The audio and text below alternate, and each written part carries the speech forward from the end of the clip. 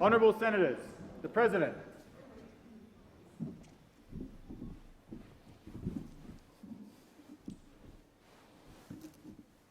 Almighty God, we humbly beseech Thee to vouchsafe Thy special blessing upon this Parliament, and that Thou wouldst be pleased to direct and prosper the work of Thy servants to the advancement of Thy glory and to the true welfare of the people of Australia.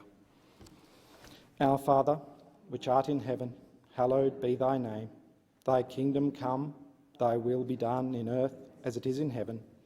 Give us this day our daily bread, and forgive us our trespasses, as we forgive them that trespass against us. And lead us not into temptation, but deliver us from evil. For Thine is the kingdom, and the power, and the glory, forever and ever. Amen. I acknowledge the Ngunnawal and Ngambri peoples, who are the traditional custodians of the Canberra area, and pay respects to the elders, past and present, of all Australia's Indigenous people. Clerk. Mr President, I table documents pursuant to statute as shown on the order of business. Are there any proposals for committees to meet? Mr President, a committee has lodged a proposal as shown at item 4 of today's order of business. I remind senators that the question may be put on any proposal at the request of any senator.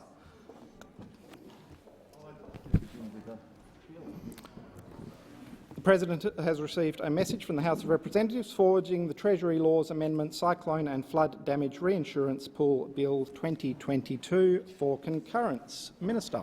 I move that this bill now proceed without formalities and now be read a first time. The question is that the bill be read a first time. Those of that opinion say aye.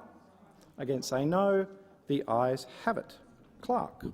A bill for an act to amend the Terrorism Insurance Act 2003 in order to establish a cyclone and related damage reinsurance pool operated by the Australian Reinsurance Pool Corporation and for related purposes. Minister. I move that this bill now be read a second time, and I seek leave to have the second reading speech incorporated into Hansard. Is leave granted? There being no objection, leave is granted. Clerk. No. Sorry, Senator McAllister. Thank you very much, Mr President. I rise to speak to the Treasury Laws Amendment Cyclone and Flood Damage Reinsurance Pool Bill 2022. At the outset, I advise that Labor will be supporting this bill. Across Australia, millions of people are struggling with the rising cost of living. And under Mr Morrison and Mr Joyce, petrol prices, cost of living generally, skyrocketing, and working families are falling behind.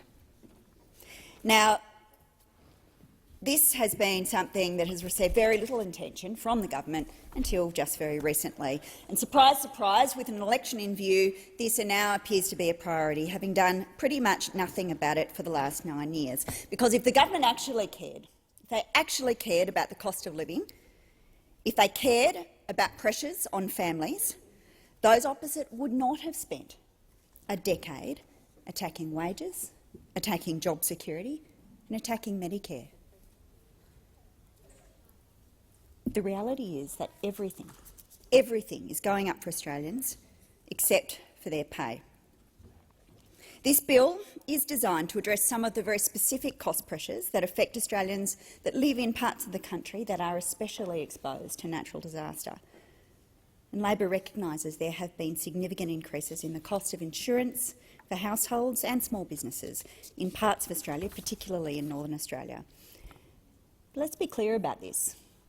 The increasing cost of insurance is directly related to the increased risk of damage to life and property from severe weather events associated with climate change. Now, I recall 15 years ago the warnings that were assembled and put very, very clearly by insurance companies. I remember the work they did trying to convince the Howard government to do something about climate change. But that government was populated by climate deniers just like this one, and they did absolutely nothing to tackle climate change. And the problem is, as we are now seeing, that a warming world is expensive. Aside from the costs that it imposes to the economy generally, it puts very significant pressure on households and business budgets, and it is leading to underinsurance in certain regions of Australia. Now, in recent years, there have been several reviews and inquiries into the availability and affordability of insurance in Northern Australia.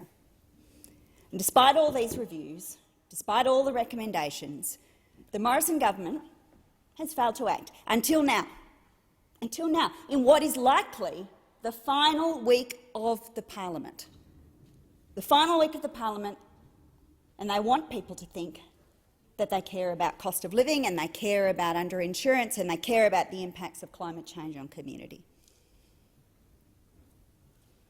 Labor has been calling on the Morrison government to release the details of the reinsurance pool and in particular the modelling upon which its claims of reductions in premiums are based. The Morrison government still refuses to release it. And it's not only Labor that wants to see it, wants to see the workings, wants to see the numbers, that doesn't believe what this group of incompetents and charlatans on the other side are telling us about their policies. Insurance bodies, key stakeholders, they want to see it too. Many of them haven't seen the modelling or the key assumptions that will allow them to provide information to their members about the impacts of this policy.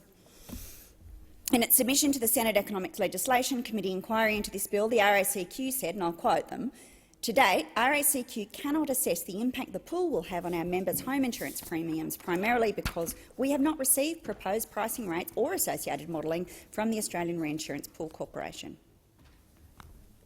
Well, it's something that the minister might want to consider addressing in replying and summing up. Why won't they show people the numbers? Why won't they provide the information that the sector is asking for? Now, this bill represents a very belated engagement with emergency management and natural disaster. As I said, the truth is that climate change is making things worse. We actually need a government that recognises the threat posed by climate change and who accepts responsibility for both the long-term and the short-term solutions to this problem. People on the North Coast and South East Queensland have been devastated by recent floods. It might have prompted a competent government, a caring government, a responsive government, a government thinking about its people into some kind of action. However, when the Prime Minister finally travelled to the Northern Rivers, what was that for? Well, it was for a photo opportunity. Not to meet with the flood victims, not to meet with the community members who so explicitly had wanted and sought an explanation for why his government had abandoned them at a time of desperate need.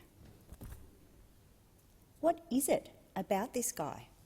What is it about this Prime Minister that makes him so desperate for self-promotion, but equally as desperate to avoid meeting with people battling to get a hearing? Mr Morrison is so invested in avoiding responsibility that he no longer even notices the real people who suffer the consequences of his failures. This is the same Prime Minister that has presided over an inequitable distribution of assistance, that has seen people receive different amounts of money depending on where they live and, in some cases, depending on who their local MP is. Well, shame. I was born in a flood. I was born in the hospital in Murwillumbah in the flood in 1973. And I know that those communities that I know so well understand natural disaster and understand the kind of community effort, the kind of collective effort, the kind of solidarity that is necessary to respond. In the aftermath of the floods just a few weeks ago, I was actually stranded. I was visiting my mum and dad, and I was at their place in the midst of the emergency. I should qualify that they were in no danger, but plenty of people in that community were. A week later, I returned to Lismore to meet with some of the people I know there, some of the leaders in community organisations that I know there, and to assist them in cleaning up their organisations and talking with them about what they needed. It was a very big day with a lot of emotion. What was immediately evident, though, was that community spirit that I talked about.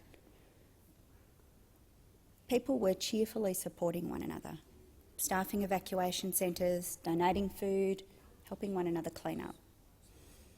Emergency services, frontline workers working around the clock. Municipal workers camping up at the dam to make sure, night after night after night, day after day after day, camping up at the dam to make sure that the supply of potable water wasn't interrupted when so many other interruptions had occurred. Thank you to those workers. As one of their representatives in Parliament, I cannot thank them enough for everything they have done. But there are also plenty of tears on that trip because the damage is enormous. Many of the people I met had lost their house and their place of work. I don't think you can understand the scale of destruction if you haven't been there. The people who are running community organisations are devastated. Their job, and they know it, they understand their responsibilities, their job is to support people in their most desperate times. People facing, in an area that's of importance to me, domestic and family violence.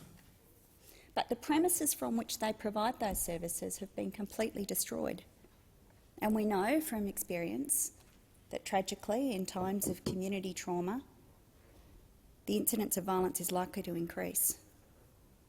But people have no services to turn to in a time of need because of the damage that's been done to the premises of those community organisations. I don't see any response to that from this government, any interest in responding to it. It's vitally important that in addition to disaster payments provided to individuals, the government quickly assess what is required to ensure that the community of Lismore, the broader communities of the Northern Rivers, so many of whom have been affected by flood, are not left without vital community services. As I said at the beginning of my contribution, Labor supports the establishment of a reinsurance pool for Northern Australia. We've been willing to cooperate with the Morrison government on the establishment of this pool. However, the establishment of a reinsurance pool on its own will not be enough to significantly reduce insurance premiums in the north of Australia. This policy must be accompanied by others that reduce the risk of damage to property in the future. It should be linked to better planning rules, investment in mitigation infrastructure, retrofitting buildings, building for resilience into the future. Labor recognises this. My colleague Senator Watt has joined us in the chamber. I know that he is so proud of Labor's Disaster Ready Fund, which will allocate up to $200 million per annum for disaster readiness and mitigation measures. It's in stark contrast to the actions of the Morrison government, which locked up the $4.8 billion Emergency Response Fund for 3 years, only to start releasing funds on the eve of an election. It's no way to govern. It's not a responsible way to govern, and it's not good enough. This fund could have built flood levees, drainage improvements, cyclone shelters and bushfire evacuation centres. It could have been used to keep people safe. Instead, it was used as a cash cow. Scott Morrison and his government. It earned them over $830 million in interest in the period that it was just sitting there. And in 3 years, it has not spent a cent on disaster recovery or even started building a single disaster mitigation project. Under Labor's policy, up to $200 million per year will be invested in disaster readiness to protect lives and livelihoods. An Albanese government will ensure that the establishment of a reinsurance pool is just one of a suite of measures to resist the risk of loss of life and property associated with the increasing risk of severe weather. If we are elected to government, if we have that privilege, we will investigate adding flood coverage to the reinsurance pool as part of the 2025 statutory review of the operation of that pool. But I tell you what, Australians shouldn't have to wait till an election is imminent before their government decides to keep them safe. Thank you, Senator McAllister. Senator McKim. Thank you, Acting Deputy President. I can indicate at the outset that the Australian Greens will be supporting this legislation, but in saying that I want to say that this is a pretty extraordinary piece of legislation that's currently before the Senate. The Assistant Treasurer a member of the Liberal Party, supposedly a flag bearer for the free market, has introduced a bill that will nationalise reinsurance for cyclone and related flood damage to residential and business properties. Now, we shouldn't beat around the bush here. We are actually proposing to nationalise a section of the reinsurance market in Australia. That is, the taxpayer takes on the financial burden of offering reinsurance in some circumstances in some parts of Australia from a party that brands itself as the flag bearer of the free market. Now, the reason the Liberal Party has had to introduce this legislation to nationalise reinsurance for cyclone-related damage is because tens of thousands of homeowners and businesses can no longer afford to insure their property. Now, why can't they any longer afford to insure their property? Because cyclones are becoming more intense and are causing more damage. And why is this happening? It's happening because our climate is breaking down around us. And what is turbocharging climate change? That's right, the policies of the current Liberal government. And we're going to see a budget brought down in a few short hours, and I'll make a prediction. I would put my house on this prediction coming true. There will be somewhere in the region of $10 billion in each and every year that this budget covers of subsidies to make burning fossil fuels cheaper in Australia. Public subsidies for fossil fuel combustion. Turbocharging the climate crisis. This bill is on the front line of the climate emergency. And this bill may be extraordinary, but what is anything but extraordinary is that this bill, of course, is half-cooked.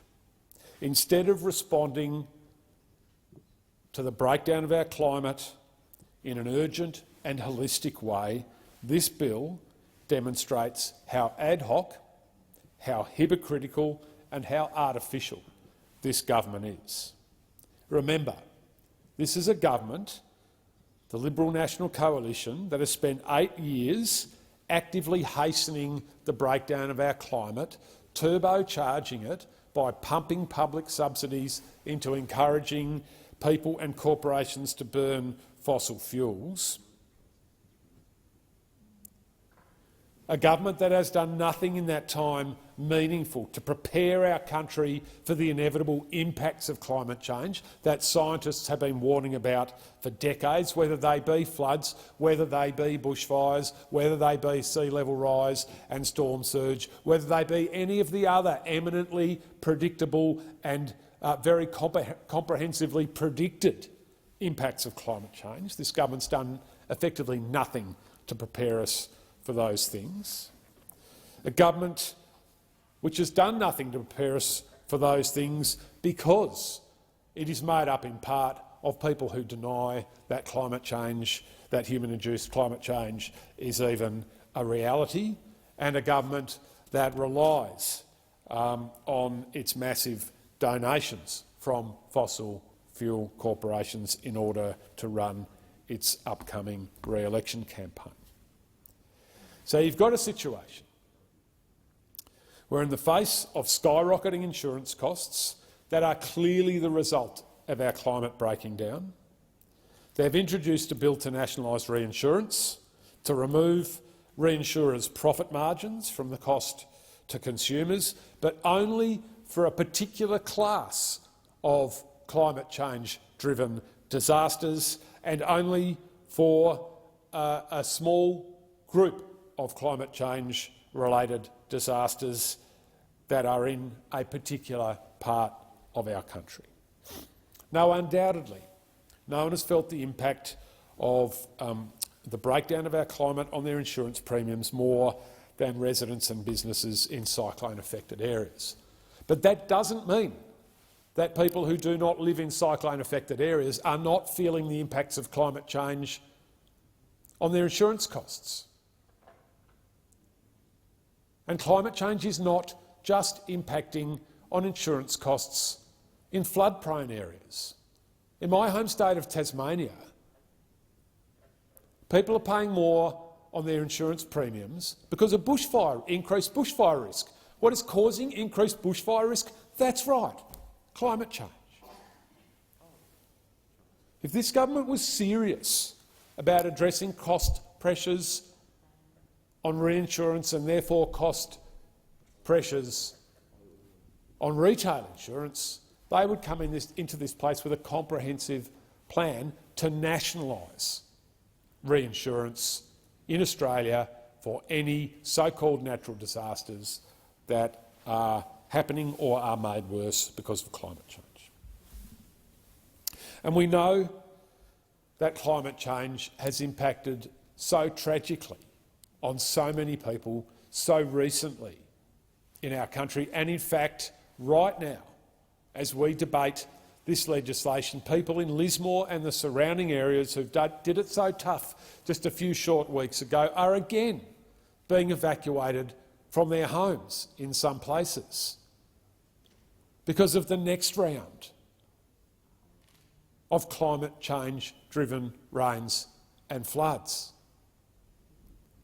And I'll make the blindingly obvious point to members, because it needs to be said, that these floods that are happening right now in Lismore and surrounding areas, and the floods in the Northern Rivers area and the Brisbane area of a few short weeks ago, none of those floods were officially cyclone-related. So this bill would not have provided relief from insurance premium pressures caused by those floods, because those floods were not the result of a declared cyclone by the Bureau of Meteorology. And this shows the complete lack of understanding from this government about the real cost pressures facing Australian people right across so many parts of the country as a direct result of climate change. I mean, this legislation is the front line of the climate emergency, and surprise, surprise, a government that has failed at every hurdle in addressing the breakdown of our climate and preparing our country for the inevitable and predicted impacts has once again responded in a half-cooked way. This legislation is out of date before it's even been legislated. In fact, under this legislation, under the government's plan, people in Queensland and New South Wales who've just been hit by floods and in some parts are being hit by floods right now as we have this debate, will effectively be underwriting insurance for those living in cyclone-prone areas, along with the rest of the country. That's how half-cooked this legislation is. Furthermore, this bill should be, but unsurprisingly is not, being accompanied by a coherent strategy or serious investment of public funds to help Australia's communities better protect themselves against the impacts of climate change. Insurers, regulators and academics have been saying for years, and it was reiterated recently during the Senate inquiry into this bill, that this is of paramount importance. Only 3% of government spending on climate disasters in Australia goes towards mitigation and prevention. This bill provides more of the cure, but where, we have to ask, is the prevention? As I said, a properly conceived government reinsurance pool would cover all climate-related disasters across the entire country. That would be a holistic and equitable response. All Australians should be able to enjoy the cost savings of a government scheme that removes the profit margin from the cost of reinsurance. But, more than just being fair, a fully national scheme would make the risks of climate disasters transparent to government, which would make it in the government's interest to invest in the public works that are so desperately needed to help keep insurance costs down. Full nationalisation of reinsurance against climate disasters would be a collective response to a collective problem, and that is what the Australian Greens believe should be happening. Now, to that end, we'll be seeking the Senate's support for a number of amendments that would make this bill more equitable and improve its effectiveness.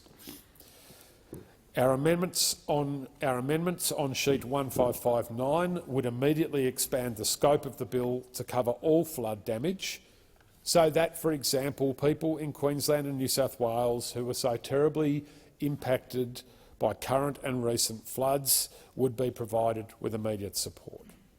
Sheet 1569 would include damage to motor vehicles from cyclones and floods, which is important given that a number of insurers package together home and car insurance. Sheet 1570 would require the statutory review of the Act to consider the expansion of the scope of the scheme to include any and all climate-related disasters. And finally, a second reading amendment on sheet 1581 that would require that the $10 billion to establish and maintain the reinsurance pool be derived from taxation on entities extracting and combusting fossil fuels. And I take it that you're moving that way, Senator McKim, I'll on the move that second reader. amendment now. Thank you. Thank you, Deputy President. And apologies if I said acting earlier on. It's just a bit hard to tell with the mask on who that is, so my apologies for that. Let's be clear about this, and I speak now to the second reading amendment. Just be clear. This would require that the funding that is going to be allocated out of the public purse to establish and maintain a nationalised reinsurance pool would be derived by taxing companies that extract and burn fossil fuels. We have to be upfront. It is the burning of fossil fuels, the extraction and burning of fossil fuels, that are the primary driver on a global scale of the breakdown of our climate. Corporations have profited massively and obscenely from extracting and combusting fossil fuels for so many decades now, whilst for many decades we knew exactly what the impact of burning those fossil fuels would be. Those who do profit and have profited from the burning of fossil fuels should be made to pay for the costs of the breakdown of our climate. And that is why we believe that the $10 billion that will establish and maintain this reinsurance pool created by this legislation should be derived by taxing the fossil fuel corporations. Deputy President, I can indicate that regardless of the success or failure of any of our amendments, we will still maintain our support for this legislation. Thank you, Senator McKim. Senator McDonald. Thank you, Deputy President, and I rise to speak to the Treasury Laws Amendment Cyclone and Flood Damage Reinsurance Bill 2022. And I will just take a moment to compose myself, having just listened to the greatest amount of codswallop that's potentially ever been spoken in this chamber. Because most critics of the reinsurance pool don't live in the north. They don't reflect the lived experience of thousands of people in the north. I have to acknowledge the strong advocacy over the last 10 years from Warren Inch, the member for Leichhardt, George Christensen, the outgoing member for Dawson, Phil Thompson, the member for Herbert, Andrew Wilcox, Mayor of Whitsunday and candidate for Dawson, Bryce McDonald, Chairman of Cane Growers Tully and LNP candidate for Kennedy, Deputy Mayor Andrew Cripps, Nicole Tobin, both Senate candidates for the LNP, because all of these people live, work, play and pay the increased costs of insurance and the associated costs of rentals in North Queensland. In Northern Australia, 7.9% of all the senators in this place live in Northern Australia. 4.6% of House of Representative members live in Northern Australia. We have 51% of the landmass of the country, 1.3 million people, 3% of the population, and yet we produce 11% of the GDP. And yet we have to listen to those from the south refuse to give us the same advantages and level playing field as we desperately need in the north. Because in these times, in these critical times, it is important that Australia gets stronger, and we get stronger quickly. And the way we do that is to invest in the places where we make our money, the places that generate the royalties and the income to ensure the highest standard of living that Australians enjoy compared to so many of our near neighbours. Roads, infrastructure, families, communities, investments in the north. But none of this is possible. None of this is possible without affordable and accessible insurance. In the north, we pay more. We pay more for electricity. We pay more for building materials. In Cloncurry, it costs $700,000 to build the same house that it costs $400,000 in Brisbane. We pay more for flights to get in and out of our regions, and we pay more for insurance, and for a long time, longer than the rest of the country, because our premiums have been at least 2.5 times what people in the south pay, and that's if you can get insurance at all. And that is according to the ACCC Northern Australia Insurance Report. That is data. This is especially grim for businesses. Many are forced to self-insure because no insurance companies will give them coverage and no bank will lend. But what happened? Those people who live in the north, work in the north, pay bills in the north, advocated to this government, who has come forward with this $10 billion reinsurance pool. The reinsurance pool is predicted to reduce household premiums, strata title properties and small and medium enterprises. The Townsville Chamber of Commerce has calculated that if just 2/3 of the projected savings were spent in the city annually, there would be approximately $222 million in economic output, a combination of $118 million to gross regional product, over $60 million in income and salaries for local workers, and approximately 949 additional ongoing full-time jobs created. These numbers do not include reductions in small business premiums, and if they did, they would reflect even greater benefits. And importantly, these mechanisms are in place to review this legislation within 12 months. And I want to specifically thank Consumer Advocate Margaret Shaw, Assistant Treasurer Michael Sukkar, and, as I've said, all of our Northern Queensland MPs, because without this understanding of the genuine and long-standing conditions in Northern Australia, then this legislation would not have come to pass. And as I listen to the senators in this place who are going to talk about tragic, devastating floods in other parts of the country, what about giving us a go in Northern Australia?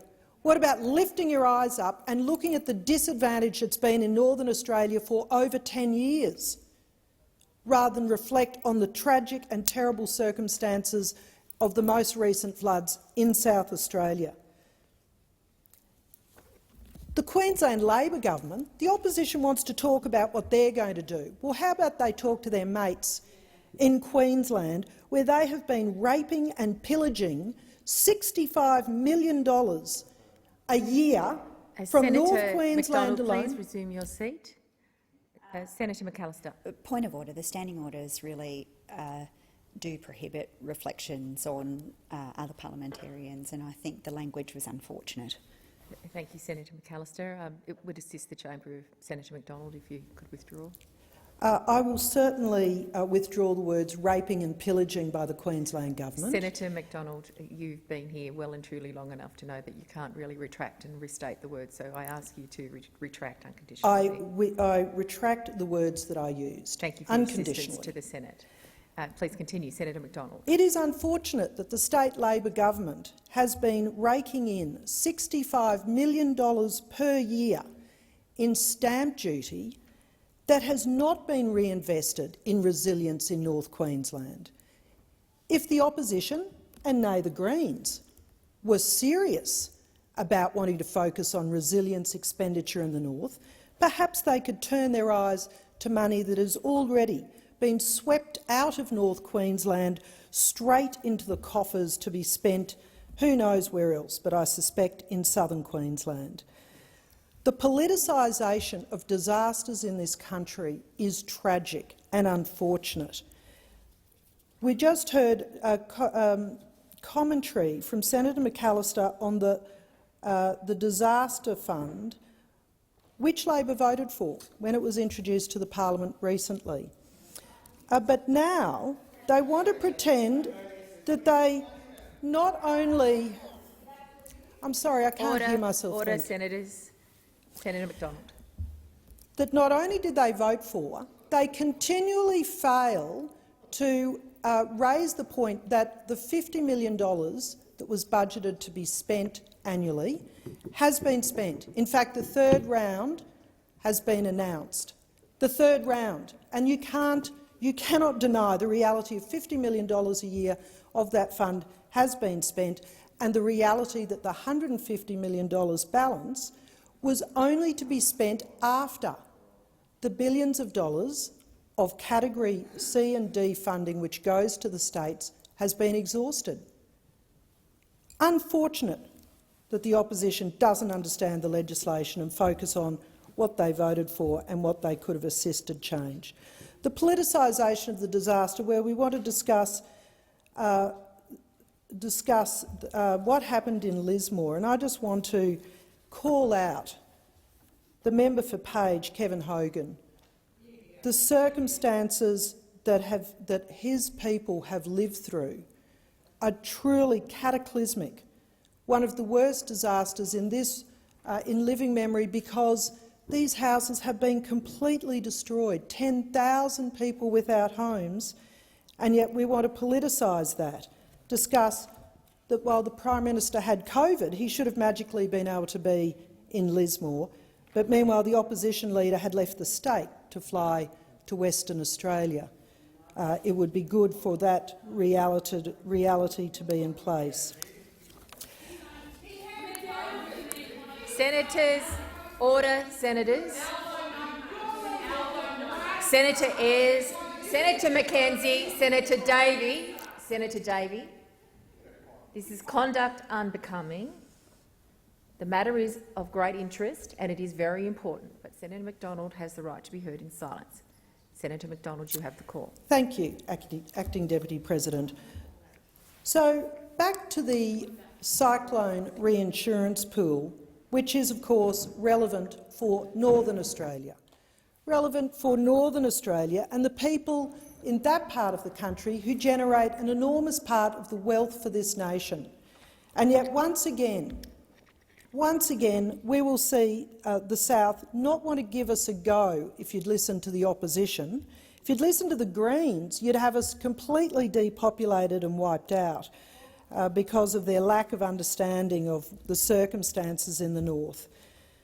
So before you call for the pool to be rolled out nationally, give Northern Australia an opportunity to rectify the terrible imbalance that has been in place. Since Cyclone Yasi in 2011, insurance has more than trebled for many people. For strata title, it's gone from a $25,000 premium for 25 units to at least $100,000 today. This forces body corporate fees to be painfully high and is forcing retirees out of their forever home that they'd bought to retire in. About 20% of Northern Australians are uninsured and more are underinsured. The rest of Australia has not had to deal with this issue, and we deserve a chance for this to be rectified first. One Townsville resident was recently quoted $14,000 to insure a $335,000 home, despite being with the insurer for more than 20 years. We have had so many insurers and underwriters withdraw from the north that the market is in terrible disarray. So, during the Senate inquiry, the Economics Committee into the Treasury Laws Amendment Cyclone and Flood Damage Reinsurance Pool Bill, we had a terrific opportunity to do a deep dive into the issues in Northern Australia, not Southern Australia, not other places where people live, but in Northern Australia, where the market is truly in disarray. It was a great opportunity to hear from the people who live and pay these insurance premiums. And I just want to quote Tyrone Shandyman from the Northern Australia Insurance Lobby, whose final words at the end of his testimony was simply, "Pass the bill. Pass the bill." And so I just want to refer to the opposition's support for this legislation. I want to thank them for their acknowledgement of the issues in Northern Australia, the importance of this legislation, and hope that they will stand by those words when it comes to the vote, because we obviously can't rely on the Greens party to do anything remotely practical to support Northern Australia, to instead try to move amendments that would ensure that this bill would never be passed, that we would never see a rectification of the true injustice of costs, and I guess reflecting on their truly communist background, to be trying to socialise the costs of insurance right across this country. So I recommend this bill to the Senate. It is an incredibly important piece of legislation to pass to ensure that homes and communities and businesses continue to survive, because in the north we know how to manage variable climates. We know how to live through great seasonal events. We are experts at it, but what we need is a hand. We need a hand with our very small population, our 1.3 million people across all of the top half of the country. We need a hand to support us, to continue reinvesting in the north and to allow us to prosper and subsequently for Australia to prosper. Thank you. Thank you, Senator McDonald. I call Senator Ayres. Thanks, Madam Acting Deputy President. Well, we know from Senator McDonald's speech that not only does she want the opposition to support this legislation, which we've indicated ahead of time that we will, she wants the opposition to give the government a pat on the back as we debate this piece of legislation in the last possible sitting of parliament. The government's had years to deal with this issue, and in typical Morrison government form, this legislation is brought here at 2 minutes to midnight. As of 8:30 this morning, New South Wales Emergency Services issued 6 evacuation orders in the Northern Rivers, including for the Lismore Central Business District. You might laugh, Senator McDonald, but the circumstances there are desperate. This is a part of the world that I know well. It's tight-knit communities, and they are facing up to this crisis again. It's not yet been tallied how much last month's floods cost. What we do know is that people in Lismore could not afford to insure their homes and their businesses before the last flood, let alone before the recent ones, and certainly not in the intervening period between these two incidents.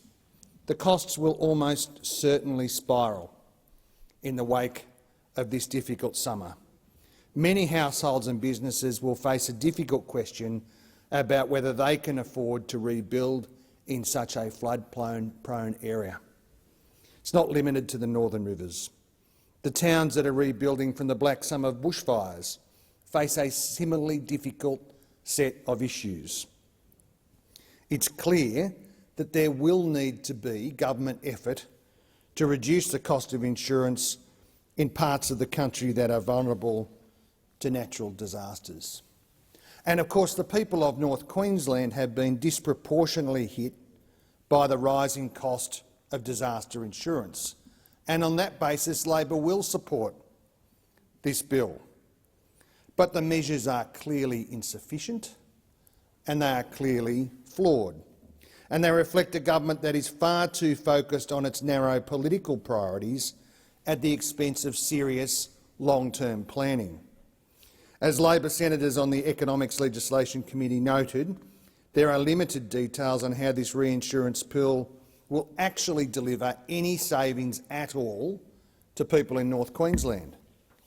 The Treasury modelling, which underpins this legislation, hasn't been released, despite calls from not just Labor, from the insurance industry and key stakeholders. As the Royal Automobile Club of Queensland said in their submission, RACQ cannot assess the impact the pool will have on our members' home insurance premiums, primarily because we have not received proposed pricing rates or associated modelling. Any public claims by the Morrison government that it's made to the people of North Queensland, or will undoubtedly make ahead of the coming election, should be treated with the highest degree of scepticism. When the scheme was launched, Minister Sukar, who doesn't have a very good track record of following through on policy commitments, he said it would provide savings of up to 10%. When it made it to the House of Representatives, he claimed savings of 45 to 58%, without releasing the modelling. It's just utterly unreliable. Minister Sukar has made all sorts of claims about this legislation.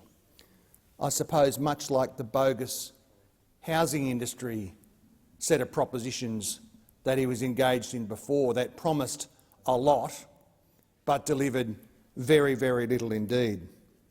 There are also flaws in the government's decision to limit coverage to 48 hours after the declaration of a cyclone. That means much of the damage from Queensland cyclones in the past few decades wouldn't be covered by this reinsurance, including the majority of the damage caused by Cyclone Debbie in 2017. It's worth noting the ACCC has argued against the creation of a reinsurance pool. The government ignored 3 core recommendations from the ACCC, including recommendations that would have made a substantial difference to the affordability of insurance. Instead, in the final days, in fact, not just in the final days, in the final hours of this squalid parliament, the Morrison government has produced last-minute, weak, half-baked legislation that is all about announcement in the lead-up to an election and has got very little to do with actually delivering for the people of North Queensland. Our insurance system more broadly is buckling under the weight of climate risk. It's clear that the impacts of climate change are what is driving up the cost of insurance premiums, not just in North Queensland, but in the Northern Rivers of New South Wales, on the south coast of New South Wales and the northwest suburbs of Sydney. It's why you can't buy home and contents insurance in Bourke. It's why caravan parks on the south coast of New South Wales have struggled to reopen in the wake of the fires. I chaired the Senate inquiry into the 2019-20 bushfires, which included an entire chapter on the effects of the fires on the insurance industry. I heard from communities directly about what impact premium rises were having on an already devastated community. as the committee's final report said, that premiums can increase by a magnitude of 300 to 400% following a natural disaster, particularly for commercial enterprises upon which a community may rely, is unsustainable and cannot occur after each natural disaster. The centre of this problem is, of course, a market failure and an utter failure of this Morrison government to grapple with its responsibilities. Someone is going to have to pay for the increasing costs and risks of climate change. Taxpayers, policyholders, shareholders are all going to bear this burden. Currently, those costs are almost exclusively being borne by policyholders. But as insurance becomes more unaffordable, more people will be underinsured and uninsured. Government-backed reinsurance pools do have a role to play here. But making the Australian government the insurer of last resort is not a long-term, planned, sustainable approach to this problem. The restructuring of our system only goes so far, rearranging deck chairs on the Titanic. At some point, you actually have to deal with the risk. The committee report found that insurance market failure should be addressed through increased expenditure on mitigation and resilience infrastructure to better address the risks that climate change and natural disasters pose to the community. No amount of empty promises from this government on the price of insurance, as unbelievable as they are, can distract from their failure to invest in mitigation and resilience infrastructure. They have been repeatedly warned from both the opposition and the insurance industry that their investments are insufficient. They actually need to spend the money that they had supposedly allocated to disaster mitigation. As my colleague Senator Watt has repeatedly insisted, the government has barely even touched the $4 billion fund that they established specifically for that purpose, held that promise out to communities and then walked away from those communities. Instead, they've left the Disaster Recovery and Resilience Agency to their most blatantly political appointment yet, former CLP Chief Minister and Liberal Party President Shane Stone. And we saw his performance on these issues in the wake of the Lismore floods. What did Mr Stone do? It's a pretty squalid week, really, for the government. Mr Stone blamed the victims themselves, the people who live in Lismore, and the Prime Minister wouldn't get out of bed to do his job, had to wait until he could present himself after his period of quarantine so that he could be there for the press conference to make the announcement. And people waited for days and days and days for this government to do its job. Nothing says more about the priorities of this government than that. Ultimately, though, the only way to reduce this risk over time is by taking meaningful action on climate change. For decades, it has been obvious that we are facing more frequent and more severe natural disasters. Australia is the most vulnerable to climate change. Our regional communities are the most vulnerable in Australia. Globally, the insurance industry, and here in Australia, insurance companies have produced extensive research and commentary on this issue. They've played a constructive role as a global stakeholder on these questions. The IAG and the US National Centre for Atmospheric Research produced a paper, Severe Weather and a Changing Climate, as an example of the work.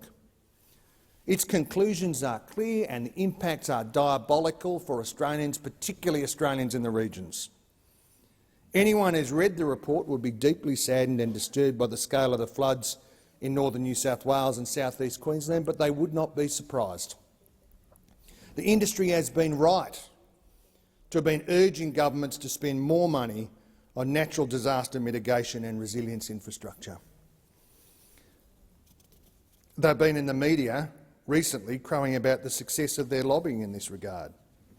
But let's face it, the most effective climate change mitigation measures are available to us are getting our own climate and energy policies right. But instead we've been engaged in squalid climate wars and identity politics on the government side about this issue. It is a little curious about why the insurance industry in Australia has been so quiet publicly on this question. They have a very strong interest in limiting the rate and magnitude of these kinds of disasters and in public policy responses to do that. The industry should be right out there demanding rapid and deep action on these questions. So why haven't they been doing it? In the aftermath of the Black Summer bushfires, a senior executive of one of Australia's biggest general insurers, who I won't name, was asked why. She answered, quite frankly, that the insurers would be out demanding stronger action from government on climate and energy policy, but it had been made clear to them by senior members of the Morrison government that any such demands by the industry would be met by regulatory retaliation by the government itself. They got the message from the Morrison government. Don't speak up, otherwise we'll clean you up. It's disturbing on many levels. Disturbing because there's still very little prospect of insurance consumers seeing anything other than escalating premiums for increasingly scarce insurance, including in North Queensland. It's disturbing because the Morrison government wields the power of government to bully its opponents, to bully industry into acting against the interests of its shareholders and customers. And it's disturbing because an industry run by very fine people who know what they're doing shouldn't be stood over by this government. So while there's some bipartisanship in this place about the need to pass this piece of legislation through this parliament, as half-baked as it is, as imperfect as it is, as last-minute as it is, as token as it is as much about an announcement and allowing Mr Morrison and Mr Stone and no doubt Senator McKenzie and others to pose in front of a rainwater tank in the back of some property in North Queensland and crow about the supposed benefits that they're going to deliver for North Queensland. It is an empty promise with no modelling, no publicly released modelling to support it. And what really Australia needs, what really people in the regions needs, is a government that's actually got a plan. It's actually got a plan to deal with the issues of adaptation and mitigation, the infrastructure that needs to be built, the proposals that need to be discussed with communities to deal with one of the gravest threats that regional Australia faces. Thank you, Senator Ayres, and I call Senator Faruqi. Thank you, Madam Acting Deputy President. I rise to make a contribution to the Treasury Laws Amendment, Cyclone and Flood Damage Reinsurance Pool Bill 2022, and I want to associate myself with the comments made by my colleague Senator McKim. As I speak, I know that communities in many parts of Lismore and New South Wales have been ordered to evacuate again as heavy rains continue to batter the north coast in my home state. Residents in Lismore and surrounds, North Lismore, South Lismore, low-lying parts of Kyogle, as well as Tumblegum and other low-lying areas were given until 10 p.m. last night to leave their homes. And my heart goes out to people who have had to leave their homes yet again, faced by yet more life-threatening flooding. Weary residents in parts of flood-ravaged Queensland are also on high alert again. So many of these people have already faced severe floods. They've lost their homes, they've lost their lifelong belongings, and much more to these floods. And here they are, faced with even more catastrophic weather, with dangerous and life-threatening flash floods lapping at their doorsteps yet again. The floods in New South Wales and Queensland remind us that this is the everyday reality of climate change. This is what we have been warned about over and over for decades now, for decades, not a day or two, not a week or two, not a year or two, decades upon decades. The climate crisis is here and now, and it is not just on people's doorsteps. It is in their homes, and it is impacting every aspect of their lives. The damage and suffering caused by these floods reminds us of the continued and deliberate inaction of the Liberal National Government to address climate change. They have, in fact, fueled climate change by subsidizing fossil fuels and by approving coal mine after coal mine. It's not as if we didn't know, as I said earlier, about these impending disasters and the devastation these would cause. The Intergovernmental Panel on Climate Change's report, which said climate change is widespread, rapid and intensifying, and some trends are now irreversible, sounded a code red for humanity, but was completely disregarded by this government. The same report warned us that extreme weather events caused by climate change will increase in both intensity and frequency. And here we are, a dire warning, one that is being played out in my home state in New South Wales and in Queensland right now. They have witnessed what a climate emergency looks like firsthand, and they are devastated. Yet the Morrison government has ignored all warnings. Yet they have failed to tackle the climate crisis.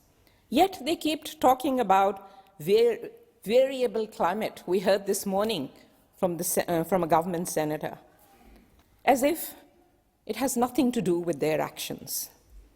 They are obviously being willfully ignorant because they don't want to act on coal and gas, lest they offend their pals and donors, the fossil fuel billionaires. Much has been said about the scale of these floods. They are massive. People who have lived through other floods in that area talk about never having seen anything like this, where houses were fully submerged underwater. And they are right. As my friend Lismore resident and soon-to-be member of the Upper House of New South Wales, Sue Higginson, wrote in The Guardian, this is more than a flood. This is a catastrophe. She goes on to say, we need to look towards the future and decide what kind of future we want. Climate change has happened. It is going to get worse. The decision is how much worse do we want this to get. Strong action on climate change is not simply a flood plan or a fire plan. It means no new coal and gas, decarbonizing our economy, making our planning system climate-centred and keeping people safe. And that's why support for the Greens in that area particularly is growing. Our Greens MP for Ballina, Tamara Smith, has stood and supported the community, as has our federal candidate for Richmond, Mandy Nolan. They haven't been shy of calling it out as it is, a climate catastrophe, a climate emergency, and they are with the people who are suffering the most. And in addition to their failure to address climate change, the government is picking and choosing now who gets covered under the reinsurance plan proposed by this bill. The bill would require the public to maintain a $10 billion fund to underwrite the contingent liability associated with nationalising reinsurance for cyclone and related flood damage. But that's where it ends. The bill does not include other climate disasters. We know that severe weather events caused by climate change are making insurance costs skyrocket in many parts of the country. Yet this bill, as currently drafted, will not cover insurance for the people of New South Wales and Queensland who have just experienced and continue to experience devastating floods. There is no doubt that the damage caused by cyclones should be covered. Of course it should be. But there is no reason that flooding for other reasons shouldn't be covered. Despite the indisputable truth of climate change-induced disasters, the government has not mentioned climate change when introducing this bill. The term is used in the explanatory memorandum, but only when quoting references. And we know why that is the case. The Liberal national parties are still full of climate-denying criminals. Their seats in Parliament are funded by dollars of fossil fuel companies, and so they have their heads buried in the sand deliberately. The government is utterly failing to acknowledge the universal nature of the threat posed by the climate emergency by proposing in this bill to nationalise reinsurance for only a particular class of what have traditionally been called natural perils, but that are now very clearly anthropocentric climate disasters caused by the actions of humans, caused by the actions of the Liberal National Government. And to do this, the way the bill is drafted, is both inequitable and short-sighted. The climate emergency is pushing up the cost of insurance all over the country. If a government's reinsurance pool is to be established, then all Australians should be afforded the benefit.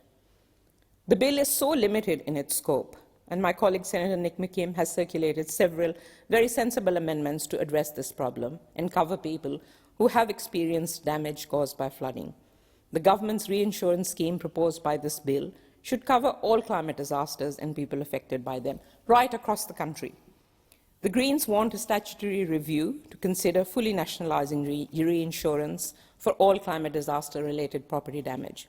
Fully nationalising reinsurance would directly expose the government to the cost of underinvestment in public works that are required to mitigate the impact of climate disasters, because they are here and now. We are exposed to these risks one way or another anyway. They should, at the very least, be transparent. This would hopefully create a direct incentive for the government to invest in climate adaptation works all across the country, as well as better data collection, better land use planning in coordination with state and local governments. The Greens have another excellent amendment that the money required to establish and maintain the $10 billion reinsurance pool be backed by taxation on entities extracting and combusting fossil fuels. The logic here is pretty simple and straightforward. The burning of fossil fuels is what has created the climate emergency. So those who profit from the burning of fossil fuels should be made to pay for the cost of the climate emergency. Finally, I want to speak about this government's response to climate disasters, and particularly the one that is unfolding still in northern New South Wales. People in flood-stricken areas like northern New South Wales had to wait and wait and wait for the federal government to respond, for any help to arrive. They were desperate to save what they could and who they could. Local people had to take on the extreme risk of trying to save their neighbours from severe flooding. And I'm so proud of that community, because every time a disaster happens, they work with each other, they put their lives at risk to help others. You know, community members stepped in and stepped up for each other when the government was nowhere to be seen. That's not my job. Prime Minister Scott Morrison declared the floods in New South Wales and Queensland a national emergency a full 9 days after Lismore was submerged, and the local anger was palpable. I was hoping that this would be a wake-up call to Mr. Morrison, but his arrogance and the arrogance of the Liberal National Government knows no bounds. Even the support payments announced initially were carved out by local government areas and refused to cover all the flood-ravaged parts of northern New South Wales and refused to include many people who were hit by the floods. As if floods just recede at LGA boundaries and decide to not hit the homes of migrants, international students, or seasonal workers who were also left out of the support. What a shame. How disgraceful. The government that remembers to pinch pennies when helping people who have been hit by severe flooding, but will continue to subsidize fossil fuel corporations to the tune of billions of dollars, is not a government that anyone wants. This dismal lack of support and preparedness on what climate disasters will look like, what climate emergencies will look like, is actually rooted in the climate denialism inherent to the coal-loving Liberals and Nationals. There is no climate mitigation, adaptation and resilience plan. And sadly, we do not expect one from this government either. The community is tired, really tired, of this fossil fuel-loving government. This is why we have to turf them out at the election, which isn't very far, and I, for one, can't wait to do that. And the Greens and balance of power will push the next government to move further and faster to tackle the climate crisis, to end coal and gas, to do more on mitigation and resilience, and to protect people and the planet. Thank you, Senator Faruqi. And I call Senator Bragg. Thanks, Madam Acting Deputy President. I rise to make some brief remarks on this bill. Before I do so, I'm not sure whether Senator Faruqi did refer to the Liberal Nationals as criminals. I'm not sure whether that was what was said, but if it was, I'd just make the point that I understand that people have different sort of opinions, and I think it's a clearinghouse of ideas, but I don't know that calling people criminals is the appropriate approach. Senator Bragg, it would have been helpful if you thought that if you took a point of order at the Well, time. I wasn't sure whether or not that's what was said. But if you would like, I will refer it to the President to review at a later point of time. I was treating it simply as a statement at the beginning of your speech, but if you have... Yeah, can you get it to be checked, please? As a point of order, yes. Yes, okay, please. I'll proceed in that way. And now I call you to make your contribution to the debate on the Treasury Laws Amendment, Cyclone and Flood Damage Reinsurance Bill. Thank you, Senator Thanks a lot. Bragg. Well, look, I just made the point that in terms of obtaining insurance, which is an important product in every community, and it is a product which is heavily regulated, but it is a product which is provided by the market. We want to see all Australians be able to access that.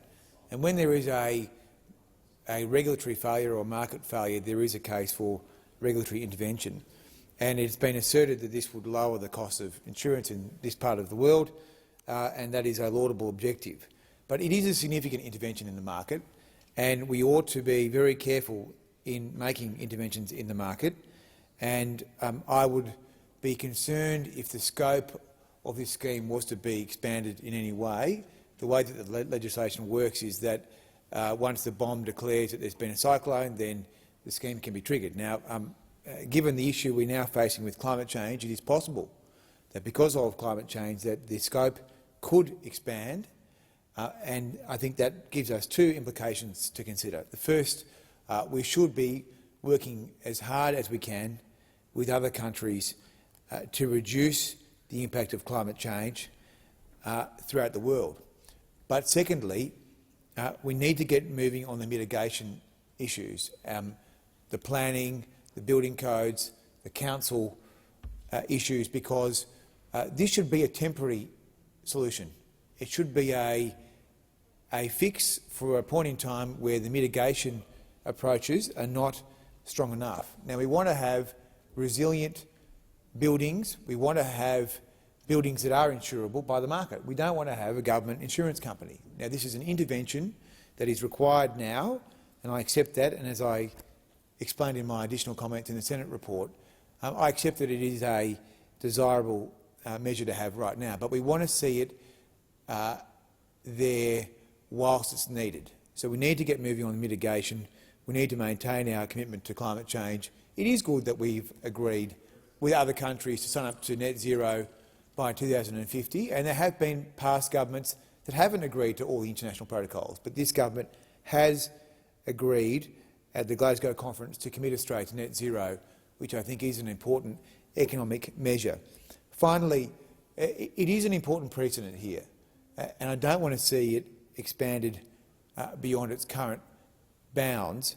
And I do think that the review that is to be conducted within 12 months and then every 3 years after gives us cause to ensure that this scheme is only there whilst it is needed. Now, it is needed in the short term so that people in Northern Australia can get access to insurance, and I accept that, but we don't want to set precedents where the government ends up running insurance companies or other things that the market should run.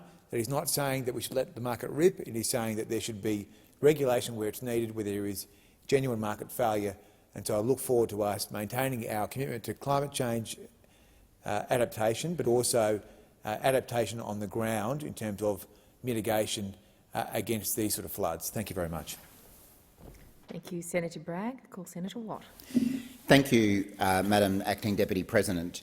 And I'd like to make a contribution on what is a really important piece of legislation for particularly people in North Queensland who have suffered under astronomical insurance premiums over recent years and have been waiting very patiently for nearly 10 years for this government to do anything about it. Before I get into the substance of the bill, though, I do want to just pick up on some of the comments Senator Bragg just made, and I was concerned to hear what he said, and I'd invite the minister to address this when she wraps up. What I think I heard Senator Bragg said was that the reinsurance pool should not be a permanent feature of the insurance system for North Queenslanders, and I'm wondering whether Senator Bragg is suggesting that at some future point the government would remove the reinsurance pool. That is certainly not what people in North Queensland have been told by this government. They have been assured by this government that this reinsurance pool will be around for a long time to come and will save them money. So to now hear a Liberal senator question whether this is something that should remain in place, I think would be quite worrying to people in North Queensland, and certainly goes against what several ministers of this government have spent months telling people in North Queensland.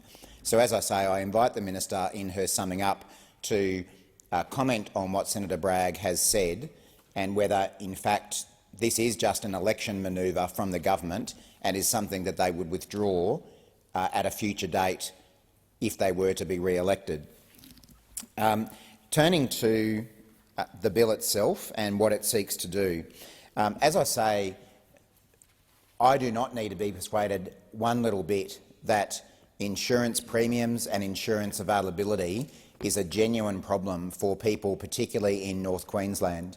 It is increasingly a problem in other parts of the country as well, as we face more frequent and more intense natural disasters, which, as much as this government might not want to admit it, is a direct consequence of climate change.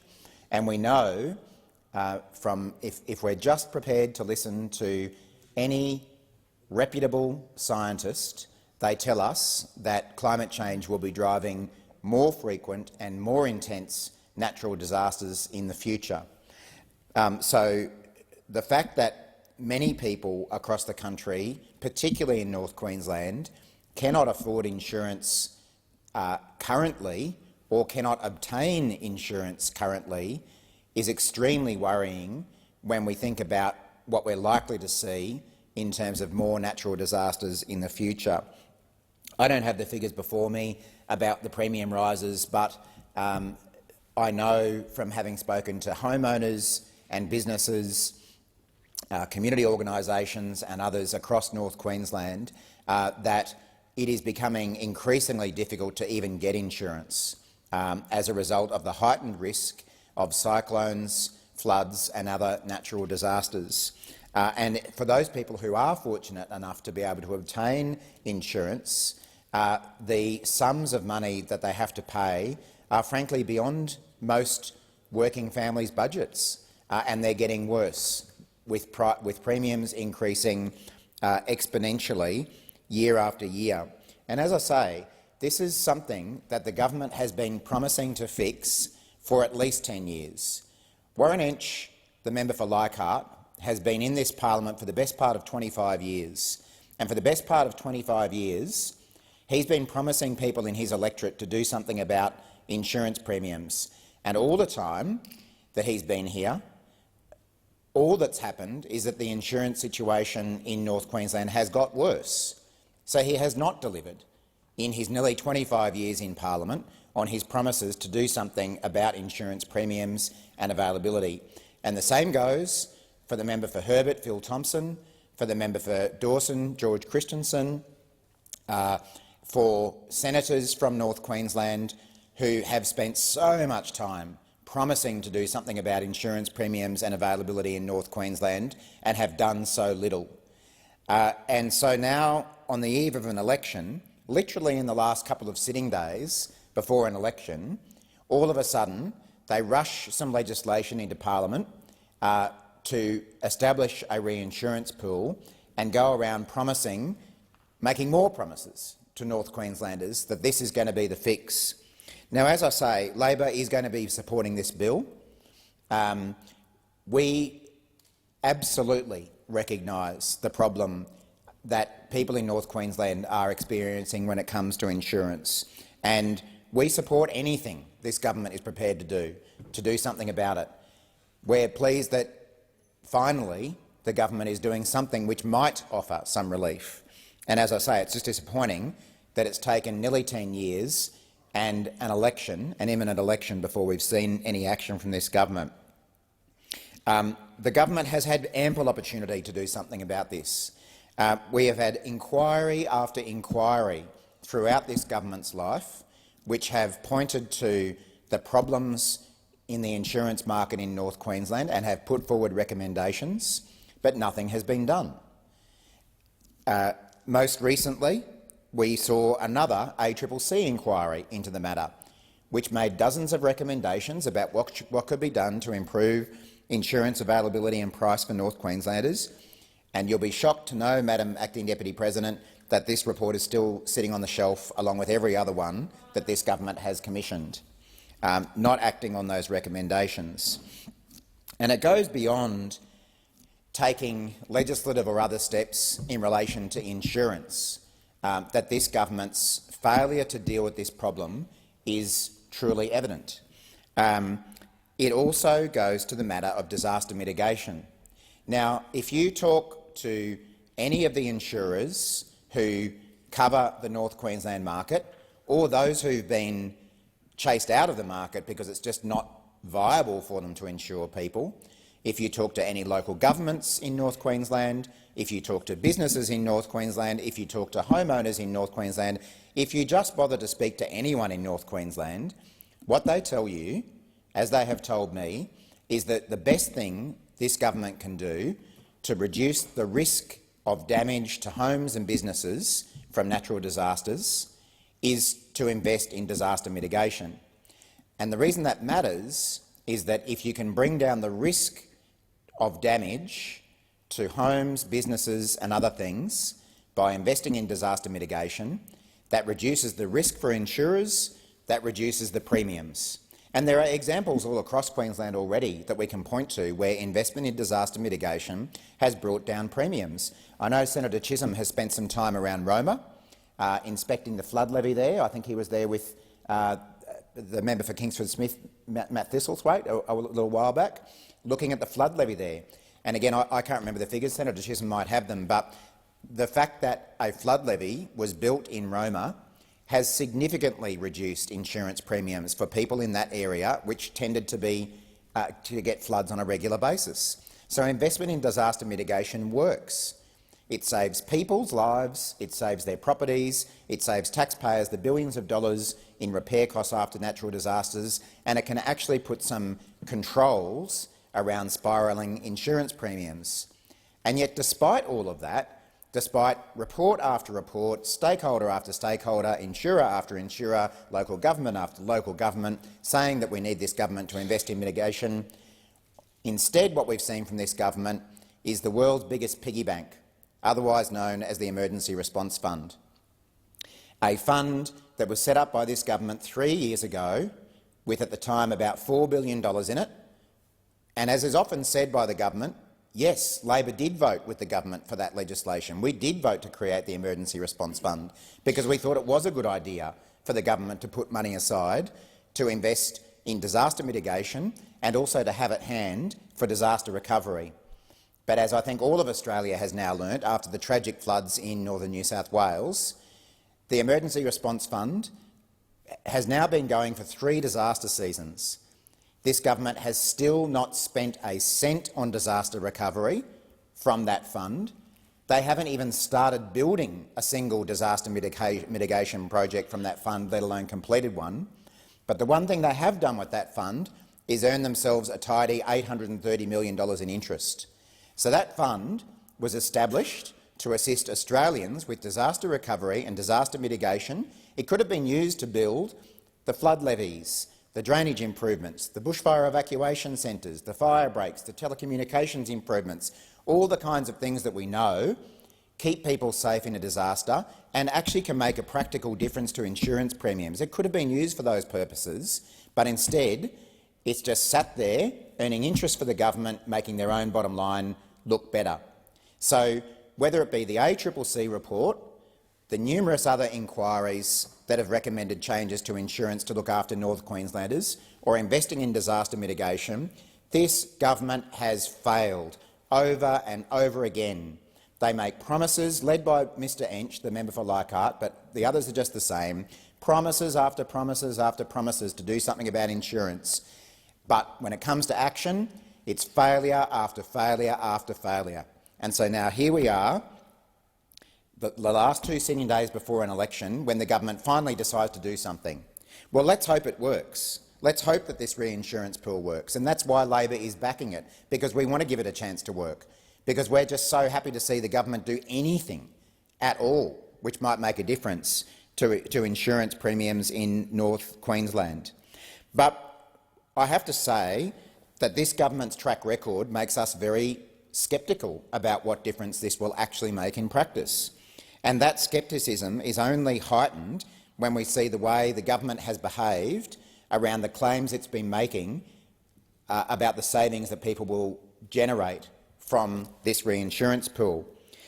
Several weeks ago, the government put out a press release claiming that it now had modelling that showed that the reinsurance pool will deliver massive savings to people in North Queensland. And that was what got reported in the media. But if you actually went and had a look at the press release that the minister put out at the time, and this is a few weeks ago, it always pays to look at the fine print when it comes to the Morrison government, because what the press release said was that it was only homeowners in Northern Australia with the most acute cost pressures who would be expected to benefit from up to 46% premium discounts. And we asked about this at estimates, and I know Senator Chisholm asked about this at the Senate inquiry into this bill as well, to try to establish who are we talking about when we say it's only people with the most acute cost pressures. Is that 5 people in Northern Australia who might benefit from this? Is it 500? Is it 5,000? Because you're out there making these claims that this is going to save people a lot of money, but how many people are we actually talking about? But we couldn't get answers from the government about that, and I can flag to the minister we'll be asking those questions again in this debate. When we asked about this at estimates, we asked, can we see this modelling, this magic modelling that tells us that people are going to be saving up to 46%? And Minister Hume, who was there at the table, said, no, can't release you the modelling because it's not in the public interest. How arrogant of this government to go out there to North Queenslanders and say, hey, we're going to save you all this money from this reinsurance pool, even though we've done nothing for 10 years, but vote for us again and you'll get some savings, but we won't show you how much, and we won't show you any of the proof that we've got that backs up our claims. And you know what was worst is that Minister Hume said it was not in the public interest for North Queenslanders to see that modelling. How arrogant. North Queenslanders apparently can't be trusted by this government to see the modelling the government claims it has that backs up its claims about how much people will save. So I'd still like to know from this government, how much will the average homeowner in North Queensland save from this reinsurance pool? How many people will actually save 46%? Or is this just more misleading tripe from a government that has spent 10 years doing absolutely nothing to fix the insurance crisis in North Queensland? I don't know if this is the appropriate time, but I have moved a second reading amendment as well, which seeks to obtain that modelling. So I'd like to move that. I might move that at the moment. Yes. Yeah, I seek leave to move that amendment if that's the appropriate process. Sorry, I think you're in a position, Senator Watley, you can foreshadow that you will be moving a second reading amendment. Thank you for your assistance, Madam Acting Deputy President. I foreshadow that I will be moving that second reading amendment, seeking that modelling. And there are numerous other issues. Just in the very little time I've got left, I do want to address the Greens amendment, which seeks to extend this reinsurance pool to flooding in other regions. We think this is an idea that is worth considering, but for the Greens to drop this on the eve of this debate with no information about what it will cost taxpayers, what impact it will have on premiums. We think this is something that should be considered as part of the review into this legislation going forward. Thank you very much, Senator Watt. I call Senator Chisholm. Thanks, Madam Acting Deputy President. It is my pleasure to follow on from Senator Watt, who raised significant issues with this legislation. And Senator Chisholm, I'm sorry to interrupt you, but there is a hard marker in the program at the day. So at 1:30, interrupt debate to take us to 2-minute statements, and I call Senator Pratt. Thank you, Madam Acting Deputy President. Today I rise to wish Zanita Mascarenhas all the best for the upcoming federal election in the federal seat of Swan. Zanita will be a key part of bringing an Anthony Albanese Labor government to power in this nation. But we are taking nothing for granted, turning over, talking to voters in the federal electorate of Swan. Zanita is an engineer and has worked on mine sites right around Western Australia for 10 years. She's also she's a mum of 2 young children, and she cares very much about both our natural environment and conservation and the jobs of today and tomorrow. Zanita has been inspired to run at this election and to join the Great Australian Labor Party based on the really important experiences of her family. Her parents lived in Kenya, and they sought to migrate to Australia, but it was during the White Australia policy. Her father is a metal worker, a trade very much needed in Australia at that time, and indeed needed now, today. They applied to come to Australia and were told, yes, you've got the right skills, but you're the wrong skin colour. So when Gough Whitlam came to power, abolishing that policy, Zanita's parents were able to come to Australia and start their new lives. That is why Zanita is running. She's running because she wants people to be able to afford the freedom and fairness that her parents saw when they first migrated to Western Australia. Your time has expired. Senator Van. Thank you, Madam Acting Deputy Chair. And I rise as the Chair of the Parliamentary Friends of Ukraine, and I acknowledge you as the Deputy Chair, Madam Speaker, Madam President. Russia's actions in Ukraine are illegal and criminal and must be stopped. The sanctions are working, and I'm proud of the sanctions that this government have put on Russian oligarchs and leadership. As was announced by the generals on the weekend, they're losing the war. I pay homage, and I'm so proud of the heroes of the Ukraine that are standing up for their country, that are fighting for their country, that are pushing back the Russians. But we all need to do more. There is 6.3 million displaced Ukrainians. The international world needs to reflect back on its commitment to the responsibility to protect. These are war crimes. These are the sorts of crimes that the international community adopted when they took on R2P to stand up for. We need to stand up to those who threaten the rules-based order, because we see other autocratic countries, both in our region and in other parts of the world, are watching what the world does with Putin in Russia. We cannot stand by and let this madman take over Ukraine or any part of it. If a settlement needs to be done, if there is a negotiated settlement, it should be done on terms that are agreeable to the Ukrainians, not just the rest of the world. I stand with Ukraine. I call on this parliament to stand with Ukraine. Slava Ukraini. Thank you, Senator Van, and thank you for your comments associating me with you. Senator Thorpe. Thank you, Acting Deputy President. The United Nations Declaration on the Rights of Indigenous Peoples, the UNDRIP, was adopted by the UN General Assembly on 13 September 2007. 144 countries voted in favour of the UNDRIP. If you want to know what shame looks like, you need to know that Australia was one of the 4 countries that voted against the United Nations Declaration of the Rights of Indigenous People. Not long after the UNDRIP was adopted, Senator Payne stood in this chamber to say that something as important as the UNDRIP should not be rushed. That was in 2007. It's now 2022, and we're still waiting. Later today, I will be seeking leave to introduce a bill to end that waiting, because no one here has prioritised Indigenous rights, so I will. I'm asking for the support of the Senate today to make sure that my bill can be introduced and hopefully passed. That will incorporate the United Nations Declaration of the Rights of Indigenous People into law, into policy and into practice.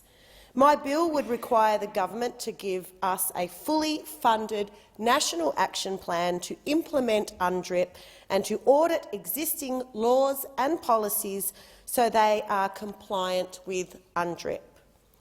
So let's get it done. What are we waiting for? We're talking, what, 15 years ago that our colleague here in the Senate raised this as something that was important. So if the government has failed us, I can guarantee you now the Australian Greens won't. Senator Brown. Thank you, Madam Acting Deputy President. In my 2 minutes here today, I'd like to highlight the incompetence of this government, the millions of dollars wasted. They throw money at millions of dollars at lawyers, they throw millions of dollars at consultants, they throw millions of dollars at outsourcing, and their continued incompetence had led to cost blowouts in projects in Tasmania. The cost of these blowouts on projects the Prime Minister promised back in 2019 has almost reached a staggering $250 million. $250 million. Acting Deputy President, ripping money away from health, from housing and our state's most vulnerable. That's what the incompetence of this government has led to. And so when asked, why are we having these cost blowouts on projects that have not even started, even though many were promised in 2019, the Liberal member for Bass says the planning and construction sits with the state government. They blame the state Liberal government. The Liberal member for Braddon says the same thing. The federal government does not deliver projects. Well, you know, these are the words that could have come straight from the Prime Minister himself. Whenever Mr Morrison is called out on his failure, his response is the same. It is not my job. No matter how much Liberal candidates try to distance themselves from Mr Morrison, a vote for a Liberal member for Bass or the vote for the Liberal member for Braddon is a vote for Mr Morrison and his wasteful ways. $250 million wasted, money that could have gone to the Tasmanian health system, the housing system and, as I've already said, our state's most vulnerable, particularly those seeking Senator emergency. Brown. Senator Roberts. Thank you, Madam Acting Deputy President. How do everyday Australians know there's an election in the air? Well, it's simple. The leaders of the opposition and the government polish their public images. When John Howard gave himself a superficial makeover in 1998, a young Anthony Albanese called out the Prime Minister as indulging in, quote, "same stuff, different bucket." Mr Albanese needs to listen to his own advice. It's not the bucket that matters, it's the contents. Mr Albanese is now bearing a bucket filled with nothing but empty buzzwords, devoid of substance, leadership and most certainly devoid of independence. Anthony Albanese will toe the globalist line and deliver Australia to China and to international capital. The billionaires that run the world, as I say. This is a Labor Party that sided with the Liberals against One Nation's attempts to protect bank deposits from being stolen by the banks in a bail-in. Labor had to be shamed by One Nation and their own ethnic Labor branches into opposing the cash ban bill. Labor will not support compensation for the historical victims of criminal banking fraud. This is not a Labor party. It's a party of the World Economic Forum and their life by subscription model. Only 2 weeks ago, at the Australian Banking Association conference, ALP Shadow Treasurer Jim Chalmers spoke in support of a central bank digital currency where cash, crypto, gold and silver will be replaced by a programmable electronic currency. Programmable means the currency expires if you don't spend it, and the government gets to tell you what your money can be spent on. Central bank digital currencies are designed to prevent savings that provide everyday Australians with independence through financial security. Make us dependent. Digital currencies will most certainly expire on the death of the holder. Another form of death tax. There we go again from Labor. This is the world offered by the Labor Party. Complete control by unelectable, unaccountable foreign powers. Anthony Albanese will not protect Australians. He will. Senator O'Sullivan. Madam Acting Deputy President, today I rise to speak about two foundations that are operating in Perth. The Motivation Foundation is an education and training organisation that trains young people in civil and infrastructure construction, offering various certificates, but they also seek to improve the employability of their students, addressing life skills and acting as if they are their employer. And one of the largest barriers to engagement in life is a lack of a driver's licence, and over 70% of the wider population has a licence. This number drastically falls when you look to our lower socioeconomic communities. The McGovern Foundation is seeking to improve these figures by offering driving supervisors and vehicles. But the beauty of their model is that while they're undertaking the driver training, they're also mentoring and bonding with their student. The Motivation and McGovern Foundations are working together and are getting extraordinarily amazing results. And I thank them very much for the work that they do and for hosting me at their facilities a few weeks ago. Despite much good work being done to help disadvantaged Australians to access services such as driver's licences, the gap still remains. And I feel that the answer may lie in technology. I'm currently teaching my daughter how to drive, and while my hair is getting greyer and fewer, these scenarios requiring evasive action are rare. And if we could allow students to accumulate some of the hours that they're required to do in a driving simulator, then we could virtually create those scenarios while giving kids that otherwise don't have access to a driver's license or to a driver's licence vehicle, or even someone to instruct them that has a driver's licence, then we could maybe address that issue. If we can teach pilots and train drivers and dump truck operators in a simulator, then why can't we teach someone in a car? Almost every job requires a driver's licence to either perform the task or even just to get to the job. This is a major barrier that needs to be addressed, and it's one that Senator I hope that we can O'Sullivan, do. your time has expired. Senator Griff. Thank you, Madam Acting Deputy President. Newborn blood spot screening, known as the Hill Prick test, has been a vital tool to protect the health of newborn Australians since the 1960s. Screening was first used for phenylketonuria, a condition with no clinical signs at birth. Time is of the essence. With early identification, the condition can be easily treated. Without it, a child may suffer from severe intellectual disabilities. The advantages of the Hill Prick test were clear. Over the last 50 years, it became possible to identify more than 60 different conditions with just the one test. Many are conditions without clinical signs. Screening enables early intervention and better health outcomes for both babies and children. So you might assume the test is routinely used for Australian newborns to rule out all of those conditions. You might assume it, but it is wrong. A typical Australian family is lucky to get screening for even 25 conditions, and the actual number depends simply on where the baby is born.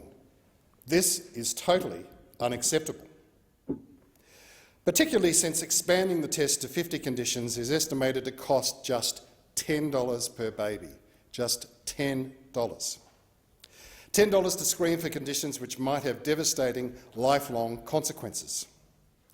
Last year, a committee recommended screening be standardised across the country and expanded to include more conditions. But incredibly, the government has not even responded to that report. It has certainly not implemented the recommendation. I call on the government to act to show some leadership.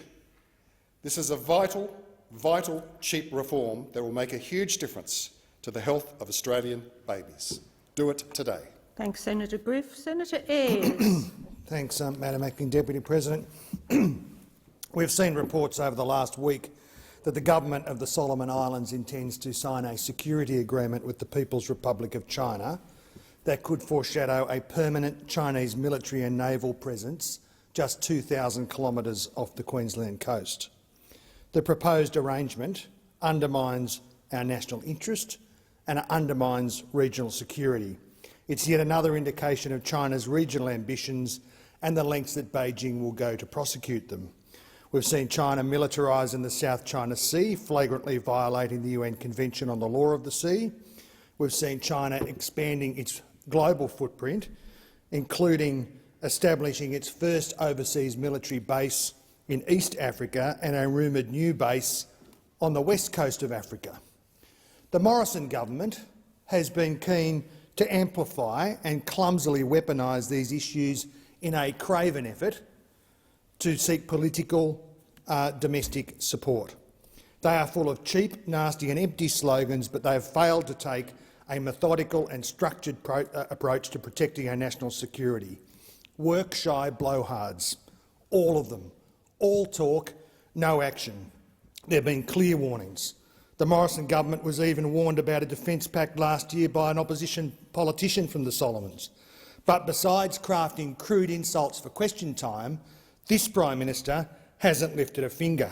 Willful blindness to the issues facing us in the Pacific, undermined the Pacific Worker Scheme by supporting exploitation, so-called Pacific Step Up, but we've cut Australian aid to the Solomon Islands by 21%. They've been met by a Prime Minister who thumbs his nose at legitimate demands for regional solidarity and a Defence Minister who jokes about water lapping at their doors. No wonder. Senator Ayres, your time has expired. Senator Lambie. Thank you, Madam Acting Deputy President. It's nice to see you here. There's a lot to love about the Bass Strait. Us Tasmanians don't mind having a moat around us to keep the rest of you mainlanders at bay. There's one thing we don't love about it, though. How much it costs to send our products to other states. No one else has to chuck their products on a boat to sell them across Australia, but we do, and the cost is breaking us. Between port fees, the cost of labour, the warehousing, we're paying way more to sell our stuff to the rest of the country than you mainlanders. Tasmanian businesses who make things in Tasmania are being taxed for choosing to make things in our state, and that is so unfair. Our Tassie beer maker reckons they pay $4 extra to ship a carton of beer made in our state compared to if they had made it in Melbourne or Sydney, and that is disgraceful. The federal government's meant to make sure the Bass Strait doesn't put Tasmanian businesses at a disadvantage.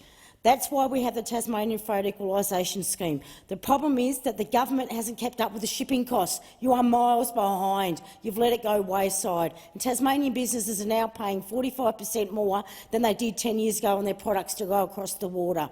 The difference means the government's paying them tens of millions of dollars less than it should be. They're ripping Tasmanians off. They've left it to Tassie businesses to cover the gap, and they're going down the gurgler. Everyone says we should be supporting Tasmanian manufacturing. Well, from the Liberals, just talk, talk, talk. In truth, we're making it harder to set up shop and stay in our own state. That's why I've fought so hard to get an extra $200 million for the Tasmanian Freight Equalisation Scheme. Now we need to go further. Tasmanian farmers and manufacturers should not be sent into a fight with one hand behind their backs. If the Liberal and Labor politicians really gave a stuff about Tasmanian jobs, they'd get on board with this, and you need to. It's not an option, because Tasmanian businesses deserve to be on equal footing with every other business around Australia. They don't deserve to be left behind. Put them in a fair fight for customers, because I tell you, I can believe you, they'll win. Senator Lambie, your time has expired. Senator Hughes. Thank you, Madam Acting Deputy President. And I'm disappointed Senator Griff has left the chamber. As many of you remember my maiden speech, perhaps more memorable because most of it wasn't with me, but I did talk about autism and my son and what I wanted to achieve in this place. And part of that was an inquiry into autism, and it was with the support of Senator Griff that we were able to establish the first ever whole-of-life inquiry for autistic people and their families and those that work around them. I would like to acknowledge, though, Senator Lambie, who has also been a fantastic supporter of this inquiry and always supported me with the work that it did, and Senator Brown, who stepped up as my deputy chair when Senator Griff stood down from the inquiry. We tabled the report last week, 25th of March, and I have to say it really is a very, very proud moment for me that a 400-page report with 81 recommendations, of which the key one is the formation of a national autism strategy. People are going to ask why we're not just including it as part of the disability strategy.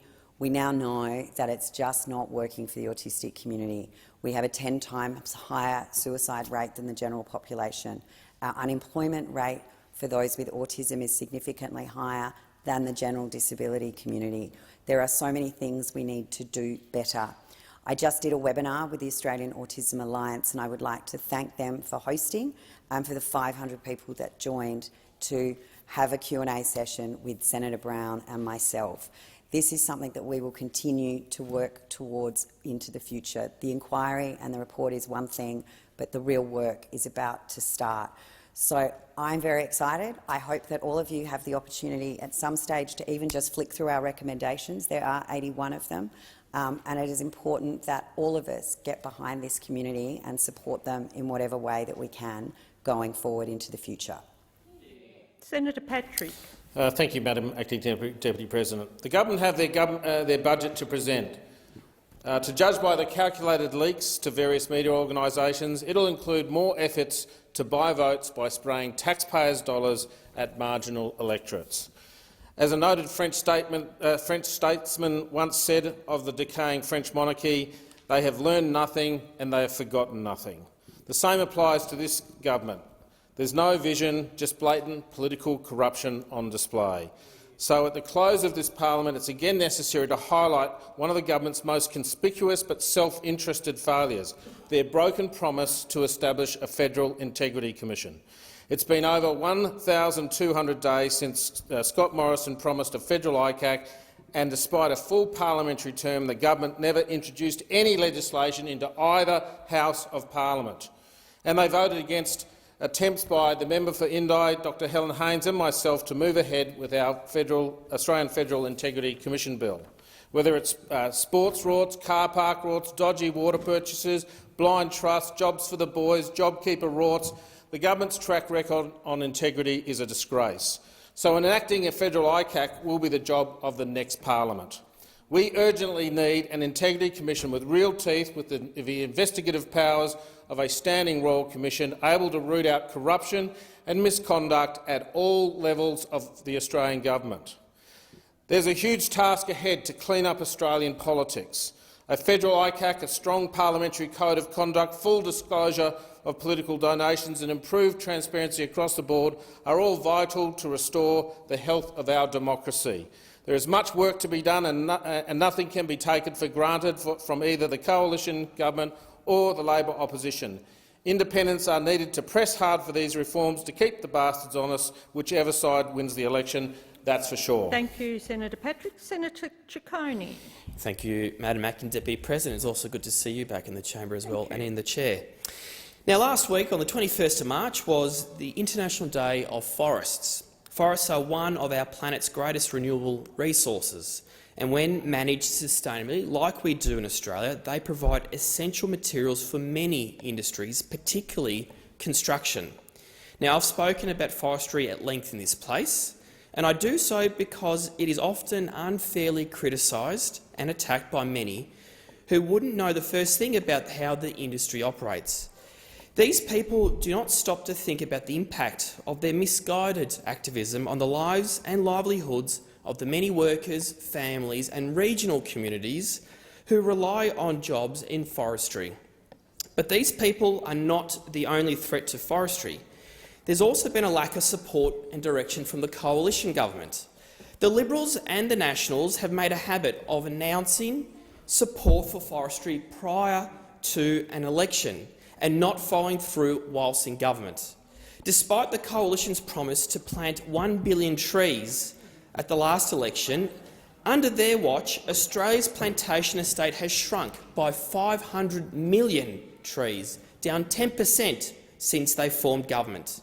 Now, right before an election, we have another announcement from the Prime Minister to plant 150 million trees. But how can we trust him or his government? How can we believe anything that they say? We should strive as a country to be self-sufficient rather than relying on imported materials like timber. We must invest in domestic manufacturing, create jobs and secure our supply chains. Australia cannot afford to lock in another timber shortage crisis, and we cannot afford another term of this Liberal National Government. Senator Whish-Wilson. If anything perfectly demonstrates the corrupted nature of this government, what they truly stand for, what their priorities are, it's this. Today we find out, in the last 2 days of this 46th parliament, that Mr Angus Taylor, the so-called Minister for Emissions Reductions, is bringing forward regulations before this parliament, before this Senate, to provide $32 million in public funding to a small private enterprise to develop a commercial gas deposit in the offshore Gippsland Basin in Victoria, the so-called Golden Beach project. This, at the same time that the barrier reef is bleaching, again, the 4th time in 6 years. This, at the same time that our communities are being flooded by extreme weather events. People have died today, Acting Deputy President, yet this government, what does it do in its last dying days? It gives more money to fossil fuel companies. They seem to be proud of it. They seem to be rubbing it in our face. They seem to want to fight. Well, they're going to get one, Acting Deputy President, and I'm proud today to single out a few legends who have been travelling in northern Tasmania and around the country trying to get people to understand the dangers posed by the oil and gas industry. In particular, I'd like to do a shout-out to the No Gas Across the Bass crew, Ali King, Ethan Turner, Annie Ford, Alex Wiley, Amelia Combe, Talon Clemo, Finn Leary, and from Surfrider Foundation, Damien Cole, Drew McPherson and Stephanie Curlew. Thank you for your activism. Thank you for your work. The community have spoken about this right around the country. No more oil and gas drilling in our oceans. Thank you, Senator Whish-Wilson. Senator Mirabella. Thank you, Madam Deputy President. I rise to speak on the Victorian Government's ongoing disregard of the health and safety rights of the people of Western Victoria, specifically those constituents who are in the new seat of Hawke, regarding the disposal of toxic soil out of Melbourne and into regional Victoria. The Andrews Labor Government's Westgate Tunnel project is transferring toxic soil to contractors despite community outcry and frustration and an ongoing court proceeding. The residents of Bacchus Marsh and Sunbury have cried out against the dumping of toxic soil next to aged care facilities, schools, residential estate and, alarmingly, an active creek system. How much longer do regional Victorians have to go on being ignored by their own state government? It seems the Andrews government believes the project and its contractors are more important than the people they're supposed to represent. There have been several spills of contaminated soil on the roads from the dig site to the site where the soil is stored, and this only highlights the fears of the residents and, if anything, should reinforce the strange absence of consultation between the Victorian government and its contractors. And there's a further concern for the burden of transporting huge volumes of soil through regional roads. The heritage-listed Buller Bridge already has to accommodate nearly 400 trucks crossing it every day. The Bacchus Marsh Avenue of Honour is also now directly impacted by these trucks carrying their toxic cargo. The addition of these soil trucks without adequate traffic management will pose unacceptable risks to road safety. Regional Victoria must not be used as a rubbish tip for urban Melbourne. I call on the Victorian Labor government to do what is right by regional Victoria, the people of Bacchus Marsh, Sunbury and Buller. Thank you. Senator Wong. Thank you, Mr President. As the world grapples with the horrific events of Ukraine, we are reminded that not so long ago we were dealing with another crisis, the return of the Taliban. the return of the Taliban in control of Afghanistan, thousands, men, women, children, fled for their lives, fearing the return of a regime with a history of violent oppression of women in all walks of life. This week, some of those fears have been realised, with the Taliban reversing its promise to allow girls to remain in secondary schools in Afghanistan. This decision represents an ugly decline into the darkest days of Taliban control, and it is precisely what so many feared since the fall of Kabul last year. The women of Afghanistan warned the Taliban's word could not be trusted, and sadly they were right. The denial of this fundamental right based on gender is unacceptable, and we join calls of the international community for the Taliban to reverse this decision. Yet again, we urge the Australian government to fulfil its promises to the people of Afghanistan who are desperately waiting for visas for loved ones. Wong, time has tied. We will move up. Minister, are you seeking the call before question time? Not before question. We'll move to questions on notice. Minister. Mr President, I do seek leave to make a statement regarding a ministerial absence. Is leave granted? Leave is granted. I advise the Senate that Senator Birmingham will be absent from question time today, Tuesday the 29th of March 2022, for budget arrangements. In Senator Birmingham's absence, I will represent the Prime Minister, the Minister for Finance, the Minister assisting the Prime Minister and Cabinet, the Minister for the Public Service, the Treasurer, the Assistant Treasurer and the Special Minister for State. Thank you. We will now move to question time. Senator Wong.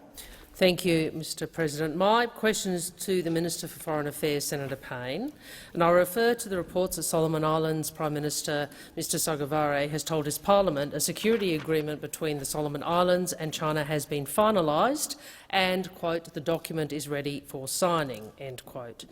When did the Australian government first become aware that China and Solomon Islands were negotiating a security agreement, and what action did the Australian government take in response?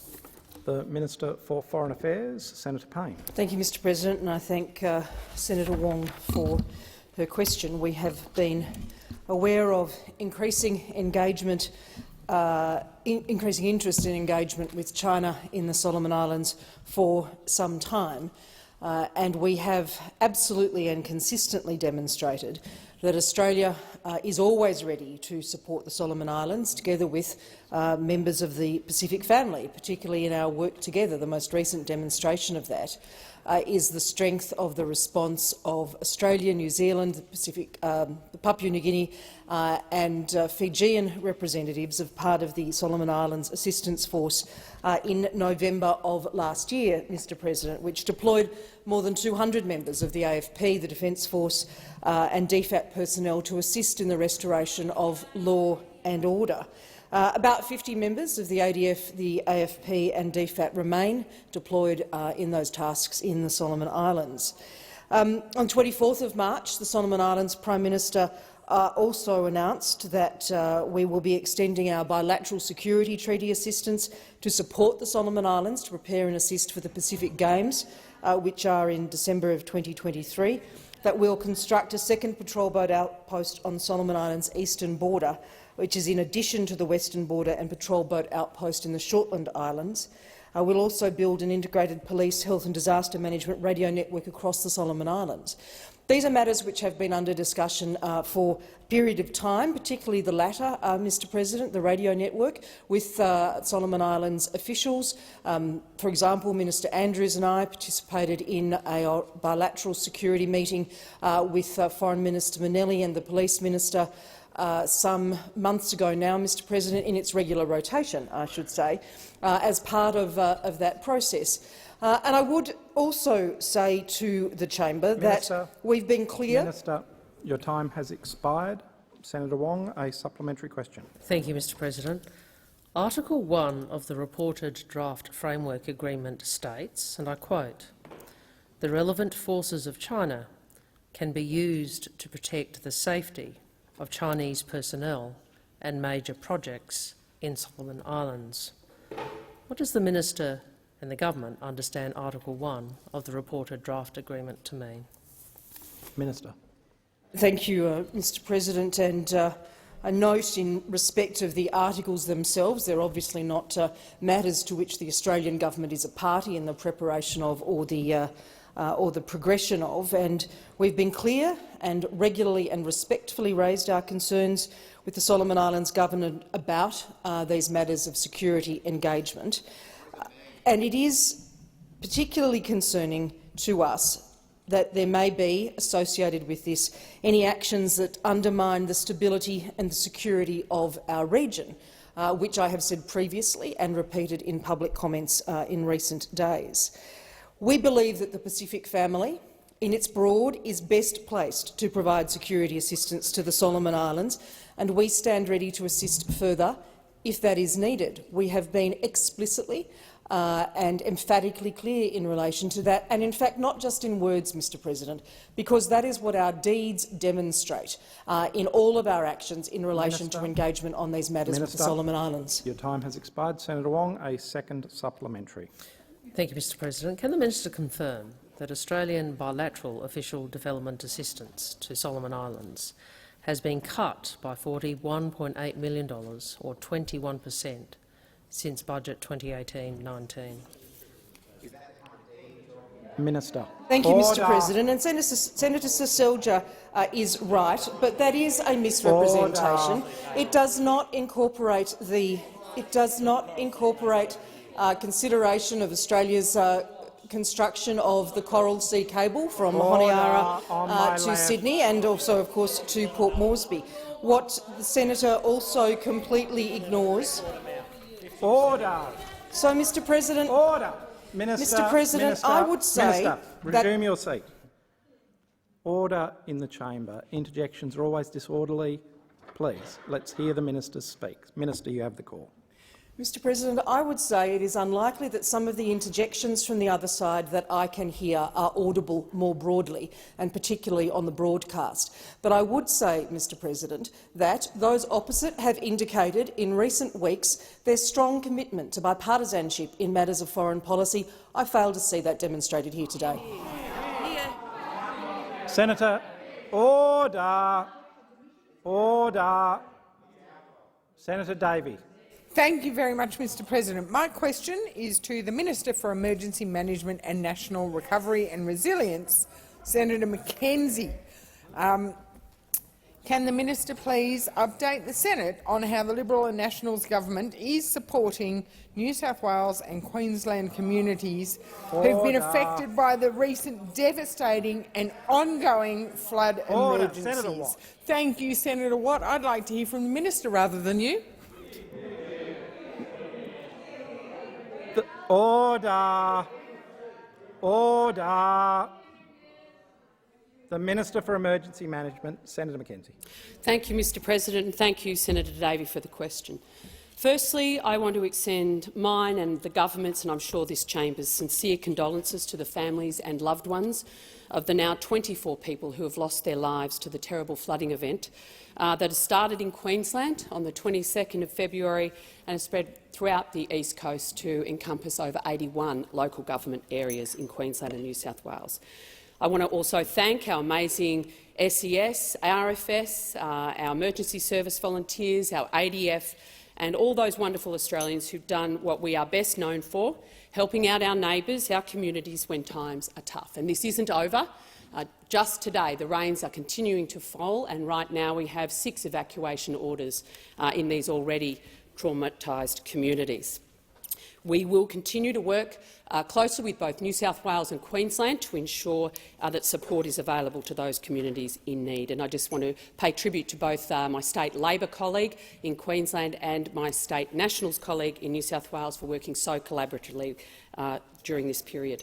Having visited Lismore, Gympie, Ballina, Brisbane, other communities, as the former Governor-General said, Cosgrove, when he was on the ground in Lismore, it is like ground zero. This recovery effort isn't going to be a sprint, it's going to be a marathon, and our government has delivered the fastest rollout of both financial and non-financial assistance to these communities we've ever seen following a major disaster event.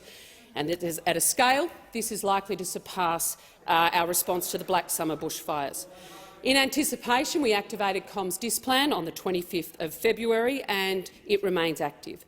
Queensland made its first request on the 26th of February, and later that week we also had requests in for Category A and B assistance from New South Wales.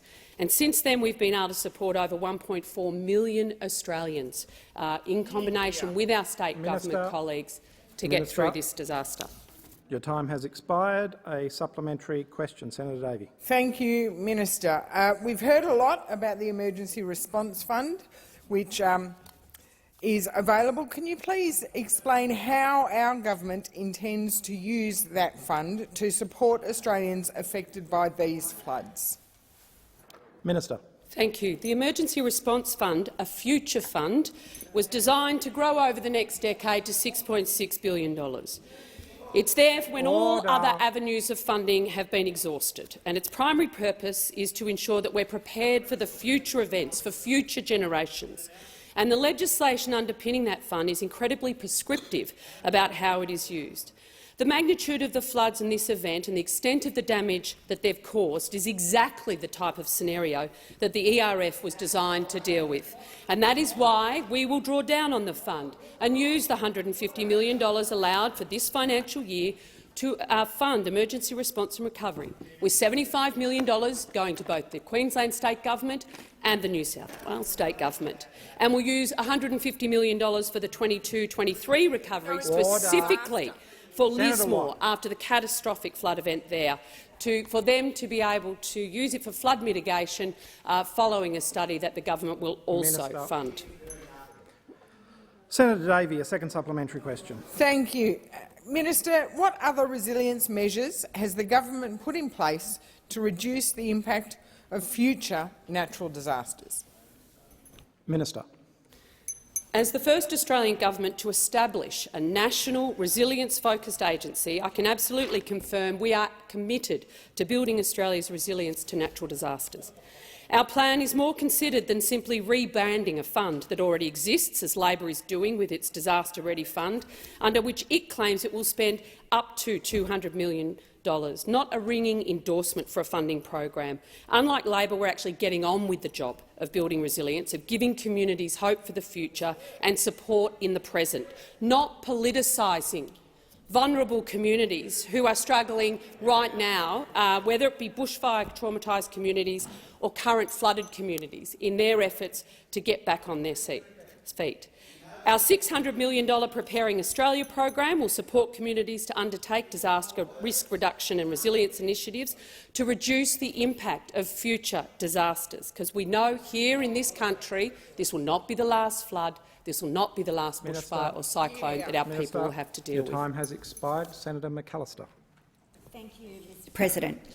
My question is to the Minister for Emergency Management and National Recovery and Resilience, Senator Mackenzie. New South Wales Liberal Catherine Cusack MLC has described Mr Morrison's politicisation of flood relief as, and I quote, probably the most unethical approach I have ever seen. She has said she will resign, and I quote, she says, I can't defend it and I am outraged by it. How can the Morrison government defend its own approach when even New South Wales state Liberals won't defend it? The Minister. Order. Order. Senator Watt. Order. Order. Order. Order. Senator Watt. Senator Watt, Senator Patterson and Senator Reynolds, you're not assisting. Minister. Thank you, Mr President. Well, the rainfall and subsequent flooding event that occurred in late February and early March and continues even today has caused devastation throughout these communities, particularly northern New South Wales and the 7 local government areas of the Northern Rivers. And unlike many of those opposite who are choosing to yell and scream about this devastating impact which has caused Australians to lose their lives, rather than actually hear about the things that, as a federal government, we've done in conjunction with the state government to actually support these communities. So right now, at the peak of Operation Flood Assist 22, there were 7,000 ADF personnel present across Queensland and New South Wales. Right now, there's around 4,000 ADF in Lismore itself. and they're assisting that community with the very tough task of getting the piles of rubbish that I know you've seen, Senator Watt, on the streets of Lismore, off the streets, of heading out into smaller communities of Wardell, Coraki, Broadwater and beyond to actually assist with the very long task of the clean-up. And they've been welcomed with open arms in these communities, open arms. And I know it was quite hard for the ADF. Minister, on a point of order. The point of order is relevant. The question went to the comments by Ms Cusack and, in particular, her comments regarding the ethics of the Morrison government's approach to flood relief. The minister hasn't gone to that question at all. I've been listening carefully to the minister's answer. I cannot instruct the minister on how to answer a question. I believe she was being directly relevant to the question. Minister, you have 43 seconds. Thank you Watt. very much, Mr President. Well, as we know, disaster recovery funding arrangements that were set up in 2018 are jointly funded by Commonwealth and state governments. And at the very day that these flooding events were occurring in New South Wales, these were activated by the New South Wales government, as is the appropriate governance arrangements for the disaster recovery funding arrangements. And in that first days of the flood event, we were rolling out temporary accommodation assistance with the New South Wales government. We were funding it. They are responsible for rolling it out. We were also assisting them with local council grants and the like for that immediate response. Now we've shifted to recovery. Your time has expired. Senator McAllister, a supplementary question. New South Wales Nationals MP Jeff Provost has said, and I quote, "The federal government have really messed this up. This is like a remake of the bushfires some 2 years ago." How can the Morrison government defend its own approach whenever New South Wales Nationals won't defend it? That's right. Minister. Thank you very much, Mr President. Well, as I said in my previous answer, we have been able to get, at a Commonwealth level, both non-financial, being the ADF boots on the ground, the Taipan helicopters, rescuing people off roofs in Lismore itself within hours, because we did pre-posture ahead of that request from the New South Wales government.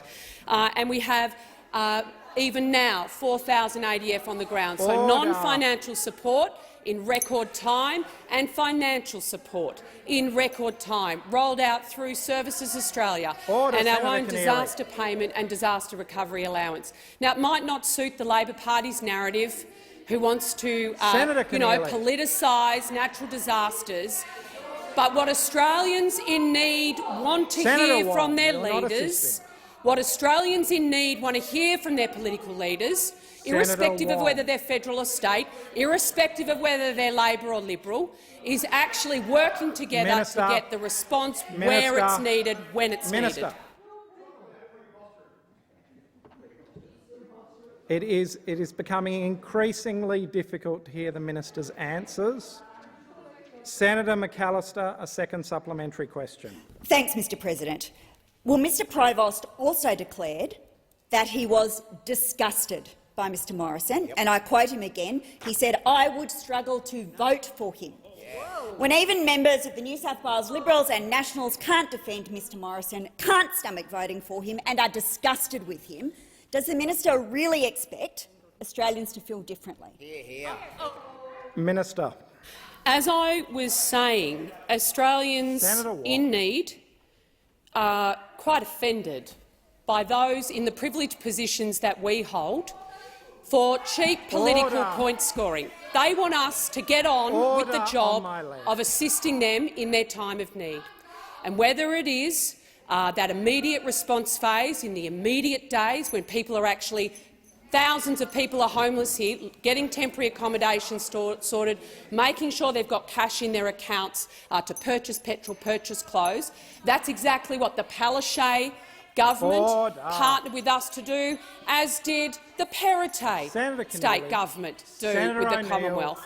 And once we move into the recovery phase, which we are now in, and this is going to last a long time, we are rolling out additional measures depending on what the state governments decide. So Palaszczuk government wanted to give, in their Category D response, $20,000 to community groups. The Perrottet government chose to— Minister, your time has expired.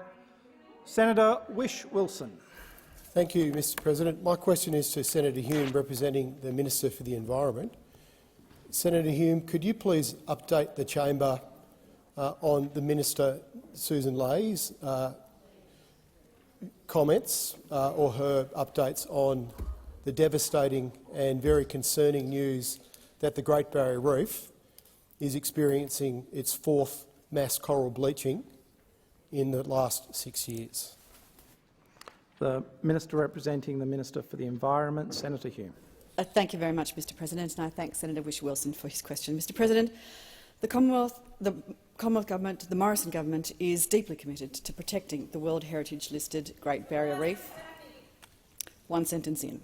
The tourism industry, traditional owners, reef communities, they rely on the Morrison government's commitment to the reef, and we will not let them down. Before COVID closed the world's borders, economic activity stemming from the reef was worth an estimated $6.4 billion annually and 64,000 jobs. Mr President, the Morrison government's enduring commitment to the protection of the reef was demonstrated just last Friday with the announcement of an additional $1 billion in new funding. Now, this additional funding takes the total funding by the Australian and Queensland governments to more than $4 billion by 2030. More than $3 billion of this is from the Australian government.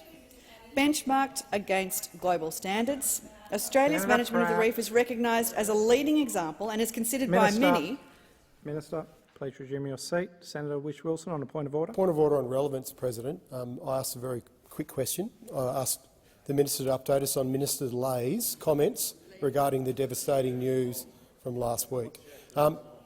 We don't need talking points. I'd actually like her to address my question. I've heard your point of order. I've been listening to the Minister's answer. The Minister was being directly relevant to the question. I cannot direct a Minister how to answer a question. The Minister was being relevant to the question. I've been listening. Minister, you have the call. You have just over a minute remaining. Thank you, Mr President. So, benchmarked against global standards, Australia's management of the reef is recognised as a leading example and is considered by many to be the gold standard for large-scale marine protected area management, according to the UNESCO report. This $1 billion package will enhance Australia's world-leading management of the reef in 4 separate ways. Minister, resume your seat. Senator McKim. Thank you. Sorry, Senator McKim, it's been a while. It has been a while. I was just waiting for the call, President. The point of order is on the same matter that Senator Whish-Wilson raised a point of order, that is relevance. The question specifically and only related to the current mass bleaching event on the Great Barrier Reef. The Minister has not mentioned the mass bleaching event two-thirds of the way through the time allocated for the answer. I simply ask you, President, if you would remind the Minister of the question, please. You have had a chance to remind the Minister of the question. I've been listening to the Minister's answer. The Minister was being relevant to the question. Minister, you have the call. 40 seconds remaining.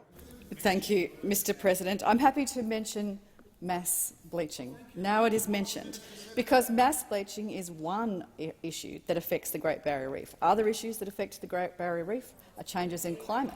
Other issues that affect the Great Barrier Reef are crown of thorns starfish. And this additional $1 billion investment that takes the Commonwealth's funding up to $3 billion is just one of the ways that we can address all of the issues that are facing the Great Barrier Reef, for which we are known as the gold standard in response to large-scale marine protected area management, according to UNESCO itself.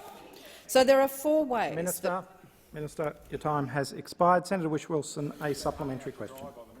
My supplementary question is to ask the same question a different way, so perhaps the Minister can respond this time. What has the Federal Environment Minister said about the 4th mass coral bleaching in the last 6 years on the Great Barrier Reef? Order. Minister, you have the call. Thank you, Mr President. I thank Senator Whish-Wilson for saying it louder because I didn't hear it properly the first time quite clearly. So I will happily say that this additional $1 billion package that will enhance Australia's world-leading management of the reef will do so in 4 ways. First and foremost, it will accelerate progress towards water quality targets. Mr President, we're extending efforts to improve reef water quality and meet our agreed targets under— Senator Whish-Wilson, on a point of order. On a point of order and on relevance, Mr President, this is an international crisis and the minister is refusing to answer the question. It is a disgrace. It is a bloody disgrace. Senator Whish-Wilson, resume your seat. This is not a debating time. There is no point of order. Minister. Senator Whish-Wilson, I am not aware what people are asking you to withdraw, and I do not wish you to repeat it. However, if you said something that you should withdraw, please withdraw it. Senator Whish-Wilson. I will review the transcript following question time. Minister, you have the call. Thank you, Mr President. So, this new $1 billion investment, which is in addition to the already existing $4 billion investment between the Commonwealth and the Queensland governments, will accelerate progress towards water quality targets. It will, in addition to that, continue our world-leading reef management conservation partnerships. Minister, resume your seat. Senator Whish-Wilson. Question. What has the Environment Minister said about the mass coral bleaching? What has she said? This is not a debating time. Senator Whish-Wilson, as I have said already on a number of occasions today, I cannot direct a minister how to answer a question. You have brought the minister back to a particular to the question that you asked. However, I have been listening to the minister's answer, and I believe she was relevant to the question. Minister, you have the call. You have 21 seconds remaining. Thank you, Mr President. The third thing that money will do is support climate adaptation science, research and development. And the fourth— Minister, resume your seat. Senator McKim. Thank you, President. On a point of order, and the point of order is direct relevance, I simply ask you, please, and later or now, as you wish, Mr President, but to rule on whether a question that is seeking specifically a response as to what the minister said about an issue can be responded to in a relevant way by simply talking about the issue. That is the matter that I think would assist the Senate. If you could rule on that, I'd be very happy for you to take it away and come back at your leisure, President. But I do think that's an important matter to have clarified for the Senate. I will come back to the chamber tomorrow with a fulsome explanation. However, I believe that the minister is being directly relevant to the question in answering the way she has. I will explain my position tomorrow. And, Minister, you have the call for 14 seconds. Thank you, Mr President. And finally, the fourth element of that funding will to fund on-the-ground community and traditional owner-led projects. Now, I understand that Labor and the Greens tend to seek to politicise the reef, but the coalition will continue its long legacy of protecting it. Minister, your time has expired. A second supplementary. Senator Whish-Wilson. Thank you, President. 2 UNESCO scientists have been in Australia in the last week, visiting the Barrier Reef at this government's invitation, to assess whether climate change is impacting the World Heritage values of the Great Barrier Reef and its UNESCO listing. Can you confirm that those scientists visited reefs that have bleached? And if so, which reefs did they visit? Minister. Thank you, Mr President. I can confirm that scientists were here associating with the Reef Authority, and Reef Authority staff have been working with those research partners from the Australian Institute of Marine Science to conduct aerial surveys across the reef. Those surveys concluded on Wednesday the 23rd of March, but the results are still being analysed. The minister is aware that these surveys have detected widespread coral bleaching over a large area of the reef, and these surveys indicate variable levels of bleaching between different regions. Minister, please resume your seat. Senator Whish-Wilson, on a point of order. On a point of order on relevance, Minister, President. No, I'm happy to rule straight away. The minister was being directly relevant, Senator Whish-Wilson. Well, she could not have been more relevant. These surveys have nothing to do with the UNESCO visit. Points of order have are nothing not to an do with the opportunity UNESCO. to debate. Well, having a minister Senator who actually Whish-Wilson, knows what she's resume your talking about. seat. Senator Whish-Wilson. Question time is not a debating forum. Senator Whish-Wilson, there was no point of order. Minister, you have... Senator Whish-Wilson. Minister, you have the call. You have 35 seconds remaining.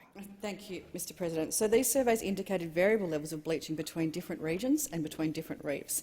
Some reefs are unaffected, others experiencing minor paling, and some where the heat stress is greatest are severely impacted. That is correct. It's important to note that corals can in fact survive bleaching events, and some corals will be mildly or moderately affected, and some will recover when favourable conditions return.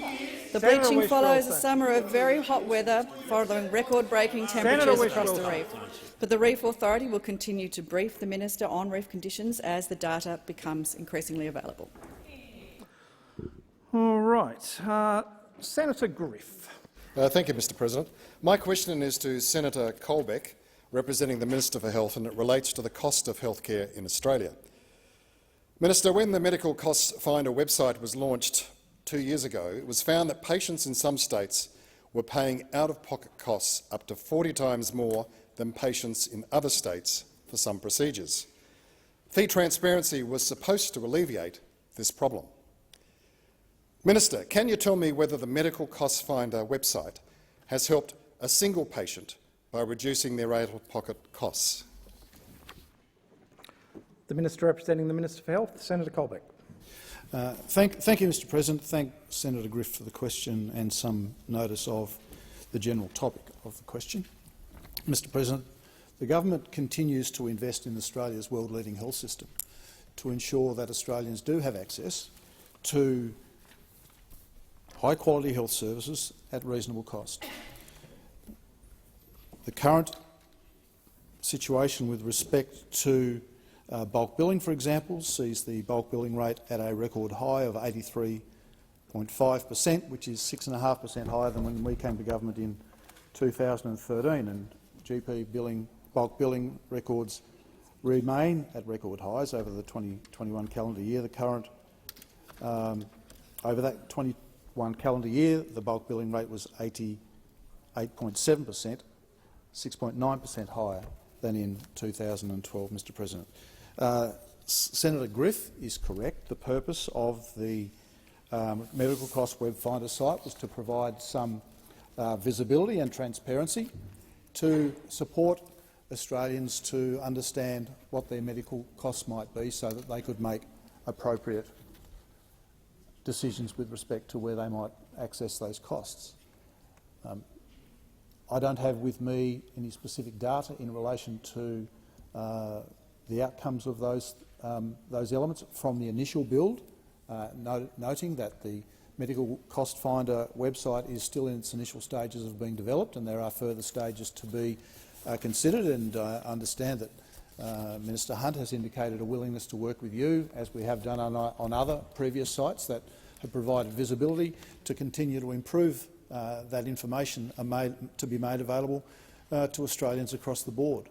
But what we continue to do, Mr President, is to invest into Australia's world-leading health system, and whether that's into the MBS system. Minister, your time has expired. Senator Griff, a supplementary question. Minister, you haven't actually answered my question. I would have thought that you would have been able to say that at least a single patient might have benefited in some way.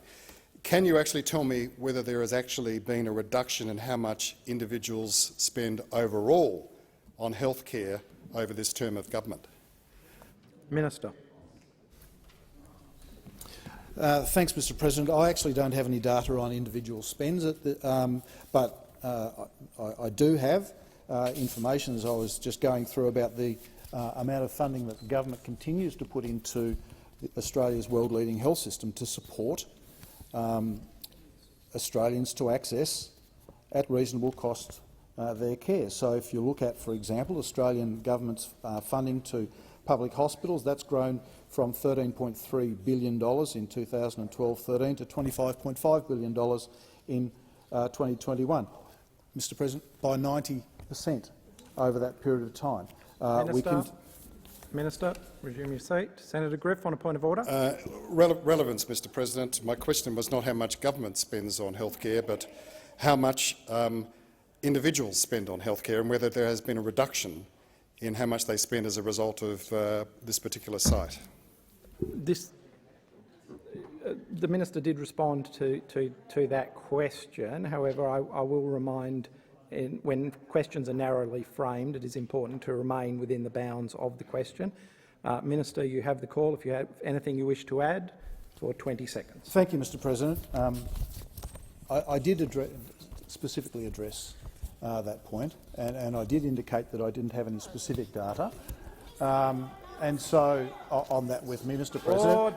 But what I did do, Mr President, was indicate the continued expansion of funding into the health system to Australians to ensure that they can access a high-quality health system. Your time has expired.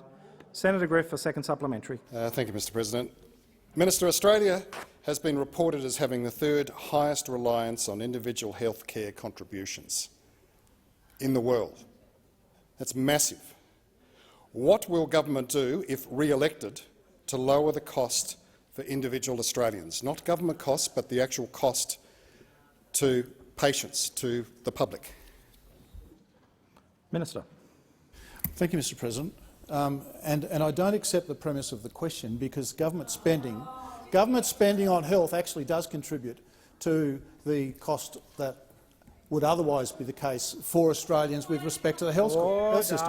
That's why, Mr President, why we continue to invest in world-leading drugs through the MBS to make sure that Australians can access them at cheaper prices. That's why we do that, Mr President. And we continue to list drugs, take older ones off, put new ones on, so Australians have access to the best possible drugs at a reduced price, so that they don't have to pay so much for their health system. That's why we continue to invest so heavily in the public health system. So if they can't have access to private health services, they can access it publicly through the public health system, Mr President. That's why we continue to invest. And, Mr President, that's why the Australian government's investment in the public health system is so important, and it does actually contribute to lowering costs to Australians in accessing Australia's World Health Best Health System. Senator Sheldon. My question is to the Minister representing the Prime Minister, Senator Cash. Today, residents of South East Queensland and northern New South Wales face more flooding, with evacuation orders issued in a number of Northern Rivers towns. Residents are still cleaning up from last month's devastating floods, in which they were abandoned by this Prime Minister. What will Mr Morrison do to make these floods victims are not abandoned by his government yet again? The Minister representing the Prime Minister, Senator Cash. Thank you, Mr President, and I thank Senator Sheldon for the question. And in relation to the question, Senator Sheldon, I completely reject what you have just said. This government has not forgotten the people in the floods. In fact, what I would say is that the floods that occurred in late February and early March, they have caused devastation throughout New South Wales, or northern New South Wales and the southern Queensland area, on a scale that has not been seen, as we all know, since 2011. And in response to that, the Australian government is providing over $2.5 billion, Mr President, over $2.5 billion in financial support in response to this devastating flood. And, Mr President, just to ensure Senator Sheldon does understand that the Australian government is working with both the New South Wales and the Queensland government in relation to the provision of our financial support, Senator Sheldon, as at the 28th of March, so only yesterday, $1.3 billion has been paid to over 1.4 million Australians, and that is through the Australian Government Disaster Recovery Payment and the Special Supplement and the Disaster Recovery Allowance. Mr President, there has been $291 million of 100%, Senator Sheldon, Commonwealth-funded, 100% Commonwealth-funded, direct support for those affected by the floods in New South Wales and Queensland, and you would be aware that this is in addition to targeted support announced for each state. Mr President, I could go on, but Senator Sheldon, this government is working with New South Wales and Queensland to ensure that we respond appropriately. Your time has expired. Senator Sheldon, a supplementary question. When Lismore flooded a month ago, residents had to use their own speedboats and crowd-fund private helicopters to rescue each other and were left to clean up on their own. As a Lismore community worker said in the aftermath, where is the government? Why does Scott Morrison always abandon Australians when they need him? Minister. Well, Senator Sheldon, again, I completely reject the premise of that question. And I have just outlined for you, Senator Sheldon, the significant financial support that the government is providing to those that have been affected by what is, Mr President, the devastation caused by the floods, and that type of flooding has not been seen since 2011. But, Mr President, the Australian government has taken significant action, as we often hear Senator Mackenzie outline in this chamber. And in particular, Senator Sheldon, the following actions have been taken. This is in addition to the $2.5 billion that we are providing in financial support in response to the devastating flood. The COMSD plan was activated, Senator Sheldon, as you know, on the 25th of February. We activated the National Emergency Declaration on the 11th of March 2022. Minister, your time has expired. Senator Sheldon, a second supplementary question. Well, the Prime Minister fled to Hawaii during Black Summer. He didn't order vaccines. He didn't order rats. He didn't show up for floods last month. Why does Scott Morrison always leave Australians to fend for themselves when people most need help? Minister, order. Order. Order, Senator Watt. Minister. Well, again, Mr President, this is what you get from Labor. Nothing more and nothing less than actually politicising events in which this government is working on the ground with the New South Wales government and the Queensland government. This government will stand by Australians every step of the way. And, Senator Sheldon, if I took you through on a portfolio-by-portfolio basis, I can assure you that this is a government that does back Australians every single step of the way. This is a government that believes in the resilience of the Australian people. This is a government that, faced with a global pandemic, has ensured that we took those decisions that would protect both Australia and Australians, whether it was JobKeeper, JobSeeker or the health response. And when it comes to the devastating floods, we are again working with the affected people on the ground to ensure that they get the support that they require.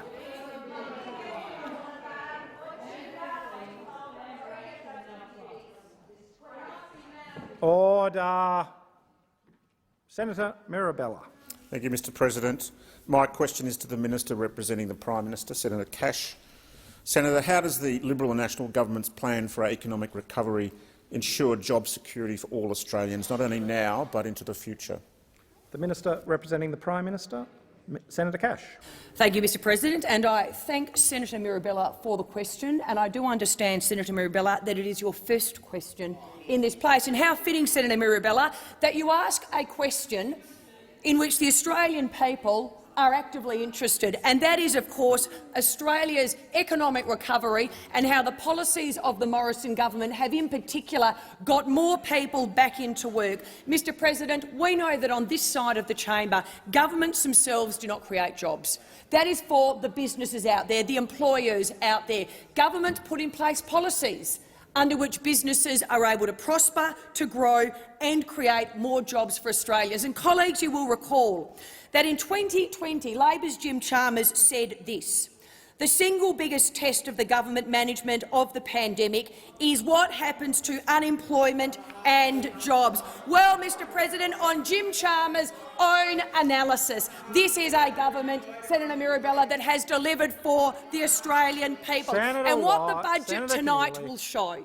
what the budget tonight will show, is that the unemployment rate will drop, colleagues, to 3 3/4% later this year. And if you compare Senator that, Watt. colleagues, to what the unemployment was in September 13, the unemployment rate, September 2013, colleagues, 5.7% under Labor, and as former Senator Cormann used to always say, and rising, because that's their track record, and rising. Senator Currently under the Keneally. coalition government, under the Morrison government, it is Senator 4%. Watt. And what you will see in the budget tonight is 3 3/4% later this year. Mr President, jobs are important to the Australian people. Work is important to the Australian people. And tonight you will see the lowest rate in half a century. This is a government that believes in policies to Minister. ensure businesses are able to Minister. employ more Australians. Senator Mirabella, a supplementary question. Yes, thank you, Mr President. Senator Cash, how is the government's economic plan helping Australian families have the opportunity to achieve the Australian dream of owning their own home? Minister. Well, Mr President, again, the government, we understand that home ownership is so important to the Australian people. And what we are doing is we are making home ownership a reality for thousands more Australians. Mr President, as part of our government's plan for a stronger future, we are supporting even more aspiring homeowners to get into the market. And the way we're going to do that, and we'll have more to say about that tonight, is to build on the remarkable success of our government's home guarantee scheme. What we will now do is we will more than double the program to 50,000 places a year. This means that with this program, because it does get people into their home, we'll continue to help more single parents buy a home with a deposit as low as 2% and help more first home buyers with a deposit as low as 5%. That great Australian Minister. dream of home ownership, tonight Minister. you'll hear more about it. Senator Mirabella, a Thank you, second Mr. supplementary President. question. Senator, looking to the future, what are the risks to Australia's economic recovery as we continue to live with COVID-19 and the rising security challenges that face our region? Minister.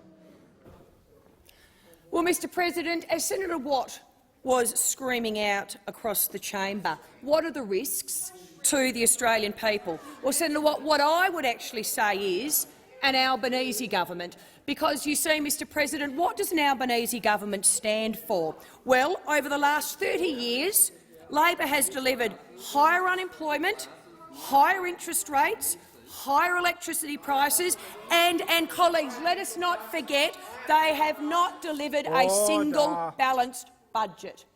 Contrast that with Prime Minister Morrison. Prime Minister Morrison, who is ensuring that this government puts in place policies that enables businesses to prosper, grow, create more jobs for Australians. This government that now has more Australians in work than we did prior to COVID-19. This government that understands that Australians deserve more of what they earn, and that's why we believe in lowering taxes. Minister, your time has expired. Senator Lambie. Thank you, Mr President. My question is for the Minister for Foreign Affairs. Minister, you and I both know Russia is going after civilians and children in Ukraine. 300 people died in Mariupol when a Russian plane bombed the drama theatre where they were taking shelter. Russia's attacking schools, hospitals and evacuation routes. Little kids are dying at a phenomenal rate. It is brutal and it is shocking. You've previously said that the international targeting of civilians is a war crime. Is Vladimir Putin a war criminal? The Minister for Foreign Affairs, Senator Payne. Thank you, Mr President, and I thank Senator Lambie for her question. And the issues that she raises are deeply serious issues in terms of the actions that are being taken by Russia in Ukraine. There are identified a number of acts, and Senator Lambie has referred to those, and the catastrophic humanitarian toll is growing, as we know. There has been a reference to the International Criminal Court, which Australia supported, and that International Court will make its assessment. There has also been a decision by the International Court of Justice, which enables investigations of these matters to begin now, and my understanding is that work will be underway as a result of that International Court of Justice question. But to be clear, as Senator Lambie indeed has been, the bombing of a school where it is known that hundreds of civilians are sheltering, the forced deportation of Ukraine residents, and particularly from Mariupol to Russia, an airstrike on a theatre where it is known that civilians are sheltering, the bombing of a maternity hospital in Mariupol, the damaging of over 460 schools, over 40 health facilities in Ukraine, indicates that these are matters of criminal behaviour in wartime. That is the reference which will be considered, Mr President. That is the reference Australia supported and supports, and I will continue to do that on behalf of all members of this Senate. Senator Lambie, a supplementary question. Minister, Article 8 of the Rome Statute of the International Criminal Court states that it is a war crime to, and I quote, intentionally direct attacks against the civilian population as such or against individual civilians not taking direct part in hostilities. Putin's men are killing kids. I don't doubt they're doing it on his orders, and I don't doubt you do either. So I'm asking you, basically, are you going to have the courage to come out and call him for what he is? Putin is a war criminal. When is Australia's Foreign Minister going to call him for what he is? He is a war criminal. Call it. Order. Minister. Thank you, Mr President. Senator Lambie, with the greatest of respect, I believe I responded to the questions that you raised in my first answer. Senator Lambie, a second supplementary question. Thank you, Mr President. President Biden says that Putin is a butcher who is bent on violence. He can't see how Putin can possibly remain in power after everything he's done. Do you at least back President Biden's statements? Minister.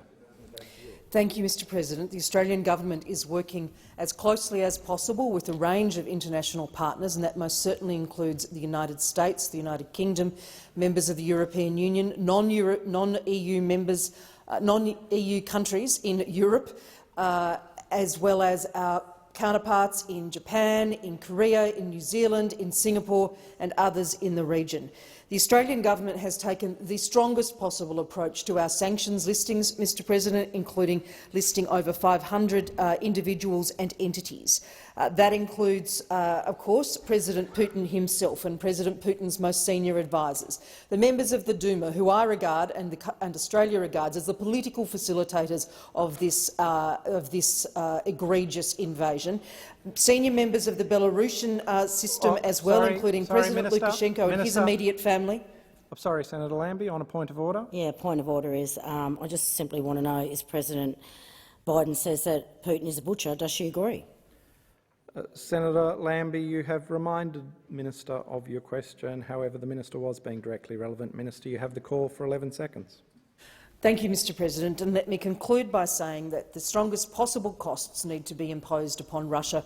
Australia is a very strong participant in the sanctions process, having imposed the sanctions I outlined earlier, and others. Minister. Senator Lambie. Senator Lambie. Senator Seselja. Senator Watt. Thank you, Mr President. My question is to the Minister for Emergency Management and National Recovery and Resilience, Senator Mackenzie. In her train wreck interview with the Today Show, the minister was asked 5 times what the threshold was for declaring a national emergency after the floods. 5 times she was unable to answer. Can the minister now explain the threshold for declaring a national emergency? Minister for Emergency Services, Senator Mackenzie.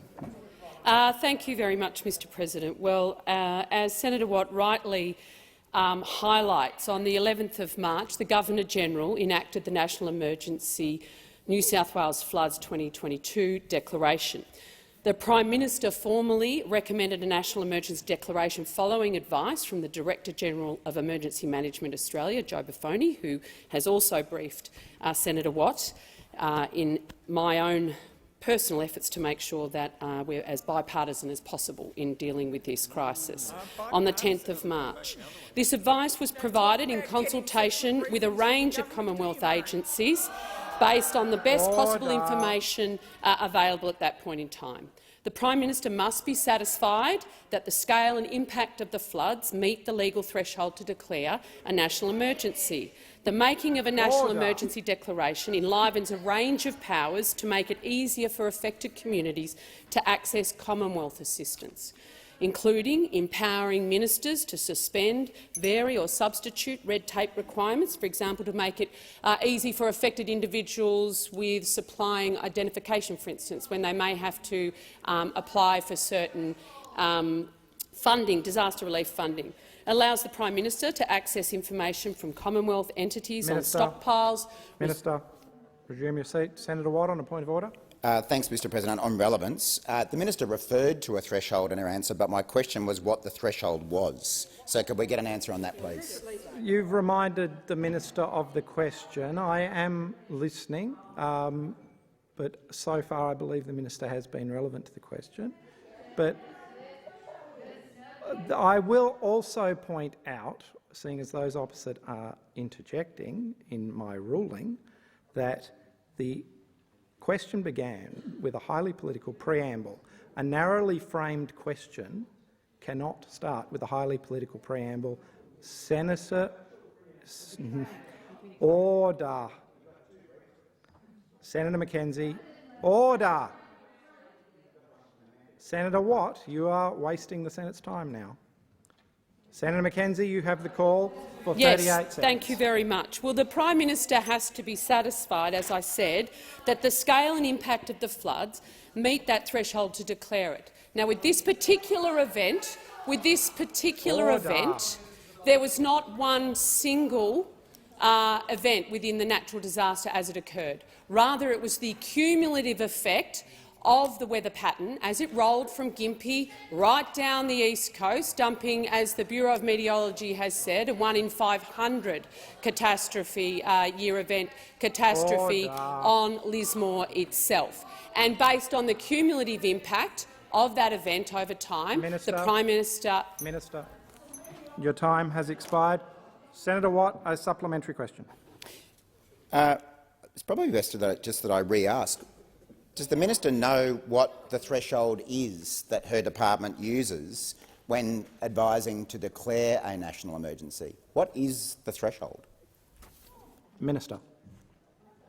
As I said, the Prime Minister himself must be satisfied that the event actually meets the threshold, and he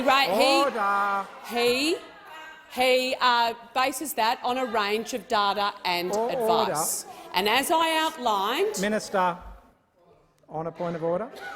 On a point of order, relevance. What is the threshold? What is the threshold?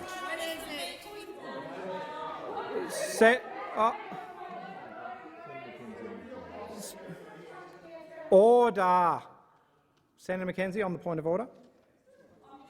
Sorry, I didn't think we were able to restate questions in points of order, so I was wondering whether that was the second supplementary, the first supplementary, or indeed just restating the first question. Senator Mackenzie, that is a debating point. Senator Wong, do you want the call?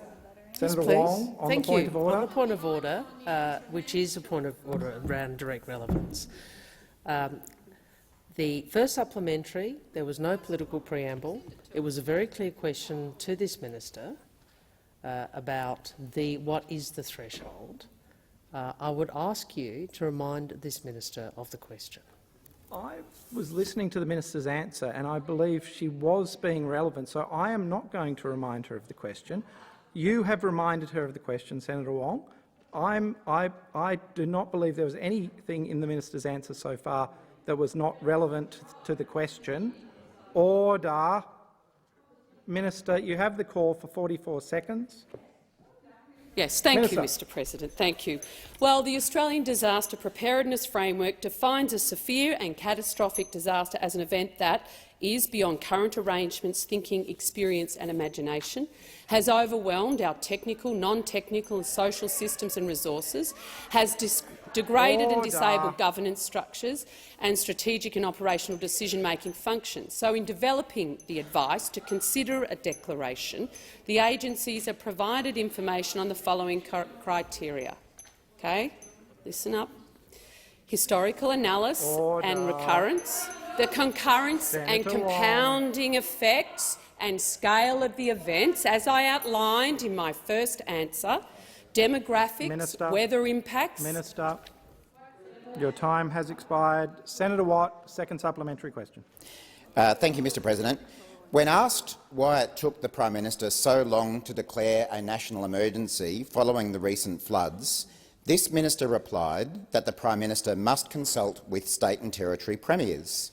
But the relevant legislation clearly states the Prime Minister does not need to consult premiers if, and I quote, it is not practicable to do so.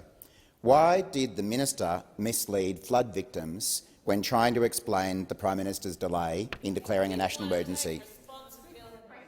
Minister. Given Senator Watt's issue around the threshold, I can answer both. Finish the threshold, because there's quite a lot of thresholds. The weather impacts, the economic impacts, the flood extent, as I said, going down the east coast, vulnerability of disadvantaged populations information, essential services and impact duration. Now, Mr President, going to Senator Watt's substantive— On the point of order. Point of order, Mr President. I asked two questions asking for the threshold, and now I've asked a different question and I'm getting an answer to that question. Senator Watt. Senator Watt. Do I need to restate this question? I don't believe you do. I think the minister is very well aware of the question. Minister, I heard the minister getting to the question. Minister, you have the call. 46 seconds remaining. I am seeking to be helpful. The fact of the matter is that the Prime Minister was not unable to consult with both Premier Perrottet and Premier Palaszczuk, because he was actually able to consult with both of them. He doesn't need them both to agree to declare a national emergency, but he does need to have the conversation, and then he can choose to declare it or not, unilaterally or not. So the Prime Minister contacted both Premier Palaszczuk and Premier Perrottet to actually consult them around the first time we've ever actually used this particular emergency power. Minister, please resume your feet. Senator Cash. I ask that further questions be now placed on notice. And Senator Faruqi. Mr President, pursuant to Standing Order 1643, I ask the Minister representing the Minister for Agriculture in Northern Australia, Senator Mackenzie, for an explanation as to why an order for the production of documents agreed to on 9 February 2022 concerning animal welfare incident reports has not been complied with. Senator Mackenzie. Thank you, Senator Faruqi. In the bedlam, could I have a few moments to respond to you appropriately, because I am prepared to do that.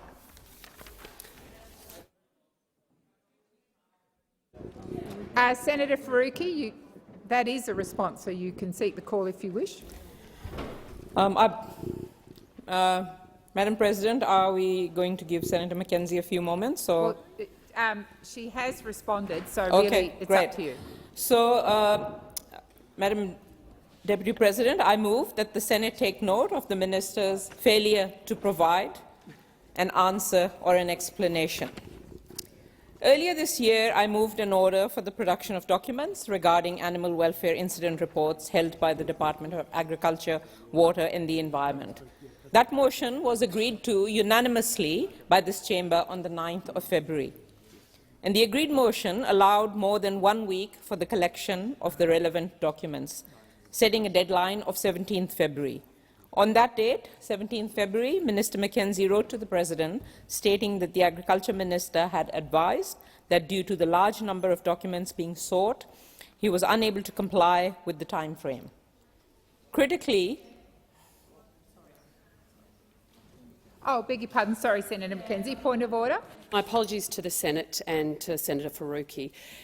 Senator Mackenzie. I would seek leave to respond to Senator Faruqi's request earlier. Is leave granted? I don't think leave's been granted. Thank you, Senator Faruqi. Continue your point. And then, Senator Mackenzie, obviously you can respond then. So as I was saying, on that date, 17th February, Minister Mackenzie wrote to the President stating that the Agriculture Minister had advised that due to the large number of documents being sought, he was unable to comply with the time frame. Critically, the letter also says the Minister intends to respond to the order at the earliest possible opportunity. Well, it's now 29th March. Almost 6 weeks have passed since this letter was provided. So where on earth are these documents? I mean, this is a really frustrating situation where the government has promised the chamber certain materials, promised them at the earliest possible opportunity, and we are left hanging until this very last sitting week to try and get even an explanation for why they have not been tabled. The government, we know that this government will avoid transparency and accountability at every turn. It is quite and absolutely critical that these documents are tabled and this vital information about animal welfare is presented to the chamber. My motion in February followed an investigation published in The Age newspaper into horrific animal cruelty in export abattoirs. Documents obtained by Richard Baker of The Age related to incident reports covering just 2 months in 2019. The Age reported that, according to these reports, some cattle and sheep arriving at Victorian export abattoirs were unable to bear their own weight, and a small number was so debilitated that they died during transportation or had to be put down on arrival. This is simply disgusting, cruel stuff, and there must be a light shone on the extent to which these sorts of incidents are taking place in Australian abattoirs. And that's why I moved this order, and I was very pleased to have it receive unanimous support of the Senate. When I asked about welfare in our export abattoirs during Senate estimates on 15th February, following this order being made the week before, the first Assistant Secretary of the Export and Veterinary Services Division, Ms. Nicola Hinder, stated, "I'm happy to be able to provide you with details for the number of animal welfare incident reports that were lodged in 2020 and 2021 and talk about those in the construct of what they are on a proportionate basis." So these details came through just a few days ago. The department reports that across export establishments with an on-plant vet, there was an average of 316 incident reports raised annually across 2020 and 2021, so presumably over 600 reports. So where are these reports? The government clearly has them to hand. The department has reviewed them. So either the government wants to release the details of these reports, wants to show its commitment to transparency and accountability, or it doesn't. What is it about these documents that you're trying to hide? Could it be that there are incidents detailed in these documents that reveal more horrifying incidents of animal cruelty in our abattoirs? It seems likely, but we won't actually know until they are tabled. And sadly, this is part and parcel of this government's hostility to any form of transparency in animal welfare, no matter what animal it is, what industry it is. And we know what's happening in live export ships. We know that in 2019, this Parliament passed draconian ag-gag anti-protest laws that targeted activists who have bravely sought to uncover evidence of vicious animal cruelty at agricultural facilities and on farms. And those laws were designed to protect big agribusinesses from scrutiny and transparency. They were an absolute shame. And more recently, we have seen the removal of independent observers from the live export ships. There hasn't been an observer on a ship since June 2020. And the government blames COVID, but we know that animal welfare is never a priority for them. In fact, their mates in the live export industry have been pushing for the program to be rolled back. We know, Minister, that you lot really don't care about animals. You don't see them as sentient beings, just as commodities to be made a profit of. And that's why the Greens have been pushing for some time now for an independent office of animal welfare to take it out of agriculture, where there is a massive conflict of interest, where that department supposedly have a remit of protecting animals and looking after their welfare, but then also making mega bucks of them. And we know what wins out every time. Making profit at the expense of animals wins out every single time. And now we have this big, inexplicable, shameful delay in the tabling of these critical documents relating to animal welfare in abattoirs. So I do call on the government to urgently provide the documents for the sake of transparency, for the sake of respecting the order of the Senate, and above all, for the sake of the poor animals who have suffered and whose suffering must not be kept a secret. Thank you, Senator Faruqi. Minister. Thank you. And again, I apologise to Senator Faruqi and to the Senate. My advice is that, consistent with the response that was tabled on the 17th of February 2022, documents within the scope of the order are still being assessed by the Minister for Agriculture and Northern Australia. Thank you, Minister. If there are no further speakers, I'll put the motion. So the question is that the motion is moved by Senator Faruqi be agreed to. Those of that opinion say aye. Against, I believe the ayes have it. We'll now move to taking note of answers. Senator Watt. Thank you, Madam Acting Deputy President. I rise to take note of the answers given by Senators Cash and Mackenzie to the questions asked by Senators Sheldon, McAllister and myself.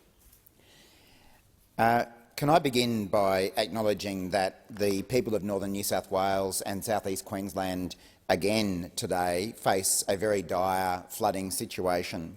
I think all of us just are shaking our heads at the fact that, particularly in northern New South Wales, the very same communities that were badly affected by floods only a month ago are now facing evacuation orders again because of the flooding that is occurring there right now.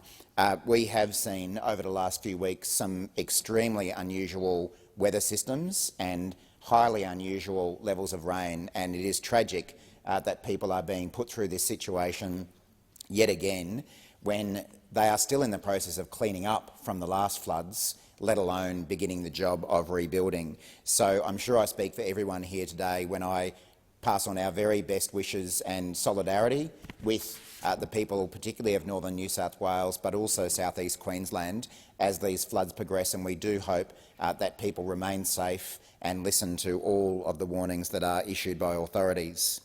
Today, in question time, we asked a series of questions to Ministers Cash and Mackenzie about the way the government handled last month's floods.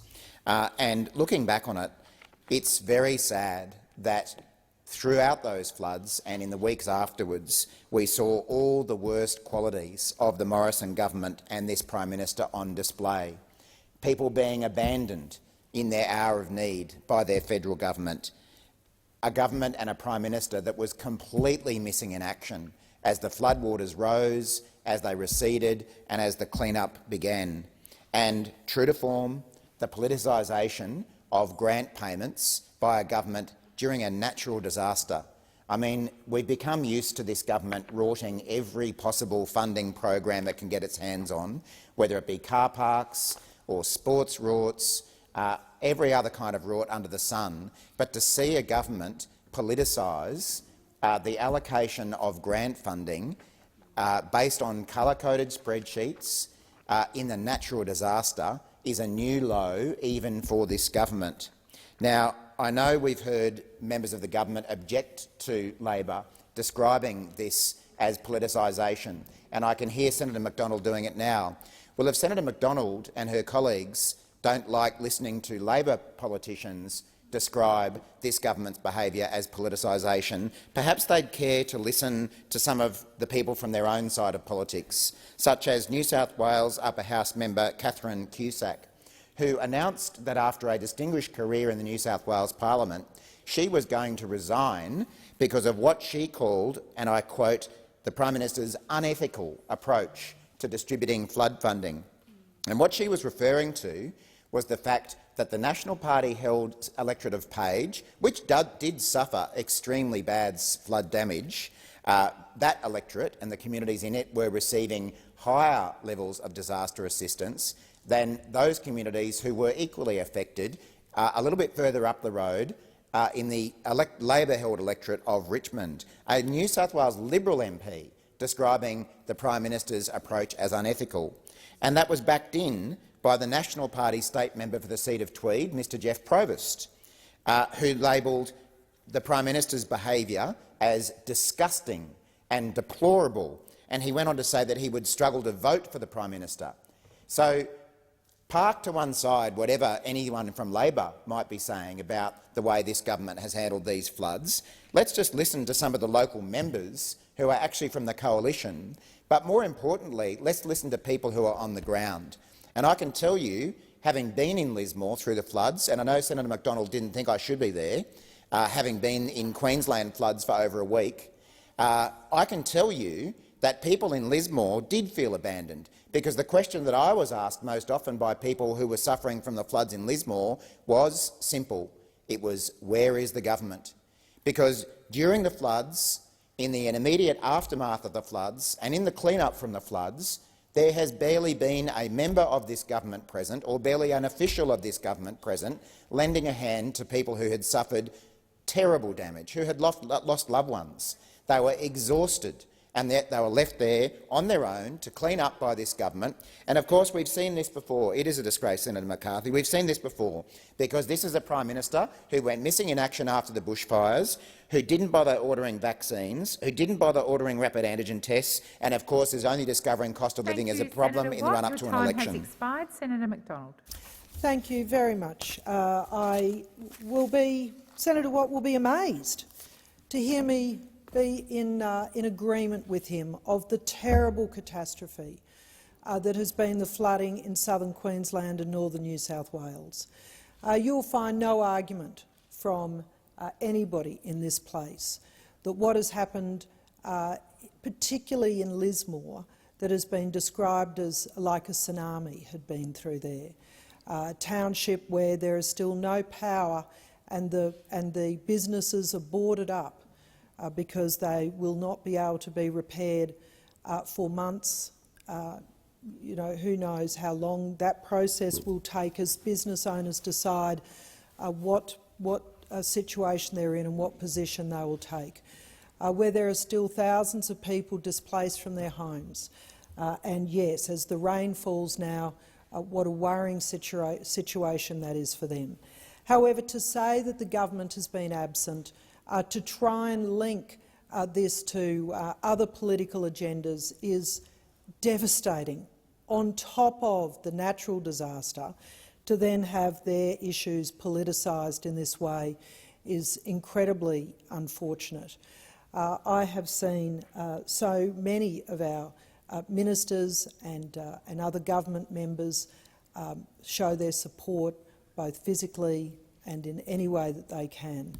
I applaud Senator Watt's decision to go to Lismore because that is the sort of help that Australians give to each other, and that the community, as the floodwaters rose and there was no way for government officials, for the NBN, for anybody else to enter that region because the roads were cut, because the weather was so heavy that even it was Lifelight from Queensland, who had the only suitable helicopter with the suitable infrared detection to be able to detect people in roof spaces and to be able to pluck people off roofs. This is the sort of equipment that was required in that time. And my sincere thanks to the members of Lifelight who had to oversee that particular mission. So members of the community, people who had jet skis and kayaks and other boats, they turned to help their neighbours as Australians do in the immediate aftermath or during a disaster. And I think we should be acknowledging that community help and then what happened in the days afterwards, as I know government services who spent days in motels just trying to be able to get physical access into some of these regions. The Army, who was on the ground, who didn't have the benefit of some of the organisation they might have had from, say, the Brisbane City Council, who was able to mobilise hundreds of workers to get out and take photos and document the places where the Army needed to be. Remember that the Lismore town, the council workers had lost their homes.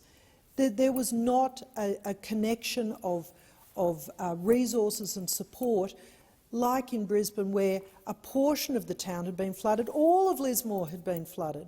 And to say that the government's response was not adequate does not absolutely understand that.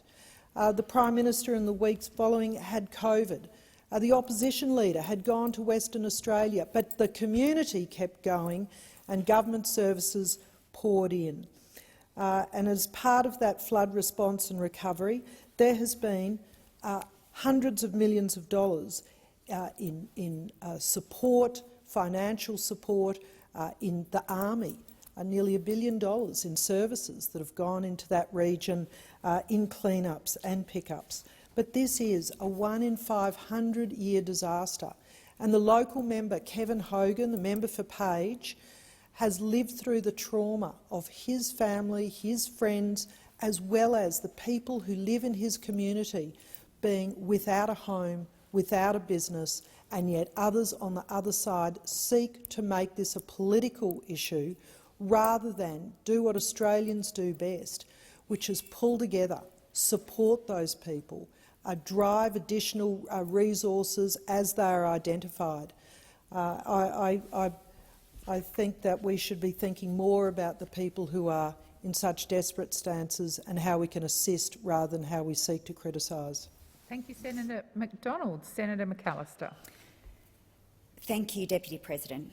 The people of northern New South Wales and South East Queensland have been devastated by extreme flooding and rainfall over recent months, and this disaster is continuing.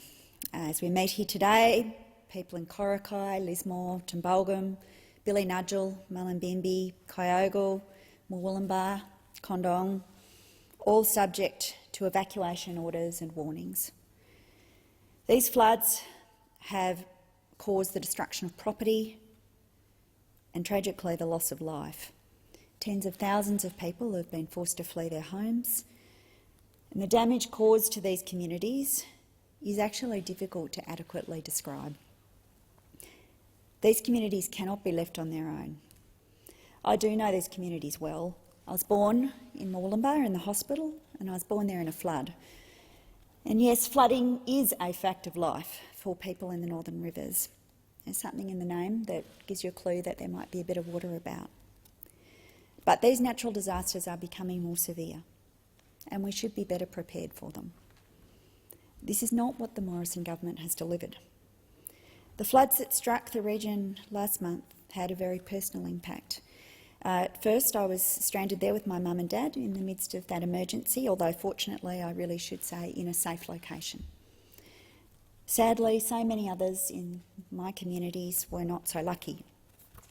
A week later, I returned to assist with the clean-up and met with locals.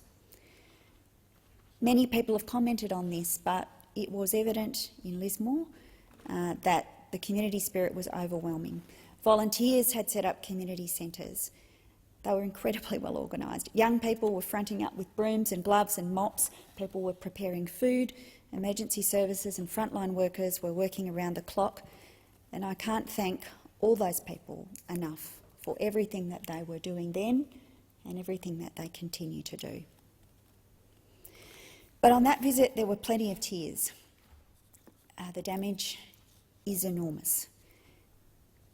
I think it's difficult to imagine what it means to lose your home and to lose your place of work. There is nowhere to go. This community is resilient, it is caring, but it is a community that has been through a lot. People have lost everything, and they should not have to beg for support. And that support should not depend on whether they are in a National Party seat or a Labor Party seat. Locals are hurting. Our candidate in Page is a man called Patrick Deegan, and he said this: "I've seen the pain and desperation in people's eyes. I've heard the stories of loss, shock and helplessness. The people of the Northern Rivers need to know that the government has their back, that there is a plan, that they are not in their own." Now, I hear people in this chamber say we shouldn't be discussing it in these terms,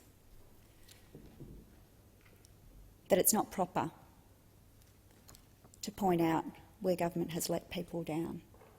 But when an announcement is made for support for some communities in a National Party electorate, but not for other communities, then we actually have a problem with the way that support is being administered. And the truth is that on the ground, people are saying that they feel abandoned. Flood victims across Queensland and New South Wales say this. They feel that they've been left to fend for themselves in the immediate response to the flood and now in the recovery as well. And was made worse by the fact that when the Prime Minister finally travelled into Lismore, it was for a photo opportunity and not to meet with the flood victims who wanted to know why his government had abandoned them at a time of desperate need. My friend Janelle Saffin, the local member, lost her home. She was forced to swim for her life through Lismore's floods, and she has continued to work tirelessly for her community. She's continued to show up every single day. And this is Janelle Saffin. This is her putting her community first. And there are so many more like Janelle who've been doing what they can to support their communities. And this is what leadership looks like. It means taking responsibility when things are tough. And these communities are in desperate need of government support. And the Prime Minister could learn a lot from representatives like Janelle. Thank you, Senator McAllister. Senator Henderson. Thank you very much, Madam Acting Deputy President. I would like to start my contribution by expressing my deep concern and my sympathy to all those communities in northern New South Wales and South East Queensland who have suffered and who are continuing to suffer from the disastrous floods. Lives have been lost, and I express my sincere condolences to the families and friends of those who have tragically died. I also put out my hand of support to Senator McAllister and her family, who are among many families from the Northern Rivers who are directly impacted and are suffering from these floods. I have at the moment a very good friend who's living with me because she was caught in the floods. She didn't lose her house, but everything else has basically been wiped out. She lived in a very small community called Crabs Creek, northwest of Byron Bay. And when she sent me the video of the way that Crabs Creek had erupted into a horrendous flood, it was absolutely frightening. So while I am a senator for Victoria and I haven't yet been up to the Northern Rivers and South East Queensland, I have seen and experienced firsthand the trauma that this has and is continuing to cause. I do want to reflect on Senator McAllister's words when she said some people will say it's not proper for us to make these political points in relation to flood disaster relief. And I will simply say, yes, Senator McAllister, it is not proper. Because first of all, in the distribution of some $1.33 billion, which Services Australia has paid out in Australian Government disaster recovery payments and disaster recovery allowance to over 1.4 million people in urgent need in Queensland and New South Wales, I want to put on the record very strongly there is no differentiation as to where someone lives, whether they live in a National Party seat or whether they live in a Labor Party seat. Every single person who has suffered and meets the criteria is entitled to that payment. And I really reflect on the experience that I had when I was supporting my local constituents in Wye River and Separation Creek after those communities were wiped out by bushfire in 2015. And despite the terrible trauma that they suffered, 116 homes were lost, miraculously no one died. And while I have been a fairly continuing critic of the Victorian government, led by Premier Daniel Andrews, I did not see the politicisation of that natural disaster that I see now from those opposite. And I do say to Labor, it is so regrettable that you have stooped to such a low to so politicise a natural disaster.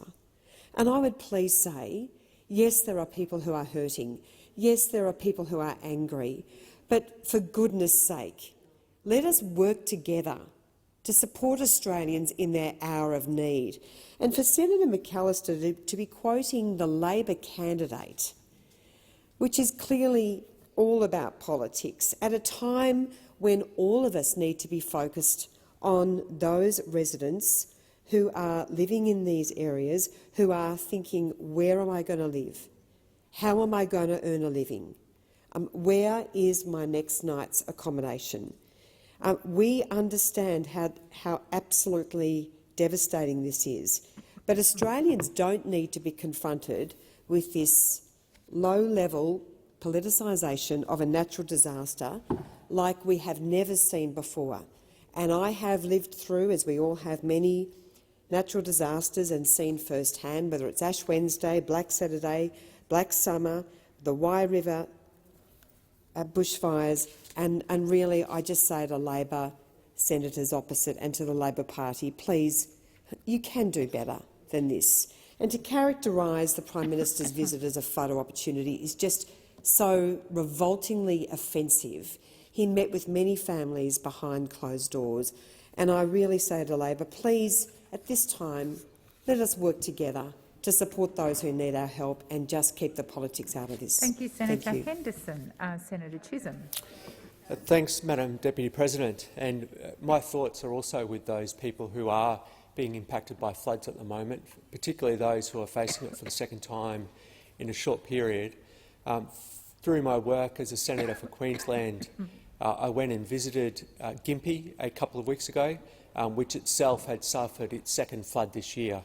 And the flood that they suffered just recently was actually their worst flood since 1890 in a town that unfortunately does flood regularly. So I got a sense from my visit to Gympie just those people who have gone through it a second time in such a short period and how traumatic that experience is. So I hope those communities are getting the support that they need.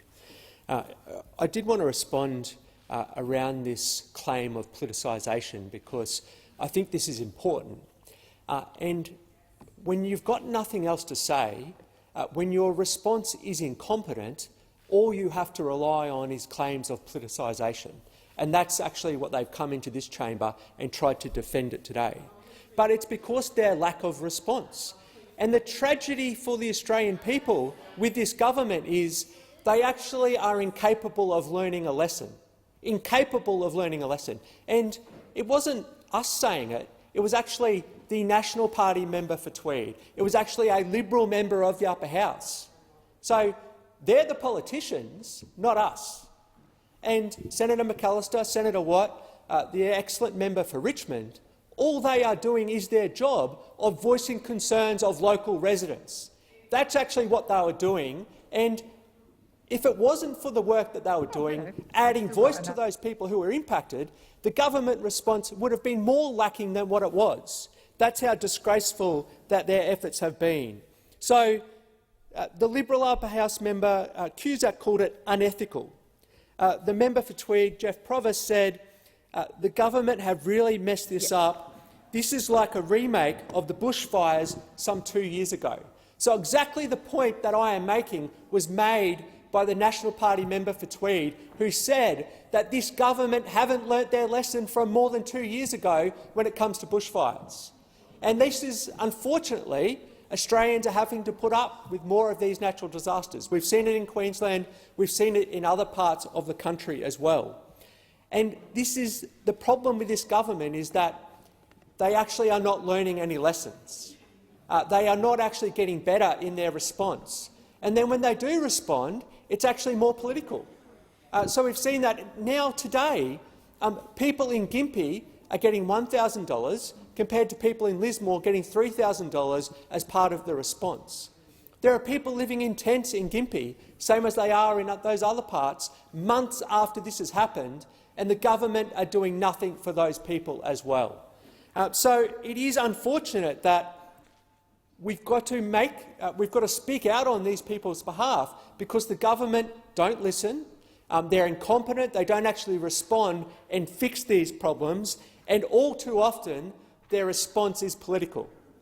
They get out the spreadsheet, they decide where they give additional support, because that's how this government operates, that's how they've always operated, and unfortunately, the only way things are going to improve is if this government are voted out. That's the only way we're actually going to see some change, and it's an example of why they don't deserve to be re-elected. Because of their incompetent response to floods, it flows on from 2 years after their incompetent response to bushfires as well. So it is evident for the Australian people now that when it comes to disasters, the Prime Minister doesn't hold a hose, he doesn't respond, and the government have learnt no lessons on how to respond to that in government. We also know that when it comes to the crisis of ordering vaccines, the government again were all too slow to act, despite saying we would be at the front of the queue. And again, over summer and in recent months, when the country so desperately needed rapid antigen testing, again the government was missing in action. So it is actually an incompetent government. There are so many ways that that is highlighted, and all they can do is try and claim politicisation of issues. That's because they can't actually defend themselves.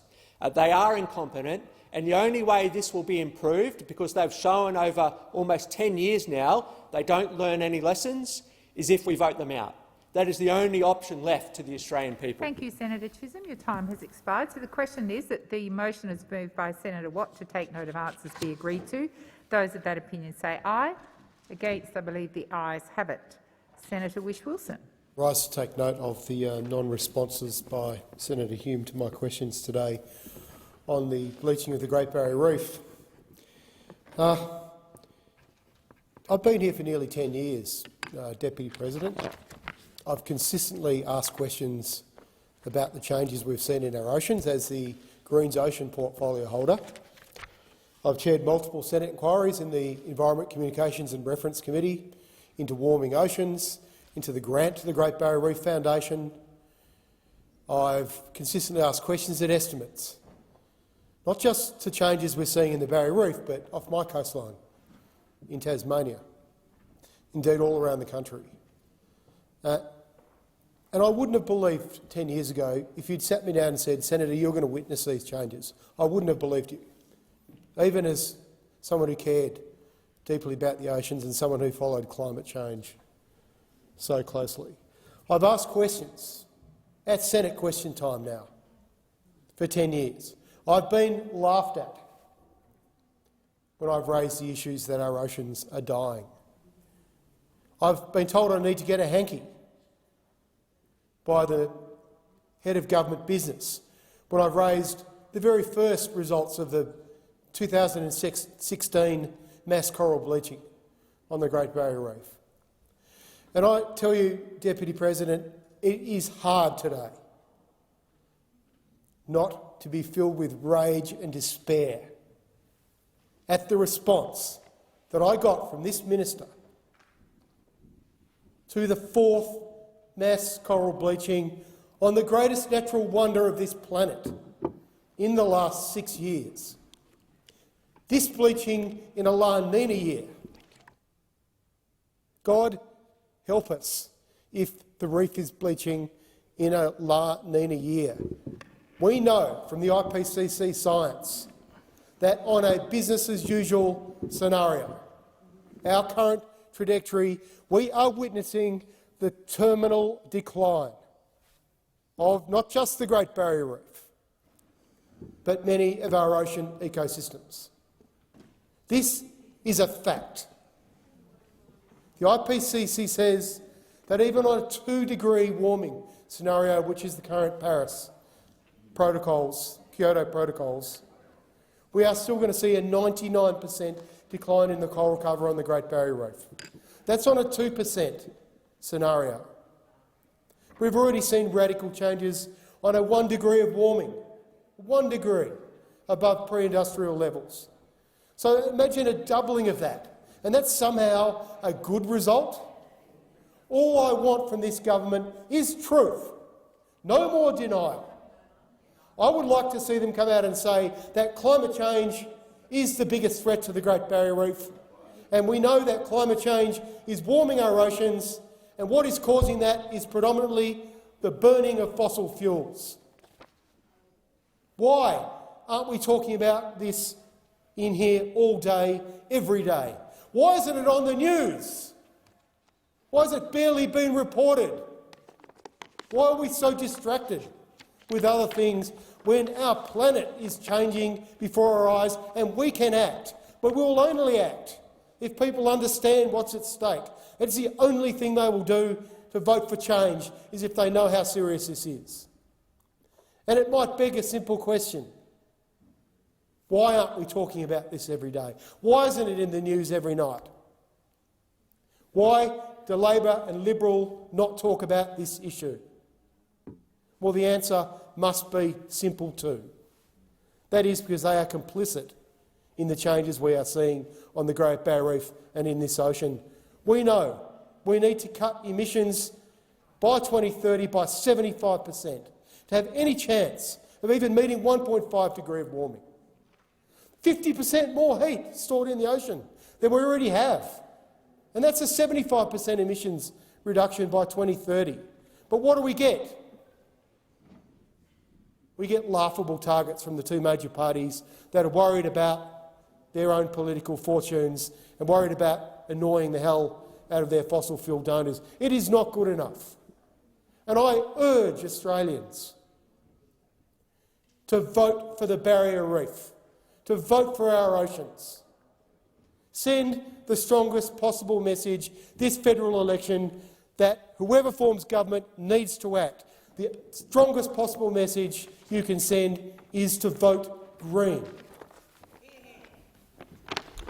Senator Whish-Wilson. Senator Fierravanti-Wells, were you seeking the... Yes, I was, on notices of motion. Sorry, I do need to put the question. The question is that we take note of answers from Senator Hume to questions from Senator Whish-Wilson. Those of that opinion say aye. Against say no. The ayes have it. Now we will. Are there any notices of motion to be given for another day? Senator Fierravanti-Wells. Thank you, Mr. President. On behalf of the Standing Committee for the Scrutiny of Delegated Legislation, I give notice of my intention at the giving of notices on the next day of sitting to withdraw business of the Senate notices of motion numbers 1 and 5 for 13 sitting days after today, proposing the disallowance of the Australian Citizenship Special Residence Requirement Instrument 2021, Therapeutic Goods Standards for Human Cell and Tissue Products Donor Screening Requirements, Order 2021. Thank you. I shall now proceed to the placing of business. Is it desired to postpone or rearrange the business? Senator Smith. Thank you, Mr. President. I seek leave to move a motion relating to leave of absence for senators. Is leave granted? There being no objection, leave is granted. Thank you. I move that leave of absence be granted to Senators Canavan and Duniam from the 28th to the 30th of March 2022 for COVID-19 medical and quarantine reasons, for Senator Molan for today for personal reasons, and Senators Antic and Rennick for the 28th of March 2022 for personal reasons. Thank you. Senator Urquhart, I'll just put the question. The question is that be agreed to. Those that opinion say aye. Against say no. The ayes have it. Senator Eckert. Thank you, Mr President. I seek leave to move a motion relating to the leave of absence. There being no objection, leave is granted. I move that leave of absence be granted to the following senators: Senators Sterle, Polley and Carr for 29th and 30th of March for personal reasons, and for Senator Green from the 28th of March to the 18th of August for personal reasons. Question is that motion be agreed to. Those of that opinion say aye. Against say no. The ayes have it. Senator McKim or Senator Whish-Wilson? I'll just quickly do this, if I might. Thank you, Mr President. I seek leave to move a motion relating to leave of absence. There being no objection, leave is granted. Senator Thank Kim. you, President. I move that leave of absence be granted to Senator Waters for the 28th to the 30th of March for COVID-19 related reasons. Thank you, Senator McKim. Senator Whish-Wilson. Yeah, President, is this where I withdraw a motion that's yes, currently please. before? Yep. I seek leave to withdraw motions under my name and Senator Rice in reference to Foreign Affairs, Defence, Trade and Reference Committee, Mr Julian Assange. There is leave granted. There being no objection, leave is granted. Thank you, Senator McKim. Clerk. Mr President, postponement notifications have been lodged in respect of general business notices 1319, postponed to the 9th of May, and 1317, postponed to the 30th of March, and committees have lodged extension notifications as shown at item 10 of today's order of business. I remind senators that the question may be put on any proposal at the request of any senator. There being none, we will move on. The Senate will now proceed to the consideration of a condolence motion relating to former President of the Senate, the Honourable Michael Eamon Bean, AM. I call the acting Leader of the Government in the Senate, Senator Cash. Thank you, Mr President, and I seek leave to move a motion relating to former President of the Senate, Michael Bean. There being no objection, leave is granted. Senator Cash. Thank you, and I move that the Senate expresses its regret at the death on the 30th of January 2022 of the Honourable Michael Eamon Bean, AM, former President of the Senate and former Senator for Western Australia, places on record its gratitude for his service to the Parliament and the nation, and tenders its sympathy to his family in their bereavement. Thank you, Senator Cash. Is anyone seeking the call? Senator Cash. Thank you. Mr President, we pause today to commemorate the life of the Honourable Michael Bean, AM, former President of the Senate and Senator for Western Australia. Michael was a proud Western Australian, an intelligent and accomplished parliamentarian and a true Labor statesman, committed to the finest traditions of the Senate and to public service. Michael Eamon Bean was born in London in 1937 to Father Francis and Mother Grace. He won a scholarship to the Salesian College in Battersea, where he completed his schooling and worked briefly as an insurance clerk before migrating with his family to Australia at the age of 17. That was in 1954, and Michael soon commenced work as a process worker at the Australian Electrical Company in Perth. Completing an apprenticeship as an electrical fitter, Michael went on to work as an electrician for some 10 years, including for his own small business as a contractor. During this time, Michael also undertook 3 months of compulsory military service, serving with the 13th Field Squadron of the Royal Australian Engineers. It was not long before Michael returned to further his education, undertaking study at the Leederville Technical College and subsequently at the Claremont Teachers College and the University of Western Australia. He attained a Bachelor of Arts, Bachelor of Education and Diploma of Education. His education served him well, and he went on to teach and lecture across economics, psychology and education, but not before marrying Jenny Aitken, with whom he had 2 children. Michael became active in the Teachers' Union, joined the ALP in 1968, becoming president of the Bunbury branch of the party from 1969 to 1972. A move to Melbourne in 1974 saw Michael engaged as part of a 3-person team to set up the Trade Union Training Authority. He served as the authority's WA Director, which in turn would provide Michael exposure to the Labor Party at a national level during his 6 years at the helm. Michael won the ballot for the position of WA State Secretary of the ALP, becoming a member of the national executive of the party from 1981 until 1992. He also became a national vice president of the party from 1986 to 1989, as well as serving as a regular National Conference delegate for Western Australia throughout the 1980s and the 1990s. Those familiar with this period of history in Western Australia would recognise that Michael Behan played a pivotal role in the 1986 state election, as well as the federal Labor election campaigns of 1983, 1984 and 1987, when, of course, Michael himself entered the Senate to serve under Prime Ministers Bob Hawke and Paul Keating. Upon his election to the Parliament, Michael brought with him 50 years of lived experience traversing trade, education, civic service and party leadership. This was all complemented, of course, by the perspective of having been a first-generation immigrant to this great nation, having spent the first 17 years of his life in England, before embarking, like so many post-war migrants of his generation, in search of a better life in Australia. It was perhaps this broad and extensive life experience that helped Michael perfect his craft in this place. He brought an enthusiasm with him to the Senate, undertaking to advance the ideals for which he proudly stood. In the Senate, it was clear Michael did not simply wish to be a representative who spoke to fill the silence, but opted to speak if his words added to the debate. As a backbencher senator, Michael delivered powerful contributions on industrial relations, as well as speaking on issues on education, the economy and electoral matters. To the latter, Michael served diligently on the Joint Standing Committee on Electoral Matters from 1987 to 1994. On the 1st of February 1994, Michael was elected unopposed as President of the Senate, a position he would hold until his departure from the Parliament in 1996.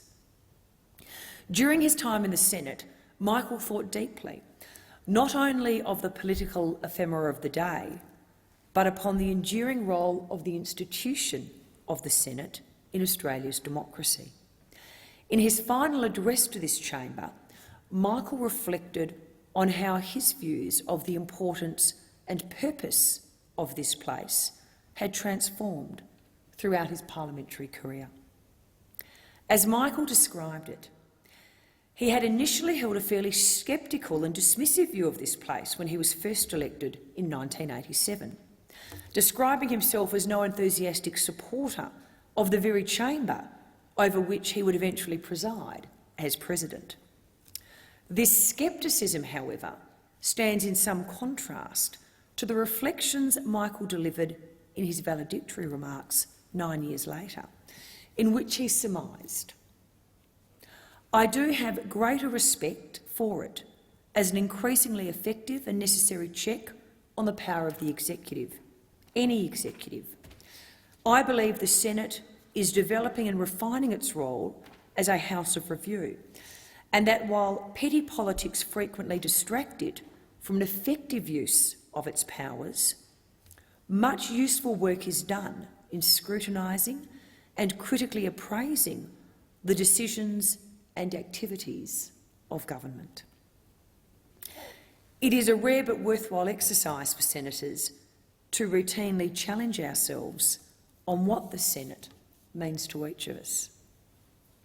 During his time as President, Michael also led a number of delegations overseas and effectually used the position to provide access for Australian officials to high levels of government overseas.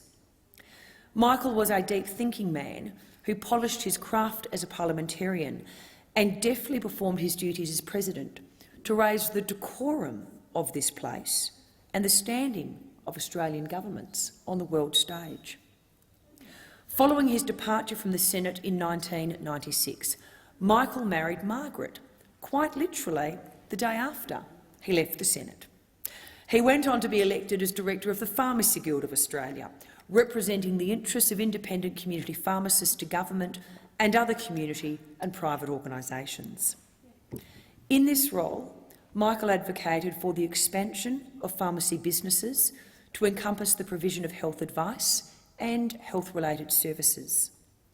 He continued to serve his community as a member of the board of a local community centre, as chairman of a research and advocacy group and chairman of an advisory committee managed by Monash University. In 2011, Michael was appointed a member of the Order of Australia for his service to the Parliament of Australia, particularly as a senator for Western Australia, and for his service to the promotion of international bipartisan political debate, to the pharmacy profession and to the community. We can all draw strength and encouragement from Michael's diverse and significant contributions to public life and his posture towards the challenges of our time. On behalf of the Government and the Australian Senate, I extend our sincerest condolences to Michael's family. Senator Keneally. Thank you very much, Mr President. I rise on behalf of the opposition to express our condolences following the passing of a Labor comrade, the Honourable Michael Eamon Behan AM, former President of the Senate, at age 85.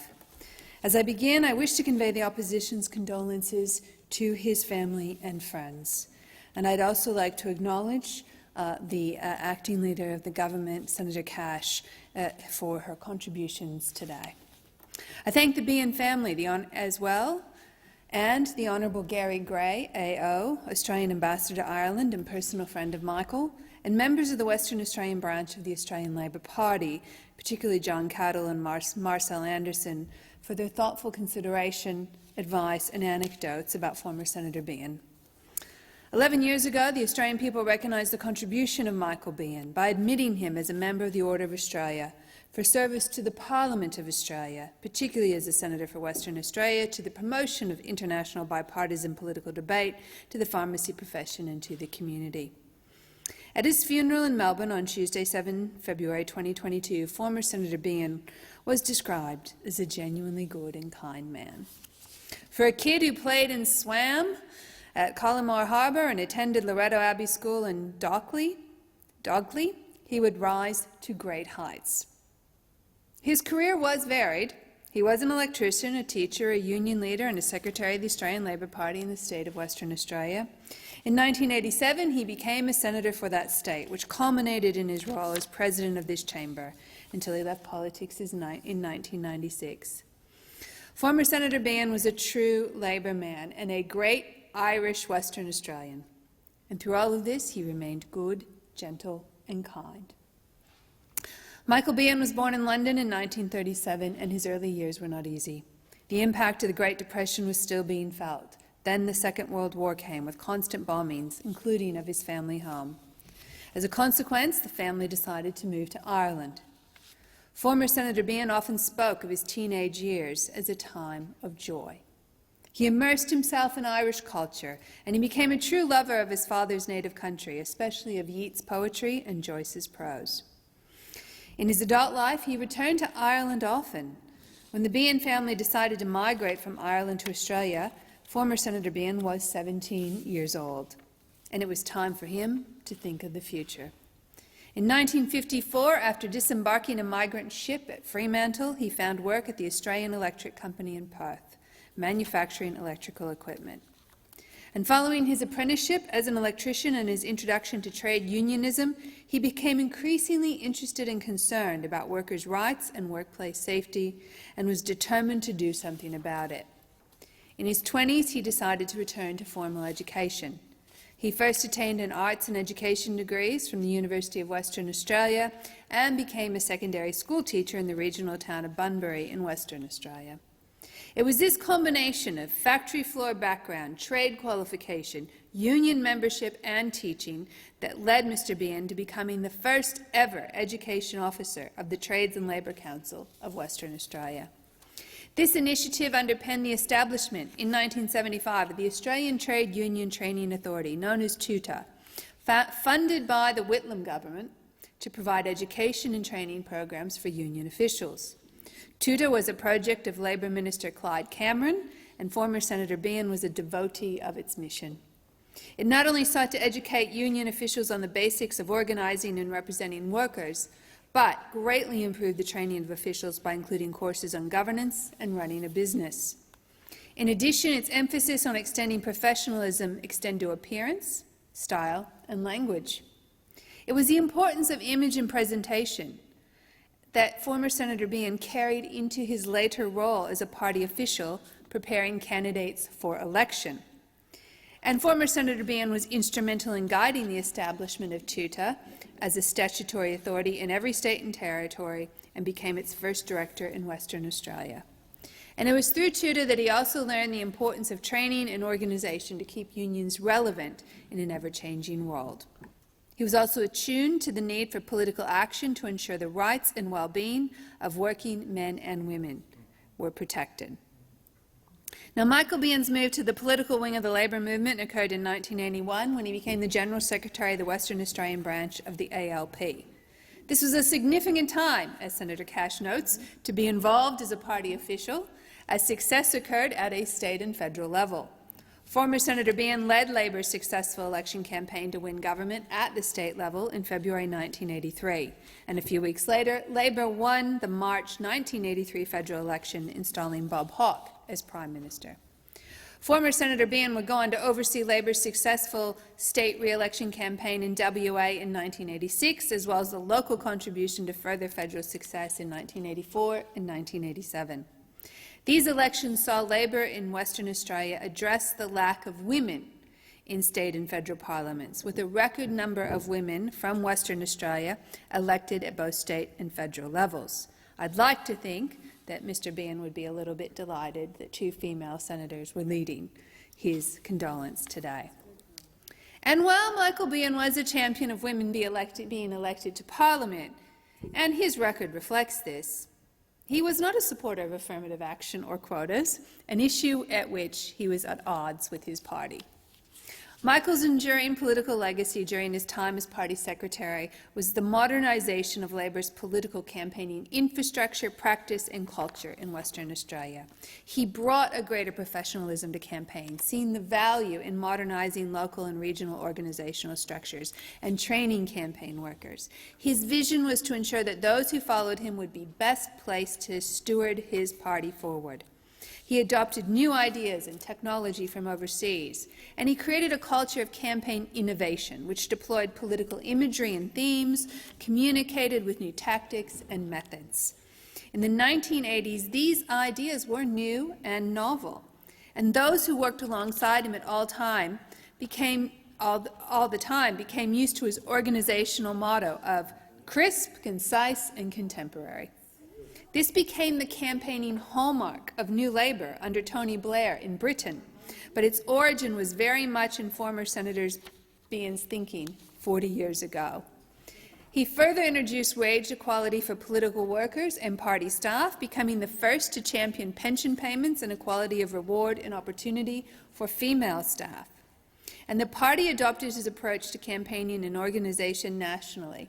And by 1993, Behan was the chairman of the Australian Labor Party's National Campaign Committee. And that year, under Paul Keating, Labor won a federal election victory many had dismissed as impossible, the victory for the true believers. Michael Behan won election to the Senate as the Senator for Western Australia at the simultaneous dissolution of 1987 and was re-elected in 1990. His principal participation in parliamentary proceedings focused on those areas with which he had the deepest affinity: industrial relations, working conditions, education, the economy, and electoral matters. And his contributions to committees were significant. Perhaps unusually for a senator, this included pivotal roles on 2 joint committees. Often maligned by believers in the Senate's institutional independence, By contrast, he saw them as beneficial as a result of their breadth of representation and broad perspective. He served on the Joint Standing Committee on Electoral Matters from 1987 to 1994, bringing his expertise as a party official to the fore. He argued in support of measures such as the total ban on broadcasting of paid political party advertisements and the full disclosure of political donations as, quote, vital to the integrity of the political process. He also served as the founding chair of the Joint Standing Committee on Corporations and Securities from 1991 to 1994. This committee had significant oversight of the Australian Securities Commission, the predecessor of ASIC, but it also operated in a vastly different corporate law environment compared to what we know today. It's easy to forget the 1990s were a highly significant time in the evolution of this area of law in Australia, and Michael Behan was one who pushed for a thorough redrafting of the corporations law. The states and the Commonwealth had been attempting to find ways to create uniform corporations law since the Second World War. They were rebuffed by practical limitations, technical defects, and the High Court, which found the Constitution limited the capacity of the Commonwealth to legislate, and so the law remained the domain of the states. Finally, the impetus for reform reached a stage where the input and the hard work of many, including parliamentarians like former Senator Behan, gave birth to the Corporations Act 2001, which remains the overarching law governing companies in our nation today. Former Senator Behan was also adept at internal Labor politics. He helped to found the Centre faction, focused on policy, neither right nor left politics, genuinely looking to balance the party. And the Centre faction played a critical role in the success and stability of the Hawke and then the Keating governments, and their reforms, which started 30 years of continuous economic growth. Now, Michael Behan, having been a leader in the Federal Parliamentary Labor Party, became the 19th President of the Australian Senate on 1 February 1994, succeeding Kerry Cibra.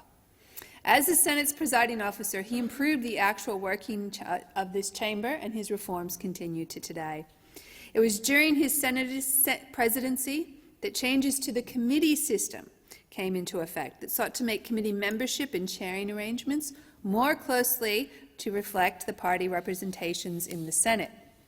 This was the beginning of the Legislative and General Purpose Standing Committee system, incorporating the examination of estimates that we recognize as still being in operation almost continuously since that time. Michael Behan might be described as something of a convert. Like many of his generation, he was sceptical of the role of the Senate due to its role in precipitating the 1975 constitutional crisis, but he came to recognize its essential role as a check on the power of the executive, as he said, on any executive. He particularly enjoyed the challenge of administering the parliamentary departments and working with the Parliament's highly skilled and varied staff. Former Senator Behan was acknowledged by Gareth Evans, a fellow Labor senator and one of Australia's most significant foreign ministers, for his personal warmth, charm, and as an outstanding character who contributed to the opportunity, wealth, and humanity of Australia. The role of the President of the Senate enabled him to become a global ambassador for Australia, something he'd not previously contemplated, despite his active work as a member of both the Senate and Joint Standing Committees on Foreign Affairs, Defence and Trade, with a particular interest in trade and human rights. He became the Australian Labor Party's international secretary too, and that allowed him to train campaign workers for social democratic parties all over the world, including Malta, South Africa, Vietnam and Fiji. In Malta, he campaigned for the election of George Weah. It was clearly a successful campaign. Weah went on to become Deputy Prime Minister, Minister for Foreign Affairs, and in 2019, President of Malta. It's worth noting that in recent days, the Labor Party in Malta just won its third consecutive term in office. And here in Australia, Michael Behan's legacy lives on in Malta. In South Africa, he campaigned during the first post-apartheid elections, supporting the election of President Nelson Mandela. And this role also provided some unusual opportunities. In 1995, the General Secretary of the Communist Party of Vietnam visited Australia to coincide with the accession of Vietnam as the 7th member of ASEAN. This was the highest-ranking Vietnamese figure to visit Australia to date. Prime Minister Paul Keating hosted a reception at the Lodge, and the General Secretary from Vietnam expressed a desire to meet his counterpart in the Australian Labor Party. The then National Secretary of the ALP was 37-year-old Gary Gray. He was concerned that he might not fit the profile of what a General Secretary from Vietnam might expect in his counterpart, and so Gary sent Michael Behan in his place. It's understood that Michael was well received, and Australian-Vietnam relations today remain strong. Michael Behan's parliamentary career was cut short when he did not win re-election in the March 1996 campaign. The constitutional architecture, however, that governs the Senate placed him in an unusual position of continuing to serve as the President of the Senate even after his term ended on the 30th of June 1996. And he remained in office until the Senate met in August to choose Margaret Reid, the Senate's first, and to date only, female president as his successor. Following the conclusion of his political career, former Senator Behan settled into Melbourne and devoted much of his time to the community. His endeavours included fighting for housing projects, for democracy, and for an Australian republic.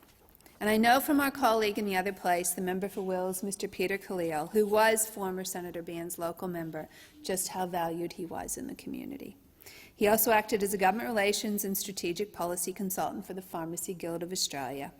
And the Rudd Labor government asked him to chair a review of political governance aid between 2008 and 2009. As in all his life, he dedicated his energy for good causes, even writing a letter to the editor of the Age newspaper in Melbourne just a few weeks before his death in January, making arguments for Republican presidential models.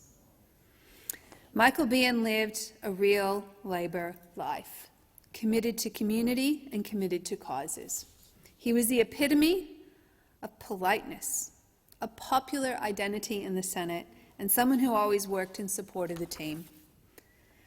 From London to Dockley, from Perth and eventually to our national capital, he remained a good, gentle, kind and decent man.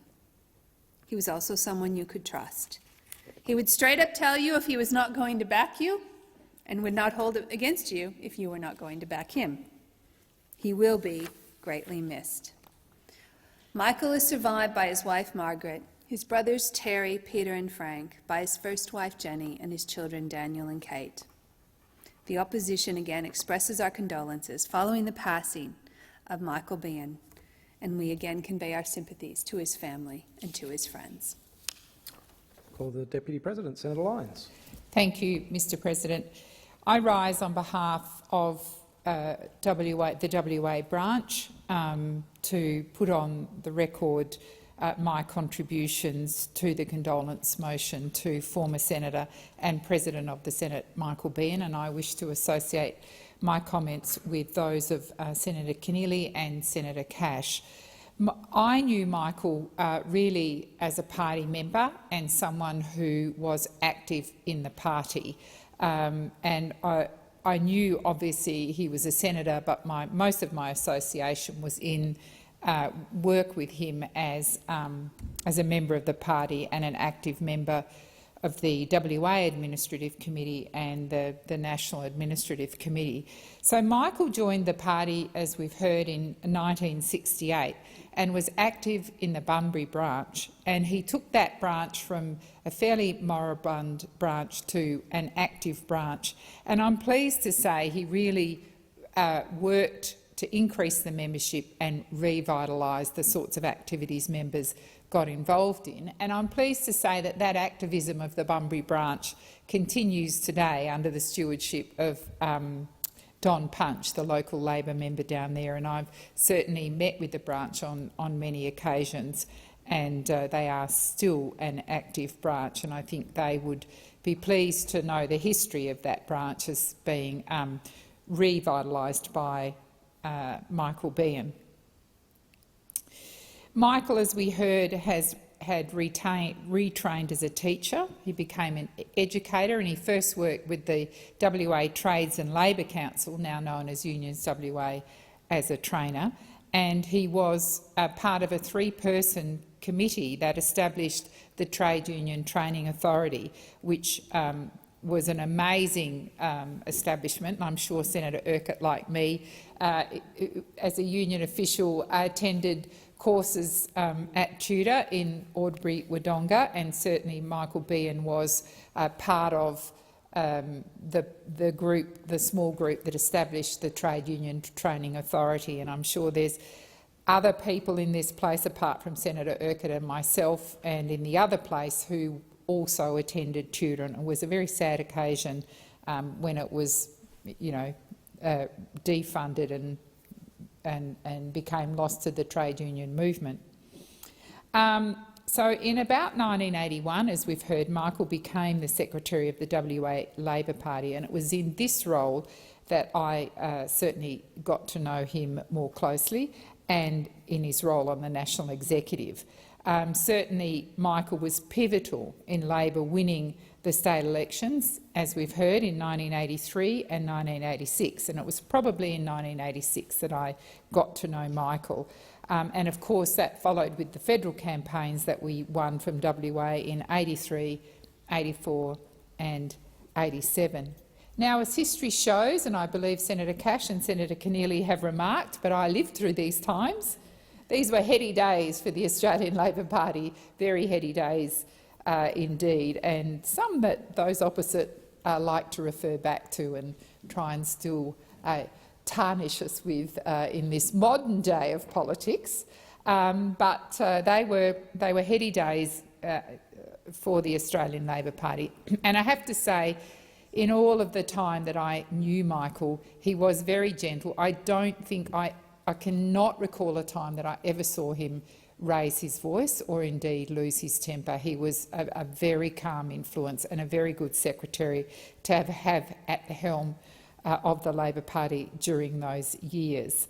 As we've heard, in 1987 Michael was elected to the Senate, and during his time in the Senate he continued to pursue his passions on industrial relations reform, working conditions, education, the economy and electoral matters. Michael was also passionate about peace, something he and I shared, although we were from different arms of the party. We certainly had peace activism and nuclear disarmament as something that we shared together, and of course he was also passionate about native title. In 1994, Michael was elected President of the Senate, and I must say it's with great pride that, as I walk backwards and forwards to my office each day, that I often look at that portrait of Michael, and it is the Michael Behan I remember and recall. He didn't look any different in that to the Michael Behan that I recalled. So he continued on in that role, and as we've heard, he made great reforms to the Senate in the role of President. Indeed, even though he was somewhat cynical when he was first elected to the Senate, he became a great supporter. As we all do in this place, we are all fiercely proud of the roles that we play as senators in this place. The WA Party, through its current Secretary, Tim Picton, and the Assistant Secretary, Ellie Whittaker, wanted me to put their remarks on the Senate as well. So they extend our deepest sympathy to the family and to indeed the friends of Michael Behan. And Michael, as we know, was a stalwart of the Labor Party whose ongoing contributions continue to mean so much to us all. And WA Labor extends its condolences and sincere appreciation for the impact that Michael Behan made to our party and to Australia. Vail Michael Behan. I will just add a few short remarks, and I also wish to give my sincere condolences to the family of Michael Behan. Michael Behan was the fourth West Australian President of the Senate, but the first at that point for 50 years. So it was a long time between innings.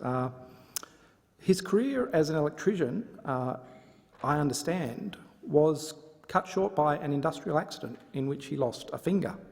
He actually began his pathway to the education system and then obviously to this place due to one of those acts of fate that affect our lives, seemingly in a terrible way, but in actual fact delivered Australia to a wonderful servant of this place. He was comfortably elected to the Senate from the 5th position on the ALP Senate team for the 1987 double dissolution election. And his views on the Senate changed over time. As Senator Keneally noted, he said that the role of the Senate was increasingly important and was an increasingly effective and necessary check on the power of the executive, any executive. This perhaps can be contrasted with an earlier view that he had when he was a much more junior senator, where he said, and I quote, about the Senate, and I quote, "People speaking in empty chambers, people's running around to bells like Pavlovian dogs, the constant repetition of quorum calls or divisions." So his views did evolve over time, as I think all of our views evolve over time about this place. And in becoming President of this Senate, obviously he played a significant role in lifting the work of this chamber and enshrining the committee system which we all know and value so highly. He was defeated in the 1996 federal election, contesting the 3rd position, only the 3rd incumbent Senate President to be defeated at the polls. He relinquished the role in August 1996 when the new parliament met. One of his perhaps lesser known but key contributions post his Senate career was saving the bluestone lanes around his house where he lived in Brunswick, Victoria, which is obviously something that all Victorians now cherish. In 2011, he was appointed as a member of the Order of Australia for services to the Parliament of Australia, to the promotion of international bipartisan political debate, to the pharmacy profession and to the community. I cannot think of a higher honour. Michael Behan AM was a conscientious servant of the Senate and his chosen political party, who made a varied and constructive contribution to public life in Australia, both before, during and after his time in this place. And I would ask senators to join me in a moment's silence to signify assent to the motion.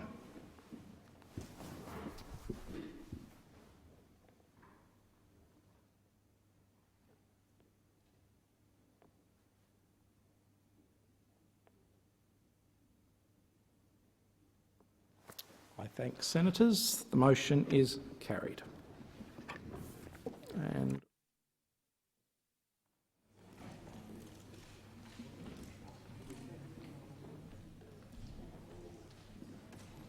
are there any postponements and extensions? Clerk. Postponement notifications have been lodged as follows. General business notice of motion 1319 for today to the 9th of May and general business notice of motion 1317 for today to the 30th of March. Committees have lodged extension notifications as shown at item 10 on the order of business. Thank you. I will now proceed to the discovery of formal business, and I will proceed through these in a way that most assists the chamber. So we will start with Senator Whish-Wilson, 1312 in your name. Are you ready to go with that one? Senator Whish-Wilson. I am, President. I ask that general business notice of motion number 1312 be taken as a formal motion. There being no objection, this motion is taken as formal. Senator Whish-Wilson. I move the motion. Question is that motion be agreed to. Senator Minister. I seek leave to make a short statement. Is leave granted? Leave is granted for 1 minute. Minister Ruston. While the government will not oppose this motion, we note that this project contains commercial in confidence information. The government will endeavour to comply with the request, but the documents requested will require assessment and redaction to ensure the sensitive information is not disclosed. Question is that motion be agreed to. Those of that opinion say aye. Against say no. The ayes have it. Senator Whish-Wilson will go to 1313. Mr. President, I ask that general business notice of motion number 1313 be taken as a formal motion. There being no objection, it is taken as formal. Senator Whish-Wilson. I move the motion. Senator Ruston. I seek leave to make a short statement. Is leave granted? Leave is granted for 1 minute. The government will endeavour to meet the tabling of the documents sought by the time specified, the 28th of April 2022. However, due to the range of documents, complexity of the information sought and the need to protect commercial and confidence interests, it may not be possible to produce all of those materials. The question is that motion be agreed to. Those of that opinion say aye. Against say no. The ayes have it. We will now move to 1320, but is someone going to move this motion for Senator Hanson? We might come back to that one. We'll move to 1322, Senator Thorpe. Senator Thorpe, you have the call. Thank you, Mr President. I ask that general business notice of motion number 1322, proposing the introduction of a bill, be taken as formal. Question is that motion be taken as formal. There being no objection, it is so taken. Senator Thorpe. I move that the following bill be introduced: a bill for an act relating to the United Nations Declaration on the Rights of Indigenous Peoples and for related purposes. Question is that motion be agreed to. Those of that opinion say aye. Against say no. The ayes have it. Senator Thorpe. I present the bill and move that this bill may proceed without formalities and be now read a first time. Clerk. No. Question is that motion be agreed to. Those of that opinion say aye. Against say no. The ayes have it. Clerk. Bill for an act relating to the United Nations Declaration on the Rights of Indigenous Peoples and for related purposes. Senator Thorpe. I move that this bill be now read a second time, and I seek leave to table an explanatory memorandum relating to the bill. There being no objection, leave is granted. We will now move to... Senator Thorpe. I table an explanatory memorandum, and I seek leave to have the second reading speech incorporated in Hansard and to continue my remarks. There being no objection, leave is granted. Thank you, Senator Thorpe. We'll now go to business of the Senate, motion number 6, in the name of Senators Thorpe and Cox. Senator Thorpe. Thank you, Mr President. I ask that business of the Senate, notice of motion number 6, be taken as a formal motion. Question is this motion be taken as formal. There being no objection, it is so taken. Senator Thorpe. I move the motion. Senator Ruston. I seek leave to make a short statement. Is leave granted? Leave is granted for 1 minute. The Declaration on the Rights of Indigenous People is a non-legally binding resolution of the UN General Assembly. It sets out the rights of Indigenous people and the application of states' human rights obligations to Indigenous people. Australia supports the Declaration on the Rights of Indigenous People and gives practical effect to the Declaration through programs and policies. Australia and many other states have expressed reservations due to the lack of clarity on the meaning and application of self-determination and free, prior and informed consent. I will put the motion. Those in favour say aye. Against say no. The ayes have it. Division required. Ring the bells.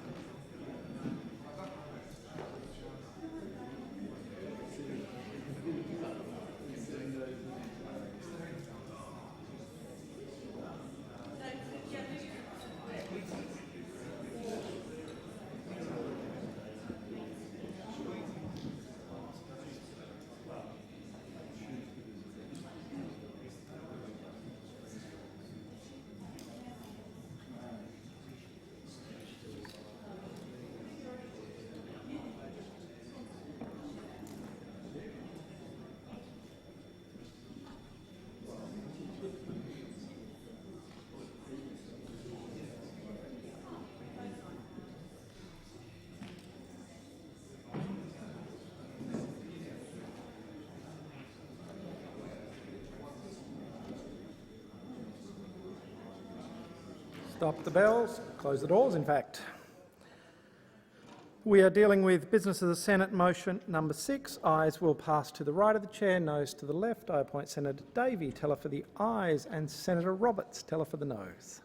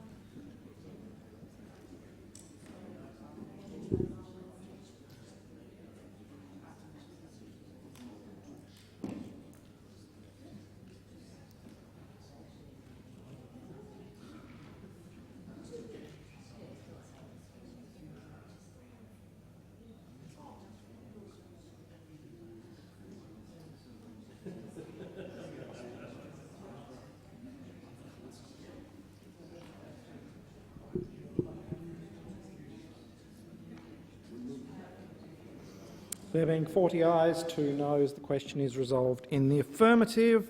I would ask senators to remain in the chamber. There will be further divisions shortly.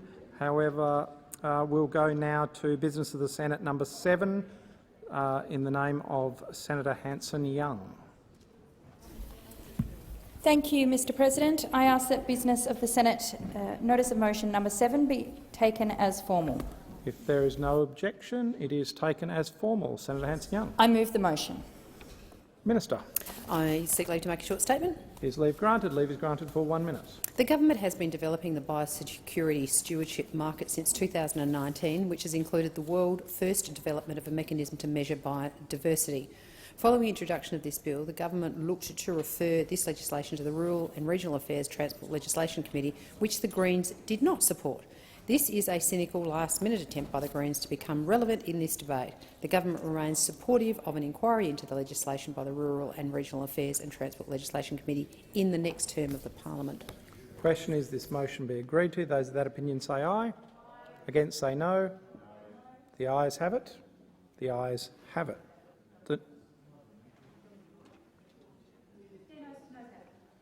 Division required. Ring the bells for 4 minutes.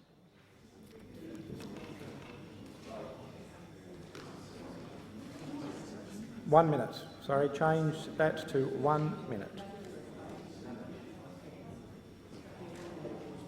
1 minute.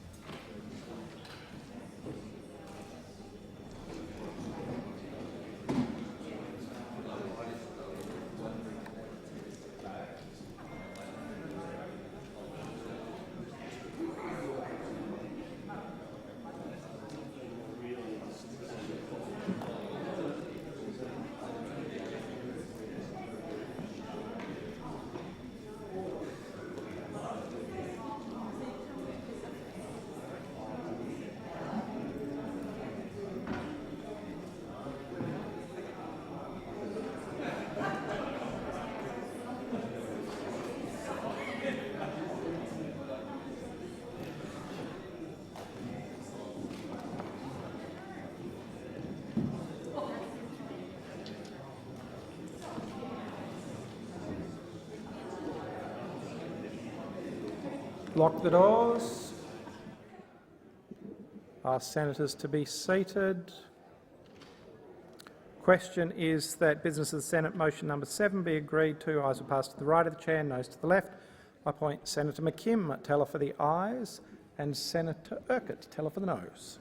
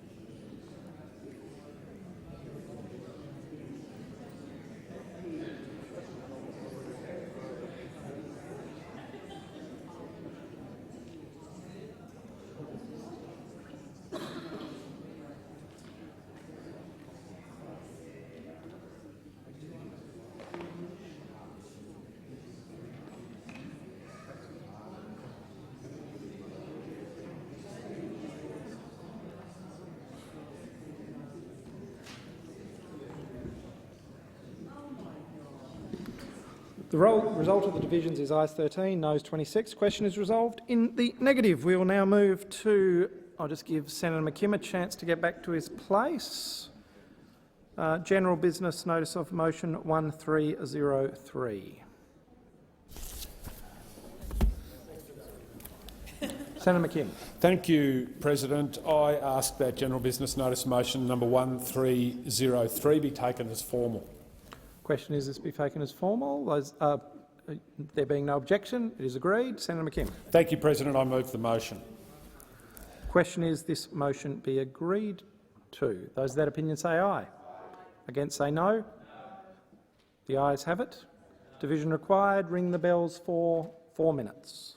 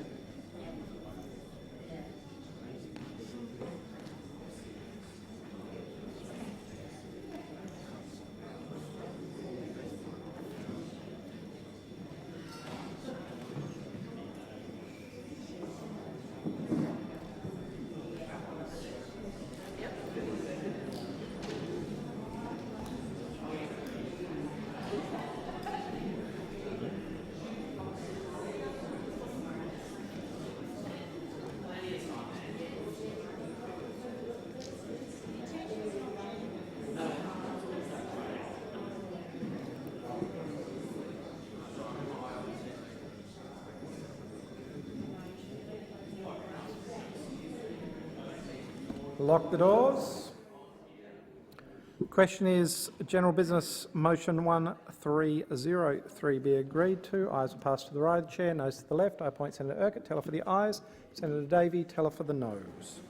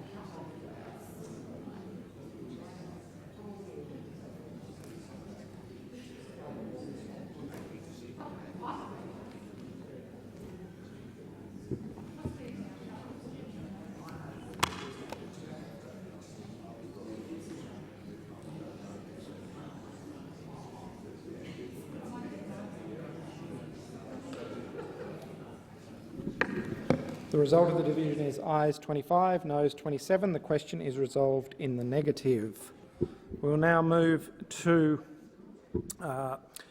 General Business Notice of Motion 1315. Senator Whish-Wilson.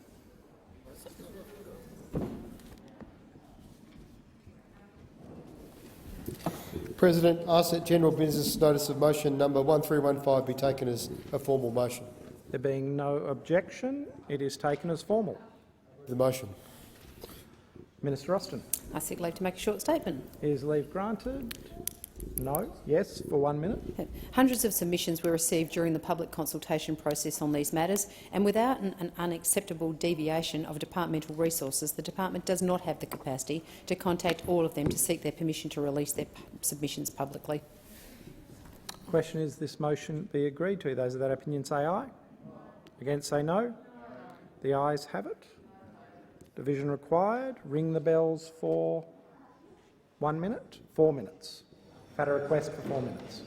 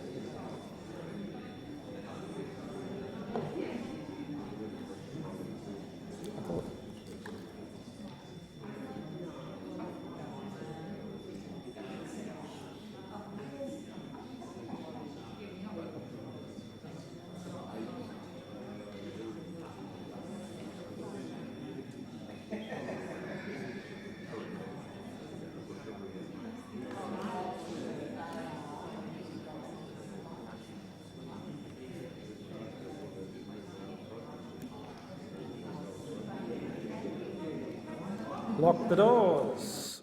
Question is the motion be agreed to. Ayes will pass to the right of the chair, noes to the left. I appoint Senator Urquhart teller for the ayes and Senator Davey teller for the noes.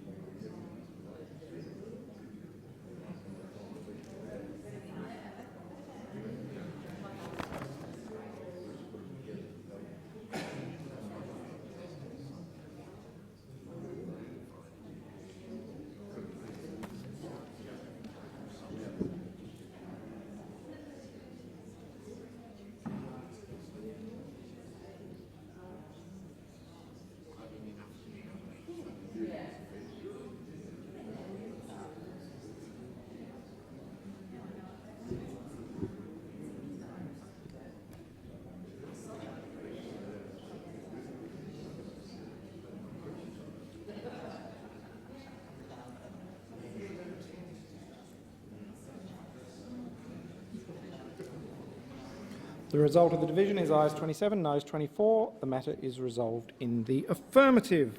I will now move to 1320 in the name of Senator Hanson. Senator Hanson, you have the call.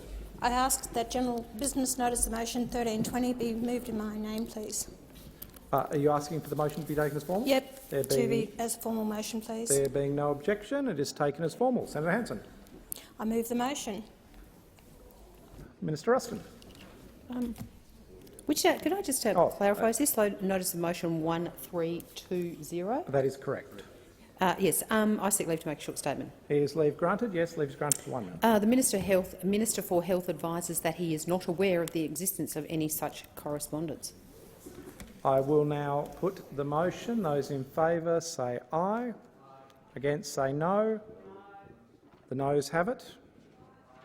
Division required. Ring the bells for 1 minute.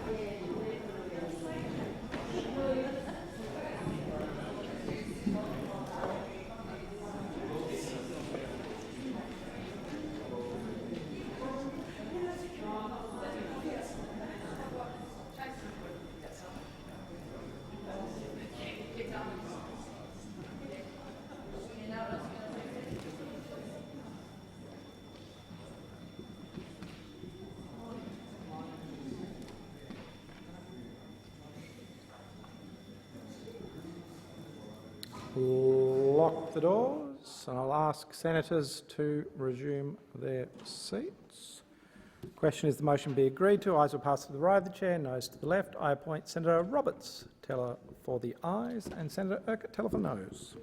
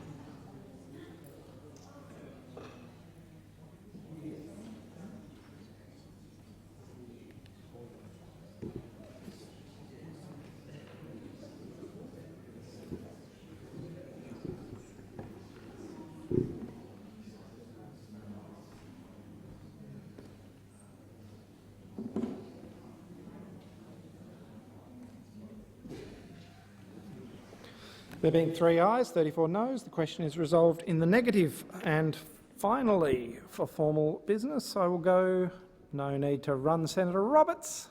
I will go to Senator Roberts. Thank you, Mr President. I ask that general business notice of motion number 1323 be taken as a formal motion. There being no objection to this motion being taken as formal, it's agreed. Senator Roberts. I move the motion. Senator Ruston. I seek leave to make a short statement. Is leave granted? Yes, for 1 minute. Thank you. We strongly reaffirm the safety of all COVID vaccines that have been tested, considered and approved for use in Australia. The TGA's robust processes make them one of the best medical regulators in the world. All COVID-19 vaccines have been vigorously tested and found to be safe and effective. Further, Australia has one of the highest vaccination rates and the lowest loss of life rates in the world. Question is Senator Patrick. I seek leave to make a short statement. Is leave granted? Leave is granted for 1 minute. My experience in relation to the COVID committee and Senator Gallagher is that if you simply ask her to put something on the agenda, she will do so, and it seems to me that this motion's irregular for that reason. I'm sure if you contacted the chair, she would assist in having issues that you wish to have considered by the committee brought to the fore. Question is the motion be agreed to. Those of that opinion say aye. Against say no.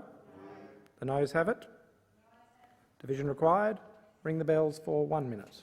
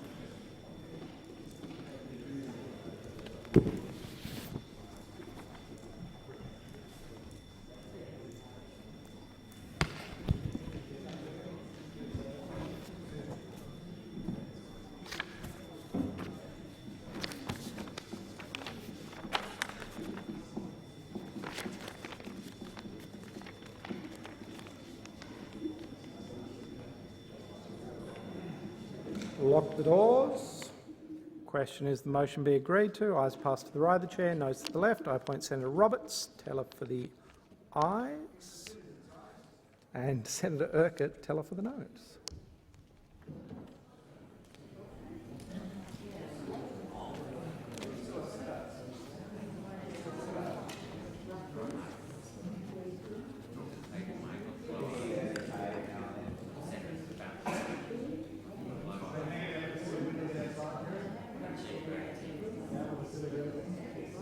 Order.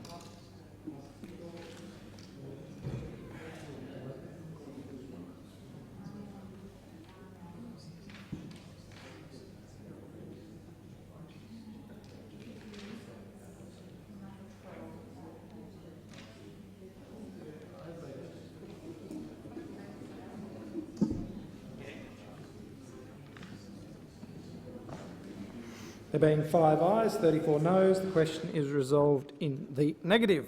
I'll ask senators to quietly depart. That concludes formal business, unless you are participating in the urgency motion.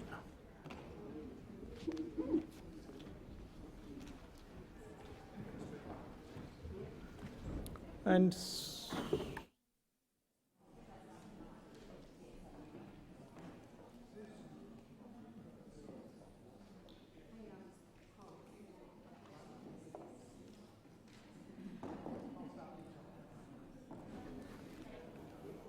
I inform the Senate that at 8:30 a.m. today, 25 proposals were received in accordance with Standing Order 75. The question of which proposal would be submitted to the Senate was determined by lot. As a result, I inform the Senate that the letter from Senator Rice proposing a matter of urgency be chosen. It is shown at item 13 on today's order of business. Is the proposal supported? I understand that informal arrangements have been made to allocate specific times to each of the speakers in today's debate. With the concurrence of the Senate, I shall ask the clerks to set the clock accordingly, and I will give the call, and I'll ask senators to quietly leave the chamber, and I'll give the call to Senator Whish-Wilson. Thank you, President. And could you formally move the matter of urgency? Yes. I formally move that the Senate notes the urgency motion by Senator Ross. Please, that in the opinion of the Senate, the following is a matter of urgency.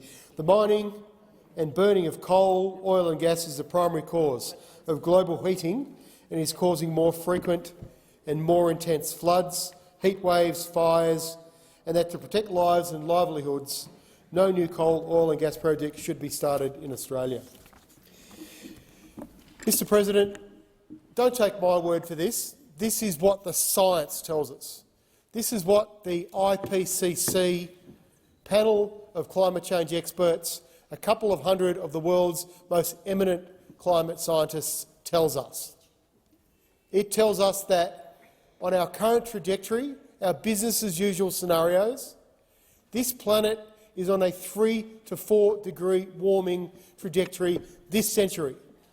Entire parts of our Earth, our home, will be uninhabitable at a 3 to 4 degree warming scenario, not just because of drought and lack of rainfall, pests and diseases, but also because of extreme weather events. And when we think of extreme weather events, like the bushfires this country witnessed just 2 years ago, or the floods, the unprecedented floods we've seen on the eastern seaboard in recent weeks, but also in the oceans, the unprecedented heat waves we are seeing in the ocean that are destroying our beautiful and globally significant coral reefs, our seagrass beds right around the country, our giant kelp forests, changes in the ocean that have profound impacts on Australian communities right around this country, and on the farming community who rely for their livelihood, and we all rely on the food that they grow. No one is more vulnerable than they are as an industry to our changing climate and to global warming. And the sole thing we can do, the most important thing we can do to reduce our emissions targets, our 2030 emissions targets in particular, is to stop all new oil and gas production, all new fossil fuel production in this country. But once again, don't take my word for that. Listen to the International Energy Agency, who said that 2021 was the year that we needed to leave all new fossil fuels in the ground and transition as rapidly as possible to 100% renewables. But what do? What do we get from this government? Just today we found that Mr Angus Taylor, the so-called Minister for Emissions Reductions, is bringing before the parliament regulations to give more public money to a fossil fuel project. They've given hundreds of millions of dollars in grants to fossil fuel projects at a time when we know we've got to be transitioning away from fossil fuels. Every time I talk to people about climate change, every time this issue is raised with me as a senator, whether it's with Green supporters, whether it's with Labor supporters, whether it's with Liberal supporters, it doesn't matter. Every person I speak to, I highlight them the simple fact that climate change is actually not first and foremost an environmental problem, nor is it an economic problem, even though it's caused by business activity, unregulated externalities from business activities. It is first and foremost a political problem. Only politics can solve this. People can change their behaviour. That makes a difference. But it is a systemic issue that this place, this parliament, can help solve. We have more reasons than most to show global leadership on taking the climate action necessary to limit emissions and warming to 1.5 degree above pre-industrial levels. But what do? We do the exact opposite. We are a global embarrassment. We have been called out by the UN, by UNESCO, by countries all around the world, including our friends and allies like the United States, as being a global embarrassment on climate change. Not only a laggard, but we are deliberately undermining climate action because this politics in this place, the Labor and Liberal Party, are captured by fossil fuel interests. That's the problem. Until we clean up politics, we'll never fix it. So this issue has to be first and foremost on the minds of Australians when they go into their polling booth. They need to vote for climate action. They need to vote Greens. Senator McMahon. Thank you, Madam Acting Deputy President. I rise to speak on this matter of urgency from the Greens. As always, the Greens over-exaggerate on climate change for their selfish political purposes. It is disgraceful, absolutely disgraceful, to politicise recent natural disasters and tragedies, trying to political point score on the back of human misery and suffering. Shame on you. Shame on you for doing that. That is just terrible. If we look at some of the claims that the Greens are trying to push, they're claiming that climate change has caused the flooding that we've seen recently in eastern Australia. These claims just simply do not stack up. The CSIRO, in their Climate Change in Australia report, showed that rainfall extremes in northern New South Wales have been only slightly above average, and for South East Queensland they have been average. We have rainfall records to back this up. The Brisbane River, for example, experienced a major flood last month, but there have been 10 floods that have been greater over the past 150 years.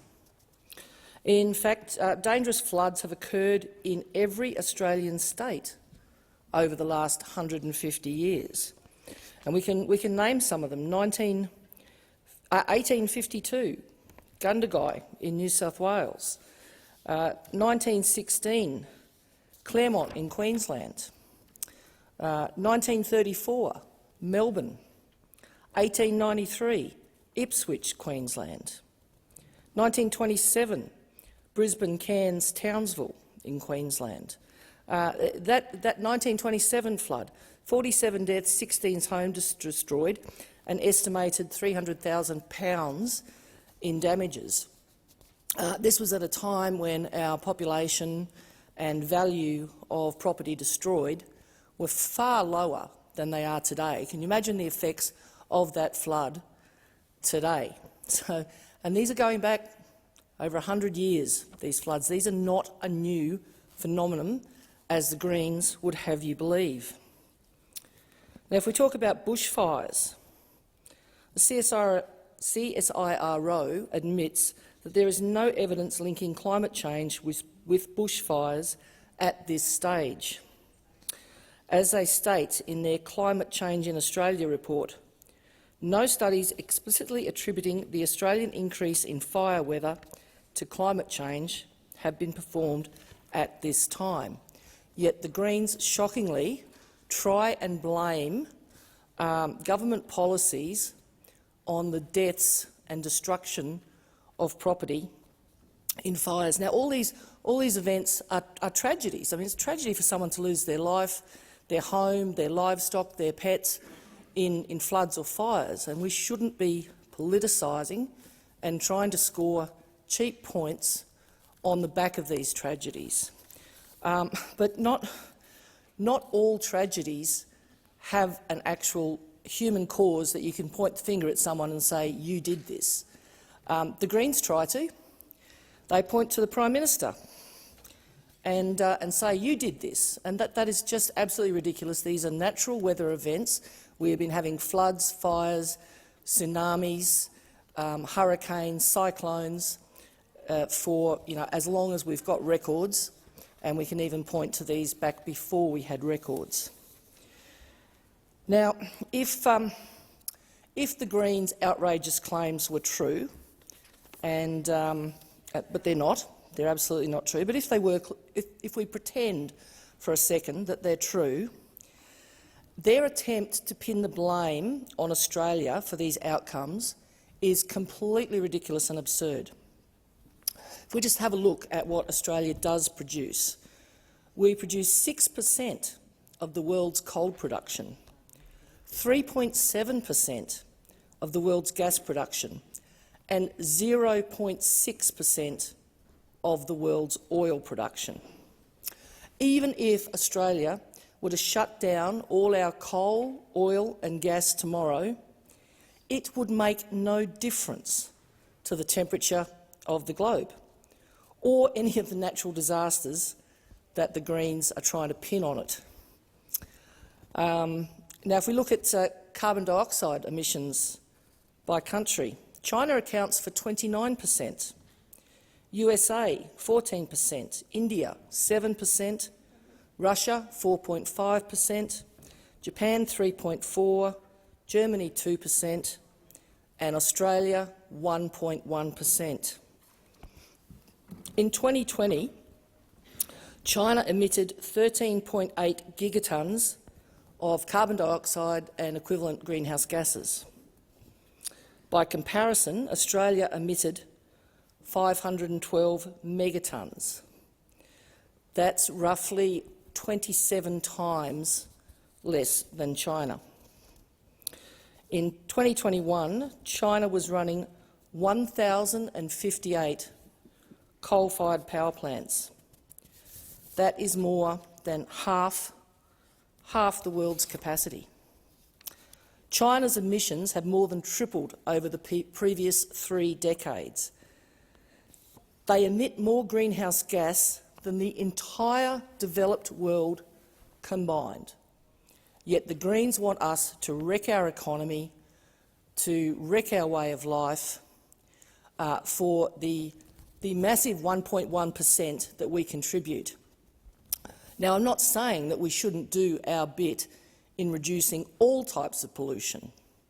And I'm not just concerned about global warming, climate change. We've got a lot of other things to worry about, such as plastics in our ocean. Maybe the Greens could show a little bit of care for our oceans instead of banging on about what Australia does to the world's climate. I can tell you that our little millifluff of a percentage of emissions is not going to do a damn thing, even if we cut it to zero, to the effects of greenhouse gases on the world's climate. And as we can see from what's happening in Europe today, if Australia would stop mining coal, oil and gas, we would only strengthen countries like Russia that threaten to bully and are invading and killing their neighbours. Europe is currently paying Russia more than $1 billion a day for coal, oil and gas. Europe has reduced its own gas production by 30% over the past decade, while its consumption has decreased by less than 13%. Europe has more gas reserves than Australia, so its extra reliance on Russian gas is completely self-inflicted. This is why, when Ukraine asked us for help to fight Putin, this is why they asked us to send coal, not solar panels. Europe's dependence on Russian gas is partly because it has allowed Russian funding of anti-fossil fuel campaigns to remain unchecked. We have a lot of evidence that Russian oligarchs are funding some of the anti-fossil fuel campaigners and the activist groups that are campaigning certainly overseas and even right here in Australia. Isn't it ironic that the Greens have a slightly well-hidden, dirty little secret? Their campaigns are actually helped by the funding Putin provides to anti-fossil fuel organisations. That's right, funded by Russia with love. Senator Whish-Wilson also talked about food. Well, if we look at food security, products of the oil and gas industries account for approximately 45% of the world's food production. So we all know that urea, which is a composition of most of the fertilisers that we use in this world, comes from the oil and gas industry, that they want to stop. They want to stop this industry, 45% of the world's food production. So the Greens not only want us to freeze to death, they also want us to starve to death. And this will hurt the world's poorest nations. Thank you, Senator. Senator Pratt. Thank you, Madam Acting Deputy President. I rise today also to speak on the MPI that Senator Rice has put forth. And as most of us understand in this chamber, but not all, I'm sad to say, climate change is one of the greatest challenges of our time. In Australia, we have indeed seen its devastating impacts, which have increased over recent years and even months, in tragic fires, floods, cyclones and more. Here in the Labor Party, we've always been committed to strong action on climate change. You saw that when we were last in government, and we committed to net zero by 2050, some 7 years ago, which is, in Labor's view, an essential starting point. This is a goal that the CSIRO says will deliver higher wages and incomes, and also for Australians lower power costs. Why? Because we know that renewable energy is in fact cheaper than bringing online new coal or fossil fuel power. It's a goal that the University of Melbourne says will deliver 20 times greater benefit to the economy than any costs. It is a goal that is not only the right thing to do by future generations here in Australia and around the world, but it is also the right thing to do by our economic and social goals right now, today. But as the motion before us, put forward by the Greens, which we don't support, seems to argue against, we need a real path to get there. We can't have passionate speeches. They're not worth much without discernible action and a real plan to get the job done. We want to see in our nation, and Labor has a plan for, job-creating investment that delivers real emissions reduction. And this is a plan where we will need to bring the Australian people with us. I speak to many voters in the course of the upcoming election about their desire to see real action on climate change. But I also speak to voters, the vast majority of voters, who aren't about to vote for a plan that's going to see them out of work and out of a job.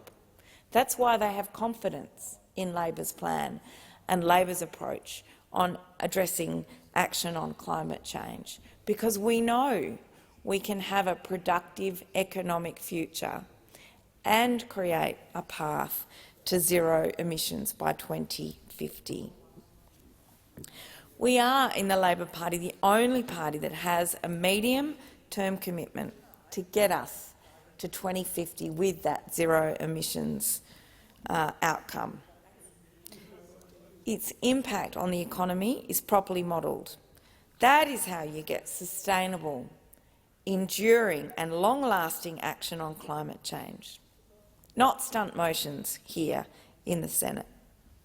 Australia has the potential to become one of the world's renewable energy superpowers, but only if we have the leadership and vision needed to bring Australia together to seize the opportunities in front of us. This can't be about wedge stunts. It has to be about a real path for jobs, and that includes the jobs that exist in our fossil fuel industries currently. The Greens fail to note in their motion the obvious truth that changing where countries buy their fossil fuels from doesn't reduce global emissions one bit. We've seen this happen before with much of the offshoring that's already happened in Australia.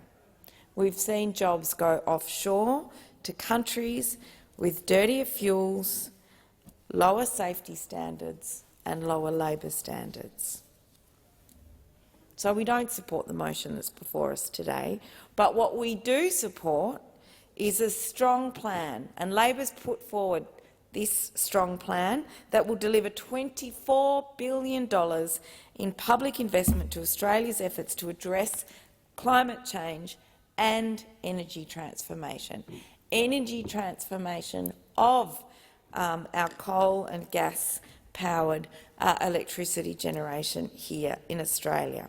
That public investment is absolutely critical to increasing the penetration of renewables in the electricity grid, and the independent modelling of Labor's plan shows that we can reach 82% penetration of that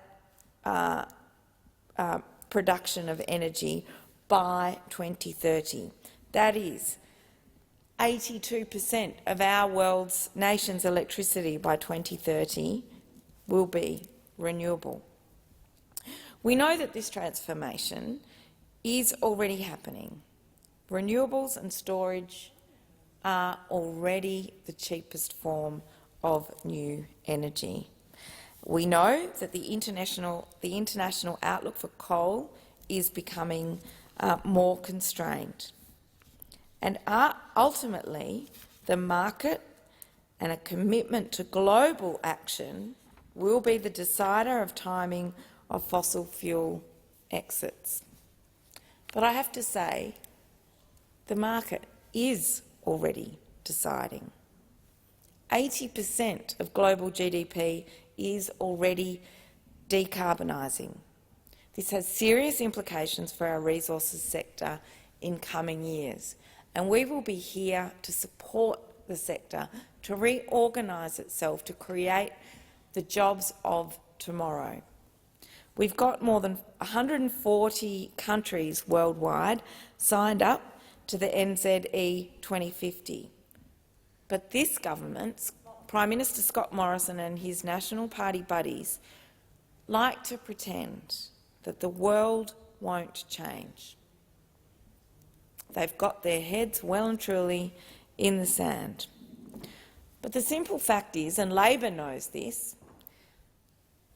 and we know that the Greens know it already, but they have to find a deeper way of politicising this to wedge the Labor Party. The Greens know, Labor knows, business knows, Australians already know that global capital is already moving. So here with Prime Minister Morrison, we have yet again a man without a plan, a Prime Minister without a vision and a path to get us to the future, get us to that better future that we all as Australians deserve. There hasn't been a new coal-fired power station built in Australia since 2009. And given how renewable energy generation has now become dominant since then, the Labor Party doesn't see that changing. The Greens would have Australia exit coal and gas tomorrow. Exit coal and gas, but with no plan for workers, communities or our energy system. We are making those plans for that transition. The government tries to use taxpayer funds for coal-fired power stations that the market won't even touch. And Labor knows that this exposes taxpayers to a massive carbon liability. So here we are, with clowns to the left and jokers to the right. We have an opportunity here for solid, stable government that believes in real action on climate change. And we will have that opportunity before us at the next election. So we're confident in the way that we are taking our climate change policies out to the Australian people. They have strong support from business, strong support from environmental groups and strong support from the community. As we've seen in the last 2 months alone, the closures of 3 coal-fired power stations have in our country been brought forward. And so with this election imminent, we're not here to blame Scott Morrison and his energy minister for those closures. The fact is those closures have nothing to do with government policy. This is about the market operating. Pratt. Thank you. Senator Roberts. Thank you, Madam Acting Deputy President. As a servant to the people of Queensland and Australia, all I can say is, here we go again. The Greens, Labor, Liberal, Nationals seem to think that science occurs when someone says the words, "the science says." That is a lie. That is a delusion, a dangerous lie and a dangerous delusion. Empirical scientific evidence, measured observations, decide science when presented within a causal framework that proves cause and effect. The Greens never present empirical scientific evidence showing cause and effect. So let's assess each of the Greens' statements and implied claims and the empirical scientific evidence that actually exists. Their first claim, global heating. Global atmosphere has not warmed since 1995, especially when you include analysis of natural El Niño cycles. No increase for 27 years.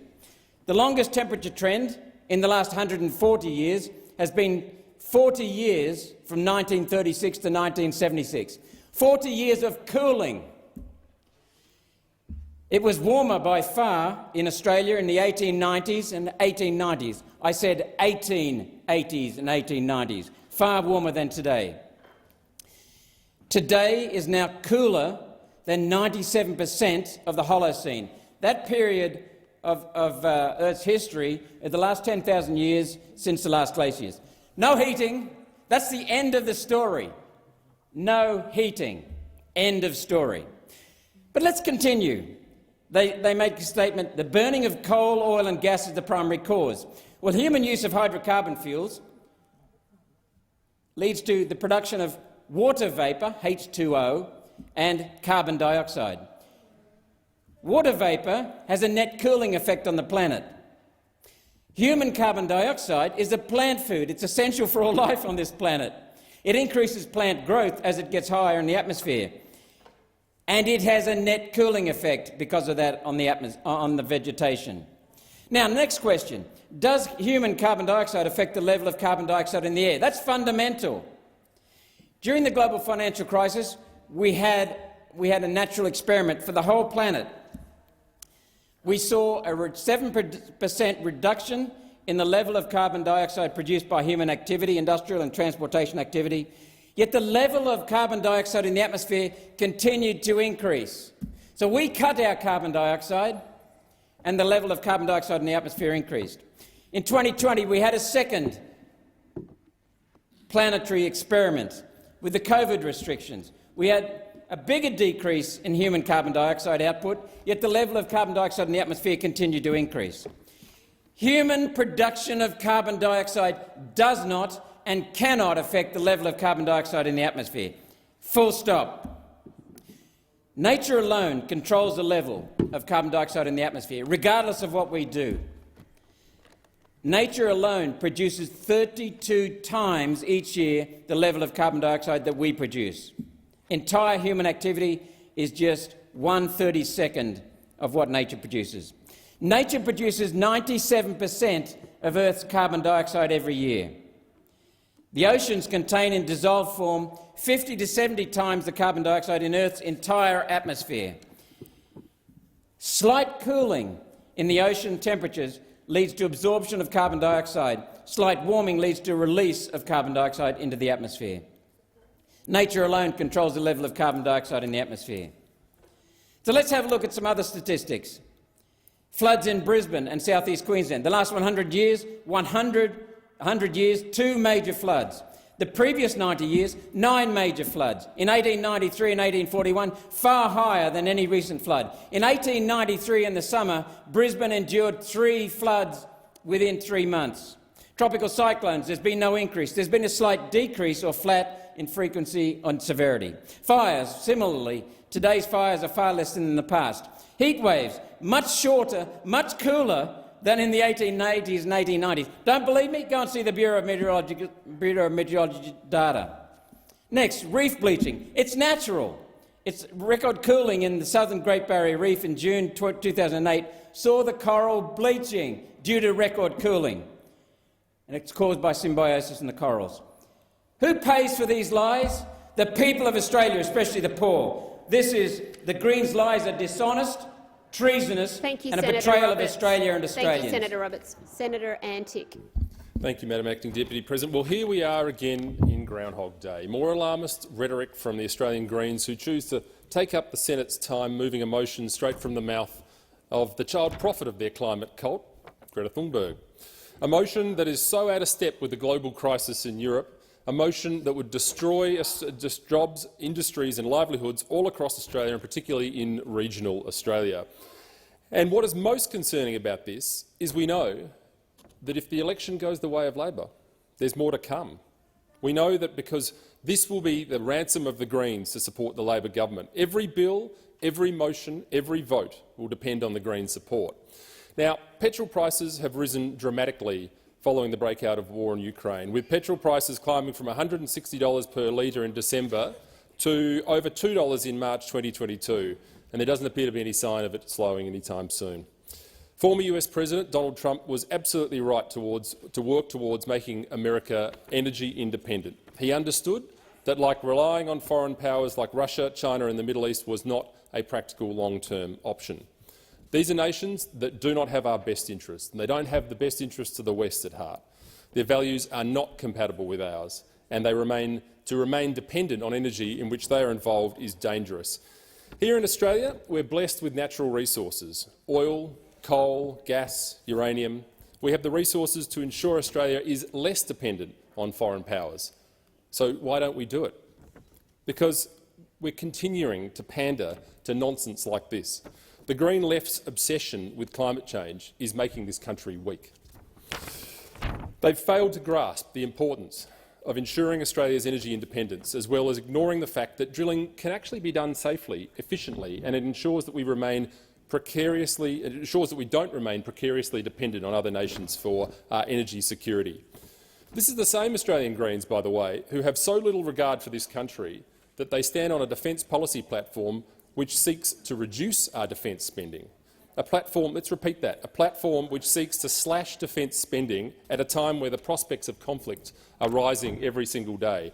This is a policy platform, listen to this, Senator, you'll learn something, which seeks global cooperation facilitated by peaceful, non-violent conflict, which states that non-violent conflict, this is true, this is straight from their website, non-violent conflict resolution is the most effective way of promoting peace. Two fairly realistic prospects right there. I can just see it. If the Labor Party makes government, they'll make Adam Bandt the foreign minister. They'll send him off with his little hemp bag, They'll take him off and they'll take him down to see Putin. He'll sit there with Putin and Xi and they'll talk about peaceful solutions. It's hilarious. And when an unexpected crisis like Russia's invasion of Ukraine comes up, pressure's actually brought to bear on the international energy market, and it's Australian families who end up spending more on petrol and endure the tremendous financial strain. It's a matter that's lost on our friends across the chamber. That means Australians have less to spend on their groceries, less to spend on their lifestyle, and it causes the economy, of course, to lag. And this is because, frankly, too many in this place, too many in the community, are prepared to stand up to the petulant left. And this is a movement which has been telling us for the past 50 years that we're going to get a mass extinction episode in the next decade. One after the other. The Greens would rather have us dependent on China, Russia and the Middle East than energy independent. Now, despite Norwegian company Equinor having sadly been forced to pull out of drilling in the Great Australian Bight, there will be others that will seek to do so. And we should be ensuring that we allow every possible opportunity for them to do so. Rather than shamefully celebrating the bullying of these projects out of town, these Green left activists should put down the French champagne, turn off the Tesla and stand up for Aussie jobs. What's important is that the Australian government continues to ignore the voices of the radical left and encourages companies to explore and drill the Bight, which could still be, if we make it so, Australia's North Sea. So let's be clear. I'm happy to call for drilling in the Great Australian Bight. It should be explored, it should be drilled and it should be used safely for the greater Australian good. Not left on the shelf to aid and abet the phony crony capitalists in interests of our strategic foes like the Chinese Communist Party. Australians need to reject the false profits of green politics. And the same applies, by the way, to nuclear power.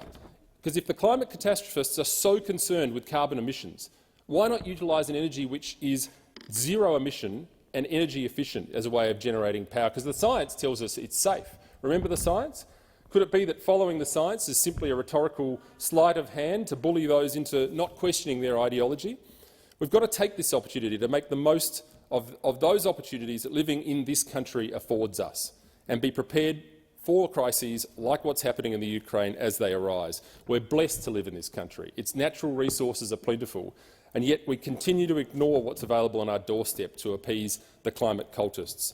And like Australia, the US is languishing under increased fuel prices due mainly to its energy dependence under President Biden, who could have kept the Keystone XL pipeline project alive, which would have seen almost 1 million barrels of oil carried from Canada to Nebraska in one single day.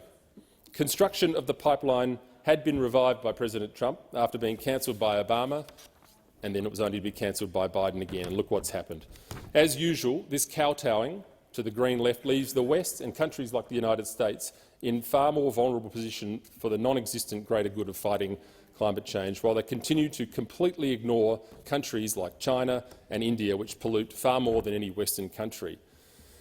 And how often is the extreme left going to beat the drum of climate action in this country? No emissions reductions will ever satisfy them, because if they admit there's nothing more to talk about, they admit that Australia is doing its fair share, then their political relevance drops away. This country has, in fact, as we have said so many times in this chamber before, both met and beaten its 2020 targets. Emissions are 20% below 2005 levels, which was the baseline for the Paris Agreement, and emissions have fallen faster than many other comparable advanced economies, outpacing reductions in the United States. The latest projections show Australia is on track to reduce emissions by 35% by 2030, and yet it's still not enough. It'll never be enough. It's like green activists aren't actually interested in the environment. It's just their job-destroying ideology. The invasion of Ukraine has meant that Western nations are thoroughly distancing themselves from Russia, which has meant that a large portion of our oil must either be sourced from elsewhere or from inside our own borders. China has been spouting concerning rhetoric regarding Taiwan for some time now, and the day may soon arrive when there is an attempted invasion. We have to ensure that we're self-reliant. We have to ensure that we're not dependent on other countries whose values do not align with our own. And it's time to stop pandering to the ideological left. There's no good reason for Australia not to be far more energy independent. If we prioritise our long-term national security, not to mention our economy and the well-being of the Australian family, then there's really no other option. So I say, let's start drilling the Bight. Thank you, Senator Antic. Senator Watt. Thank you, Madam Acting Deputy President. I rise to oppose this motion, which is yet again another Green stunt. I suppose we are drawing the end of this parliamentary sitting, and every week of this parliamentary sitting has been characterised by Green stunts, so why would anything change now as this parliament comes to an end? Climate change is a real issue. We are feeling it, we are seeing it, we are experiencing it every day right now. As we speak, northern New South Wales is flooding again. South East Queensland has had heavy rainfall. We see heat waves, we see bushfires more often and of more intensity. And all of the scientists tell us that unless if we take serious action on climate change, the situation will get worse, with more natural disasters, more frequently and more intensely. So climate change is a real issue, and it is one that the parliament should take seriously, and it is one that as a country we should take action on. But the way to deal with it is through a real plan that has been thought through, that has been costed, that has been modelled, which establishes exactly what needs to be done in the most effective, most efficient way, and that is the plan that Labor has put forward. Labor has put forward a comprehensive plan as opposed to the Greens putting forward a three-line motion. That's the extent of the Greens' plans for dealing with the very real challenge that we have around climate change. So it is only Labor that has a real plan to deal with the challenge of climate change. On the one hand, we have the government, which doesn't even believe in climate change if you just scratch below the surface. We have had a lost decade under this government of action on climate change, where we've seen temperatures increase, we've seen sea levels rise, we've seen natural disasters become more frequent and more intense, with no action and simply denial from this government about the need to do anything.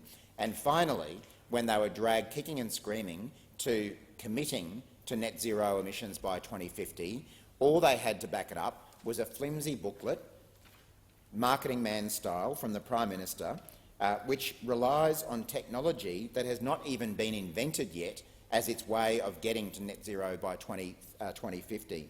Their policy is a complete joke. It has more holes in it than a piece of Swiss cheese. And the reason for that is that they don't fundamentally believe that climate change is a real risk.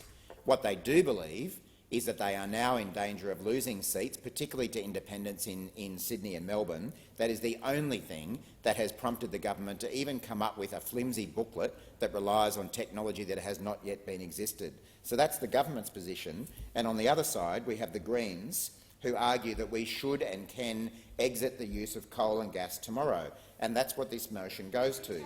They have no plan for the workers who would be affected by that. They have no plan for what that means for the energy grid. They don't recognise that until we do have renewables at scale, where we'll continue to need coal and gas to back up our electricity system, that's just a reality. And unfortunately, the Greens are denying that reality, they have no plan for what happens to workers, the energy grid, or people's ongoing need to use electricity. It also, the Greens' plan, does nothing about the fact that other countries continue to consume coal and gas, continue to mine it, continue to supply it and continue to use it. So even if we did follow the Greens' motion, it would do absolutely nothing about the rest of the world's use of coal and gas, and in fact would probably see dirtier resources being used rather than those that are produced in Australia. So in contrast to both the Greens and the LNP, Labor is the only party that is taking a real plan to deal with climate change to the coming election. Our Powering the Nation policy, which we launched at the end of last year, will create jobs, it will cut emissions and it will cut power prices. They are the things that we need to do as a country, both to tackle the economic challenge that we have around our future energy sources, and that is the policy that will deliver real change and real action on climate change, not stunts like this from the Greens party, three-sentence or three-line motions that will do nothing to actually fix these problems, that won't deliver cheaper power, that won't reduce emissions and certainly won't look after people's jobs. So, I'd encourage the Greens to reflect on their behaviour and the way they approach this issue. This is a significant issue. It deserves a well-thought-through plan, and that is not what the Greens are offering us. Senator Thorpe. Thank you, Acting Deputy President. I've just come back from Larrakia country, Darwin, where I listened to and sat with around 40 traditional owners, senior law people and Jungais. They told me to give you this message. We need all of the governments to listen to us. We don't want no fracking in the Beetaloo. This is our land, our future, our water, our life. Auntie Nancy McDinney told me to tell you fellas to actually go to Borroloola, go drink their water, live like they live, and go and give them what they need, because none of you have. You all talk about it in here. None of you have been there.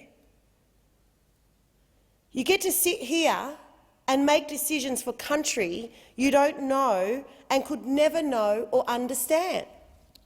Traditional owners do not want fracking. Not now, not ever.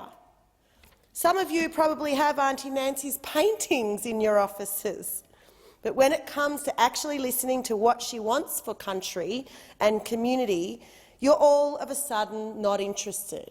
But you'll rave and rant about your dot paintings, I'm sure. Do not frack the Northern Territory. We also heard how the Northern Land Council is helping these mining companies like Santos and Origin destroy country and water. Both these companies had to be summoned to attend a separate hearing because they flat out refused to look traditional owners in the eyes in Darwin. Shame. Shame. Traditional owners told us that the Northern Land Council just refuses to hear the word no. Traditional owners have time and time again said no to fracking, no to destruction of country and heritage, no to the poisoning of water. The Northern Land Council is complicit in the lies that gas companies are telling our people. What's worse is that the NLC is meant to be protecting country and working with traditional owners. It's absolutely shameful and disgraceful and disrespectful. And the sooner that this parliament investigates the dodgy dealings of these land councils, the better. I say to these dodgy land councils, I'm watching you, our people are watching you, and we are coming. You are on notice. In conclusion, I would like to thank my colleague Senator Cox and Senator McCarthy, who sat with traditional owners, who were part of the story, who were part of listening, and how powerful it was to see 3 deadly, staunch black women senators sitting in front of them, genuinely listening to what they had to say and genuinely taking on their fight and their voice and bringing it into this place. Thank you, my sisters. Don't frack the Northern Territory. Respect the traditional owners. And again, if you have a dot painting in your office that you admire each day and you tell your family and your friends about, then maybe look at the story of that dot painting, because you're killing the people who painted them. You're killing the land of the people who painted them. You're taking their children and you're doing all you can to destroy everything that they are and everything that their country means to them. Give up your dot paintings or don't frack the NT. It's pretty simple. So I urge all of you senators with the dot paintings to go back, have a look at them, If you don't take it down, I hope they haunt you. Senator Ayres. Well, if the Greens political party is going to treat this chamber like a sort of youth model United Nations, I'd prefer it if the motions were a little bit more interesting and original. There's nothing if not predictable. We got the usual thundering speech. Order. We got the usual thundering speech at the beginning from the barefoot investor, which is good for the social media posts. I get it. But it is a tired contribution from a party that looks and sounds exhausted. They have been in this Senate for 34 long years, and this is all that they have, and a record of zero achievement. A few decades ago, I suppose there was at least some energy to them. Perhaps they had enough of the old activists still around to put some fuel in their ideological tank. Instead, the party of protest has become the party of performance art and street theatre. They've lost their ambition, they've lost their drive. Now this is all just about securing the little 10% that each of them need to come back here. It keeps them occupied, I suppose. It's going to get better. To turn to the substance of the motion, although substance is an optimistic assessment of what we have before us, Labor won't be supporting it. But that's a foregone conclusion. It was written so that Labor would oppose it. That's what it was for. So the Greens have something to share on social media so they can continue to justify their position in this chamber. The Greens aren't actually talking to the communities that actually have to live with the consequences of their ideas.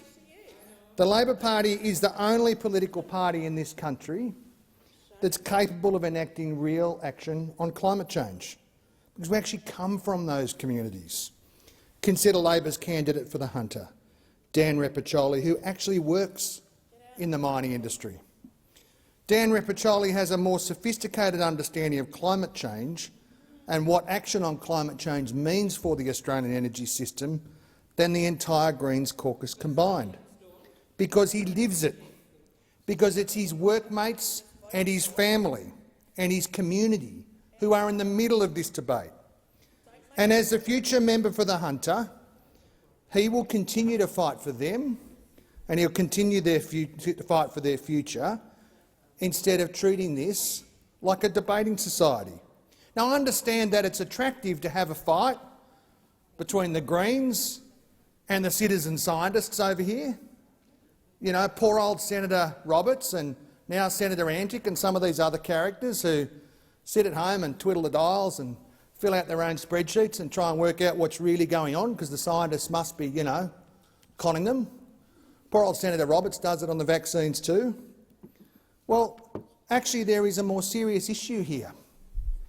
It's a more serious issue that goes to the heart of how this country is going to deal with the failure of the last decade, the climate conflicts of the last decade that have left us stone-cold motherless last, instead of leading in the world on these questions.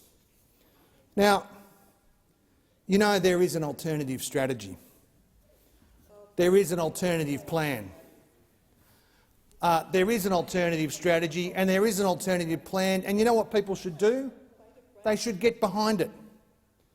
You know, this resolution comes as the floodwaters are working their way through the Richmond River and Wilson River systems in Lismore, and families are once again facing up to the consequences there. We should not be ambulance chasing about these issues, we should be solving problems. After 34 long years, we've got to do better than this. There is an alternative plan, the Albanese Labor plan. $24 billion of public investment, a fully costed plan, the most effectively costed plan from an opposition in Australian political history. 604,000 jobs, 5 out of 6 of those jobs in the regions. By 2030, 82% of the electricity grid from renewable sources. Power prices down, guaranteed. 43% target by 2030. Net zero by 2050, a pathway to get there. investment in manufacturing. Now, look, you can choose. My view is people ought to get behind a plan that could actually work. Senator Cox. Thank you, Acting Deputy President. I rise to make a contribution to this MPU calling for a moratorium on new coal, oil and gas projects. We are in a climate crisis.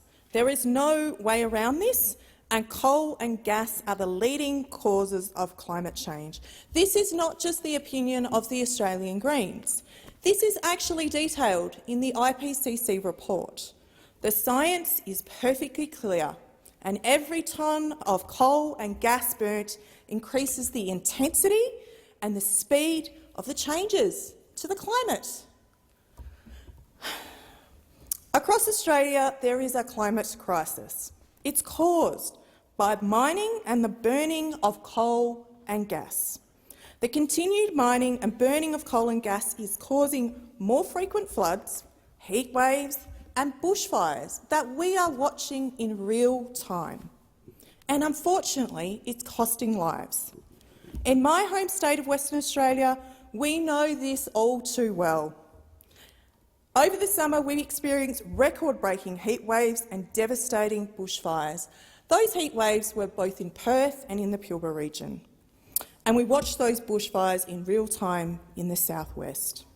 Parts of this beautiful country are now becoming unlivable due to the extreme temperatures, and I wish there were other senators that would have hung around for this detail, because in Fitzroy Crossing in Western Australia, currently they experience 67 days over 40 degrees per year. If we are to stay on track with both the government and the opposition's policies, by 2050 they'll be experiencing 155 days over 40 degrees, which is basically unlivable. We need real climate action now. We need real climate action, meaning phasing out coal and gas by 2030 and keeping climate-destroying coal and gas in the ground where it belongs. Real climate action means banning new coal and gas projects and stopping the gaslighting that is happening, the narrative, the false narrative that is being created by this government. Real climate action means protecting our environment for future generations, both mine and yours. So the burning question here is, what's stopping Liberals and Labor from taking action on climate change? Well, it's no secret that both the Liberals and Labor take millions of dollars of donations from coal and gas billionaires and big corporations. So this is for the folks out there watching, the Australian public. In fact, every budget, the government slips into the books more billions of your taxes earmarked for coal and gas corporations. From these tax breaks that they give to those billionaires and big corporations, they give handouts. They spend public money on making the greatest challenge that we face far worse by backing more coal and gas projects across this country. So you won't hear Labor criticise the Liberals' fossil fuel handouts, which is why it means only putting the Greens in the balance of power will stop pouring more fuel onto the climate fire. Dirty donations explain why the Labor Party is also giving the green light to climate-wrecking projects like the one that's operating in my backyard in Western Australia, the Scarborough Project, on the lands of the Murujuga people. The Scarborough Gas Project is a climate bomb and will create pollution that equals 15 coal-fired power stations every single year, and it's worse than Adani. In fact, it'll be like Juukan 2.0. Now, this federal government and the state governments included claim that major oil and gas projects like Scarborough will create jobs. But what they won't tell you is that in WA, their workforce, in fact, does not create jobs for West Australians. They're better off literally supporting any other industry because it's less than 1% of WA's workforce. Political capture by the big coal and gas corporations through donations, through that revolving door of lobbyists, and through job offers, their well-funded disinformation campaigns continue to see the Labor and Liberal parties throw money at their incumbent fossil fuel companies. all at the expense of slowing down that ever-present transition that we need to make. I'm proud to be from the only party who doesn't take money from the fossil fuel industry or big corporations, because we won't take money from the Woodsides, the Rio Tintos of this world. The Greens have a plan for real action on climate change, but the only way we can do that is to kick the Liberals out and to push a Labor government further and faster on climate action, and it's a vote one for the Greens. A small change in a vote can put the Greens into shared power again, so we can push Labor to go further and faster on tackling the climate crisis and making those billionaires and big corporations pay their fair share of tax so that we can get money back into our community services where it's needed. In shared power, we can tackle the climate crisis, creating hundreds of thousands of jobs and making those corporations pay their fair share of tax so we can create a safer future for all of us. We can power a clean energy revolution that, again, will create all of those long-term jobs, enabling our workers in fossil fuel industries to transition away from polluting industries. We know the Labor Party— Thank you, Senator Cox. The time for this item has expired, and the question now is that the motion moved by Senator Rice be agreed. Those of that opinion say aye. Those against say no. I think the noes have it. Is a division required? Is a division required? A division is required. Ring the bells.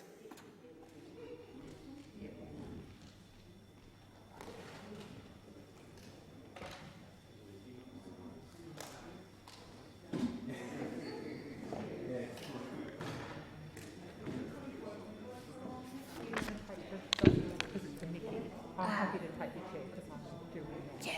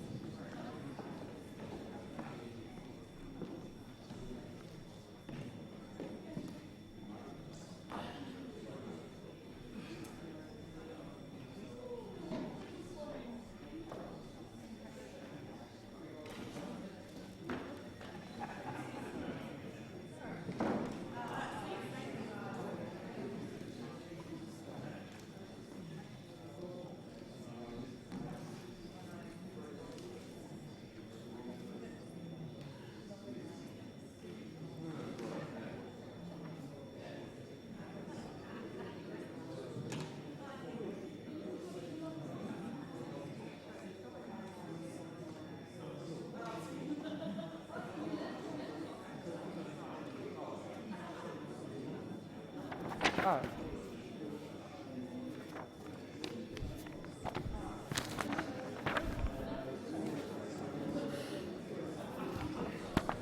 Where's the read? Yeah. Sorry, I've only got. Oh.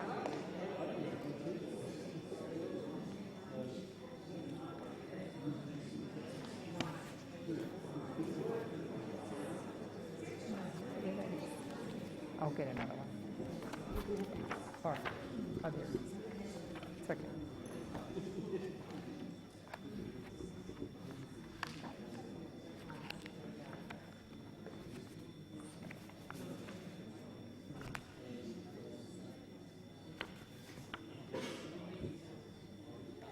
Lock the doors. So the question is that, arising out of the urgency motion, that the ayes shall go to the right of the chair, the noes to the left.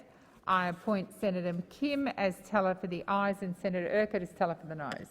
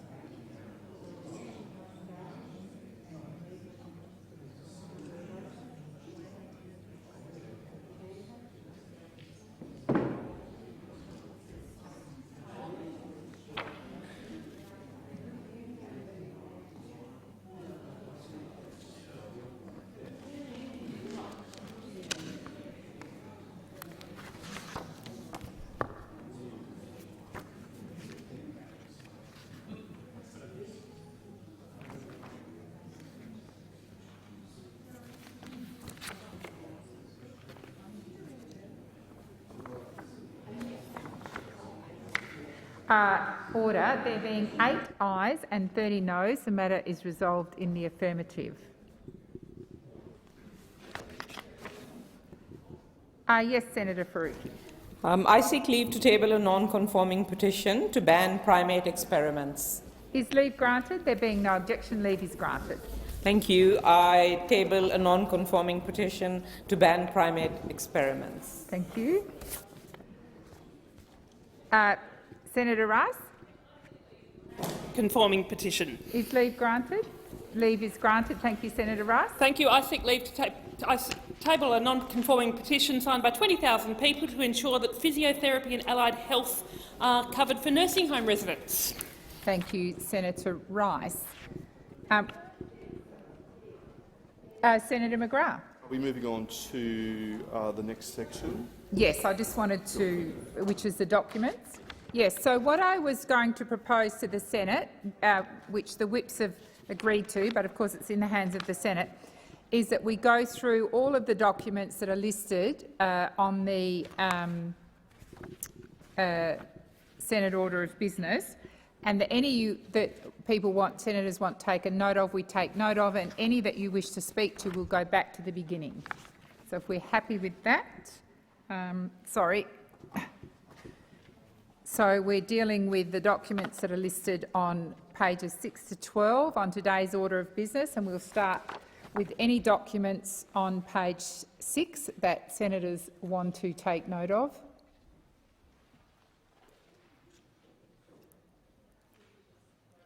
So we'll move along. We'll now deal with documents at the top of page 7, ending in the documents listed as 15.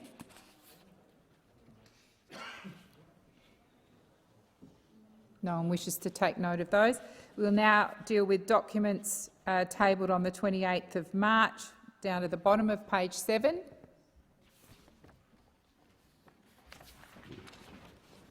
Thank you, Senators. We'll now move to documents listed on page 8, which starts at a document listed as number 20 and finishes with a document listed at number 30 under Government Docs.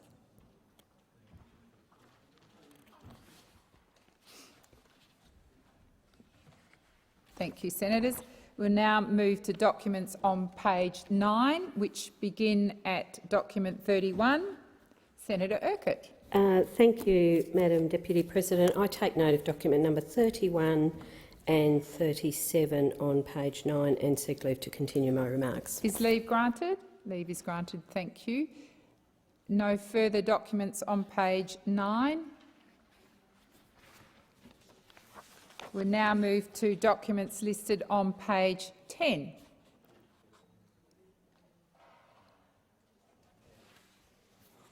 Thank you, Senators. We'll now move to documents listed on page 11.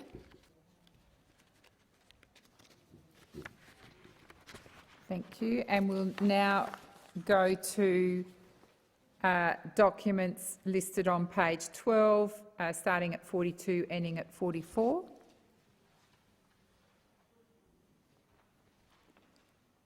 Thank you, Senators. And so we'll now move to item number 15, which is the tabling and consideration of committee reports and government responses. Senator McGrath. Pursuant to order and the request of the chairs of the respective committees, I present reports from the legislation committees in respect of the 2021-2022 additional estimates together with accompanying documents. On behalf of the chairs of the respective committees, I present additional information received by the committees on their inquiries into the COAG Legislation Amendment Bill 2021, the Religious Discrimination Bill 2021 related bills, and the Social Media Anti-Trolling Bill 2022. On behalf of the Parliamentary Joint Committee on Corporations and Financial Services, I present the report of the committee on the 2021 annual reports of bodies established under the ASIC Act. On behalf of the Parliamentary Joint Committee on Human Rights, I present Human Rights Scrutiny Reports 1 and 2 of 2022. On behalf of the Parliamentary Joint Committee on Law Enforcement, I present the report of the Committee on Vaccine-related Fraud and Security Risks, together with accompanying documents. On behalf of the Joint Standing Committee on the National Disability Insurance Scheme, I present the final report of the Committee on the NDIS workforce, together with accompanying documents. On behalf of the Joint Standing Committee on Trade and Investment Growth, I present the report of the Committee on the Prudential Regulation of Investment in Australia's Export Industries. I seek leave to present a delegation report. Is leave granted?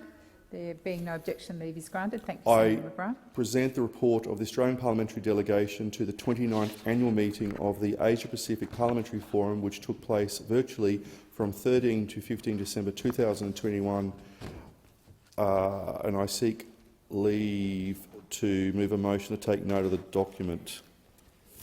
Is leave granted? There being no objection, leave is granted. Thank you. Senator Hanson-Young was seeking the call. Senator Hanson-Young. Oh, beg your pardon. Have you got one more? I've got just two more, if I could just table. Is that it's okay, Senator Hanson-Young, just for tabling? Thank you. On behalf of the Parliamentary Standing Committee on Public Works, I present the committee's second and third reports of 2022. Pursuant to order and at the request of the Chair of the Legal and Constitutional Affairs Legislation Committee, Senator Henderson, I present the report of the Committee on the Provisions of the Customs Amendment Controlled Trials Bill 2021, together with accompanying documents. And I also have another report I need to seek leave to. Also, if I could seek leave to present a delegation report. Leave is granted. Thank you, Senator McGrath. On behalf of Senator Fawcett, I present the report of the Australian Parliamentary Delegation to the 42nd ASEAN Interparliamentary Assembly, which took place virtually from 23 to 25 August 2021. I also seek leave to incorporate a tabling statement into Hansard. Is leave granted? There being no objection, leave is granted. I'll just move to Senator Urquhart, who's got 2 reports to table as well. Thank you. Thanks, Senator Hanson-Young. Thank you, Madam Deputy President. On behalf of the Chair of the Finance and Public Admin References Committee, Senator Ayres, I present additional information received by the Finance and Public Administration References Committee on its inquiry into the Urban Congestion Fund. And on behalf of Senator Carr, I present the report of the Legal and Constitutional Affairs References Committee on family and partner reunion visas, together with accompanying documents, and I move that the Senate take note of the report, and I seek leave to continue my remarks. Is leave granted? There being no objection, leave is granted. Senator Hanson-Young. I thought perhaps Senator Scarr had to table something. Beforehand, thank you. Senator Scarr. Thank you, Senator Hanson-Young. Madam Deputy President, I have, on behalf of the Joint Committee of Public Accounts and Audit, I present this statement on the draft budget estimates of the Australian National Audit Office, the ANAO, and the Parliamentary Budget Office, the PBO. The committee is required under the Public Accounts and Audit Committee Act 1951 and the Parliamentary Service Act 1999 to consider the draft budget estimates of the ANAO and the PBO and make recommendations to both Houses of Parliament regarding these estimates. For this year's budget, neither the ANAO nor the PBO has sought additional funding. The committee therefore endorses both the ANAO's and the PBO's draft budget estimates. The committee continues to consider both offices vital in supporting the work of this parliament. The PBO's estimated expenses for 2022-23 amount to $9.253 million. Over the last year, the PBO has modernised its ICT environment, shifting to a cloud-based platform. This will have an ongoing impact on the PBO's budget, and the JCPAA will continue to monitor this over coming years. The ANAO sought and received, with support from this committee, substantial budget supplementation in the 2021-22 budget, along with additional funding to support the staged implementation of the auditing of performance statements in the Australian public sector. The ANAO's estimated expenses for 2022-23 are $90.462 million. In the last financial year, the ANAO reported an operating loss of $1.833 million, including through contracting costs to complete such audit work, investment in cyber resilience and investments in data analytics, technology and capability.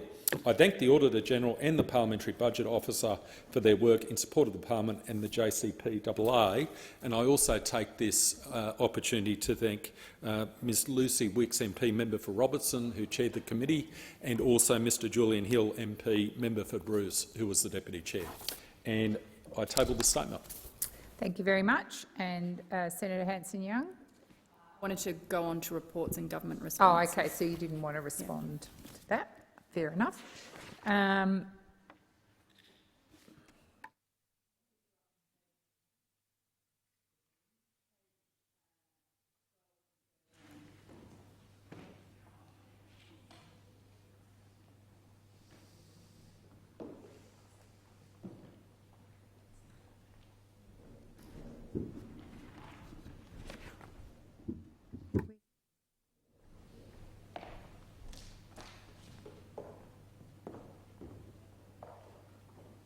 So I believe that we are now at the Standing Committee on Privileges for adoption.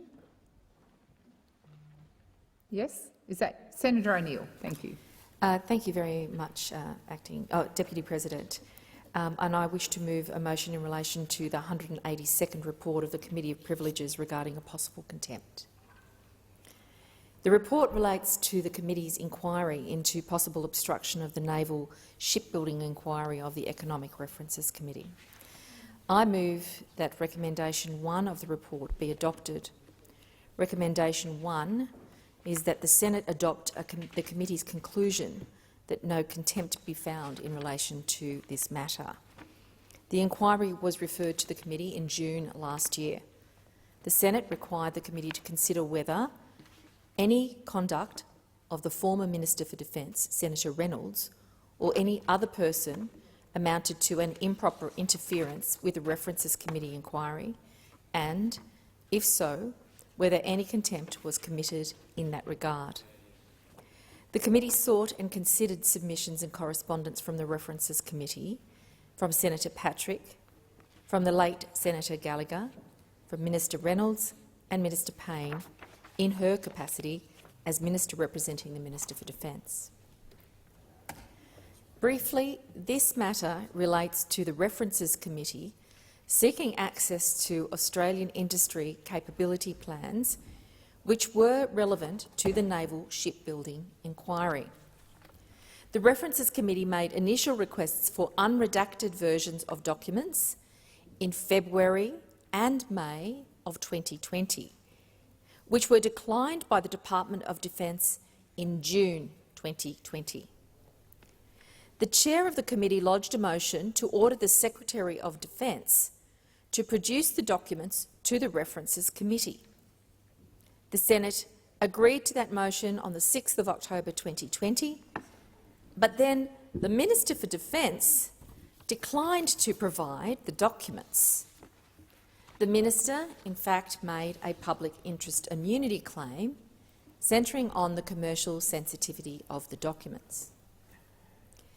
In November 2020, the Senate resolved not to accept the public interest immunity claim and ordered the Minister to provide the documents to the committee. In response to this order, heavily redacted versions of the document were provided to the References Committee, including one document which was more heavily redacted than a previous version of the document actually released under the Freedom of Information Act. That document had already been published on the committee's website. I wish to make some commentary about the criteria for the finding of contempt. The first criterion the committee must consider under Privilege Resolution 3 is whether the conduct of officials or the ministers in withholding the documents could amount to a substantial obstruction of the References Committee performing its functions. The inquiry powers of the Houses and their committees are essential to support the Houses obtaining the information they require to effectively perform their legislative and accountability functions. It cannot be doubted that a committee being unable to obtain information at the heart of a matter referred to it for inquiry could substantially obstruct the committee in its performance of its duties. The second criterion the Privileges Committee is required to consider is whether there is another, more appropriate remedy available other than the Senate's power to punish contempts. The committee accepted that this power is undoubtedly a remedy available where a committee is obstructed or a Senate order is not complied with. However, as a matter of practice, the Senate has generally pursued political or procedural remedies rather than having recourse to contempt power. The committee considered the most obvious alternative remedy in this case was the provision of the documents to the References Committee on terms that allowed it to proceed with the inquiry. It therefore sought advice from Minister Payne and the chair of the References Committee as to whether arrangements had been agreed to provide access to the documents on such terms. Negotiations for provision of the documents required by the References Committee were, to say the least, protracted. However, the References Committee ultimately reached agreement with the department on appropriate arrangements for access to the documents. The final criterion the committee was required to consider relates to culpability and, in particular, whether any person alleged to have engaged in conduct which could constitute a contempt had a reasonable excuse for that conduct. However, the committee did not consider it necessary to evaluate the issue of culpability because of the conclusions it had reached in relation to the other criteria. Now, with regard to the findings of the Privileges Committee, the committee noted that ministers and public servants have a direct accountability obligation to the parliament.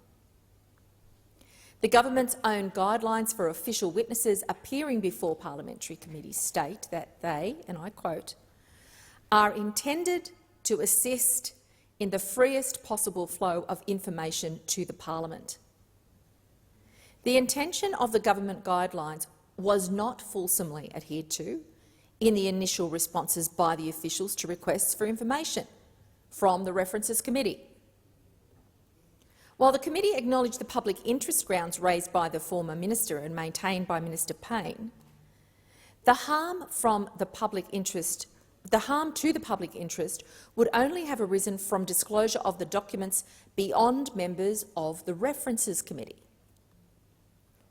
Senate committees routinely handle sensitive information without unauthorised disclosure, and where there are particular sensitivities, committees often accommodate arrangements which provide added assurance that the confidentiality of information will be maintained. The committee noted its concern that officials were unable to expeditiously reach agreement with the References Committee to provide the information in a manner which allowed that committee to perform the inquiry delegated to it by the Senate. Let me be very clear. It should not require a reference of a matter as a potential contempt before officials reach a satisfactory arrangement to provide information relevant to a Senate inquiry on terms that protect any genuinely sensitive information. The behaviour revealed in this saga cannot continue. As the information has now been provided, albeit reluctantly and belatedly, the committee concluded that no minister or official should be found to have committed a contempt in this matter. In doing so, the committee recognised that the contempt jurisdiction is primarily a remedial jurisdiction which exists to prevent obstruction of the Senate, its committees or senators performing their functions. Accordingly, the committee has recommended that no contempt be found in relation to the matters referred. However, the committee cautioned that it cannot allow a creeping understanding that orders of the Senate or its committees may be ignored with impunity. The Privileges Committee has rightly been sparing in its recommendations that a finding of contempt should be made and reticent to recommend further penalties where contempt has been found. There should be no doubt that it will do so, if it is necessary, to resolve such matters without implicitly conceding an unfounded constraint on the powers of the Senate. In short, the committee considered these were matters which ought to have been promptly resolved through negotiation between committees and officials, applying the direction in the government guidelines for officials to assist in the freest possible flow of information to the parliament.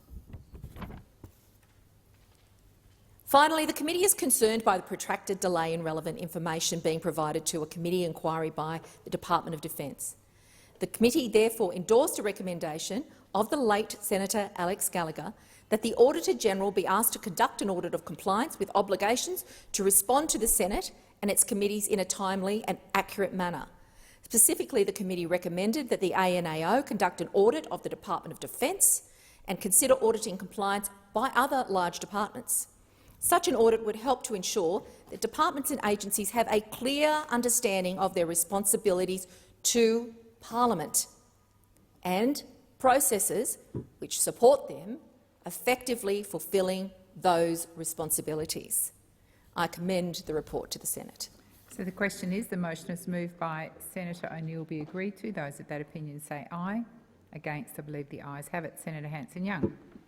We're moving to documents listed at page 12. Thank you, Madam Deputy President. Could I please seek leave to continue our remarks for number 8 on page 12, the Select Committee report into autism, number 8 on page 13, Yep.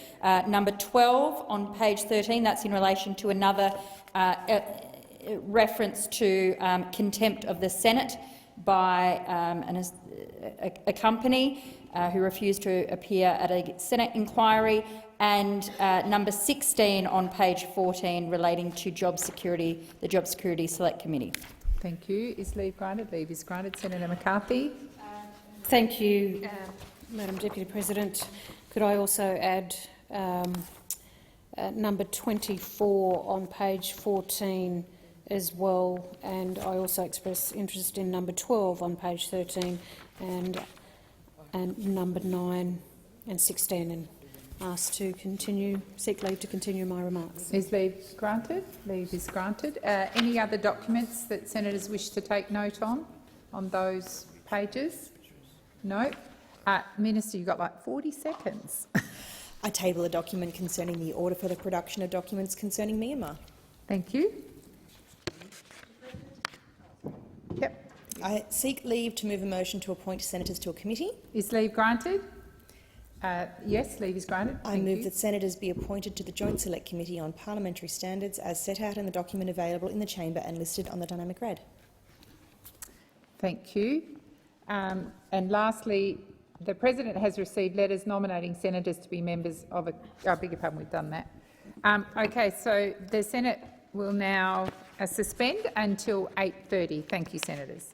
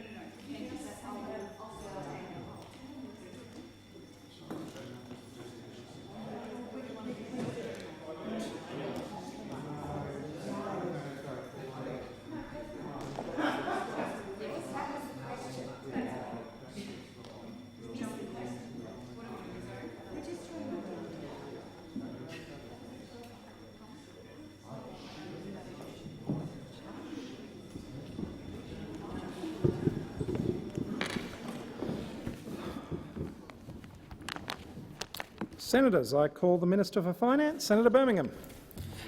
Thank you, Mr President. Mr President, I table the budget statement for 2022-23 and other documents as listed on the dynamic red. I seek leave to move a motion relating to the documents. There being no objection, leave is granted. I move that the Senate take note of the budget statement and documents and move that the debate be now adjourned. I will put that question. Those of that opinion say aye. Against say no. The ayes have it. Minister. Mr President, I table particulars of proposed and certain expenditure for 2022-23 and seek leave to move a motion to refer the documents to legislation committees. There being no objection, leave is granted. Mr President, I move that the documents be referred to committees for examination and report. Question is that be agreed to. Those of that opinion say aye. Aye. Against say no. The ayes have it.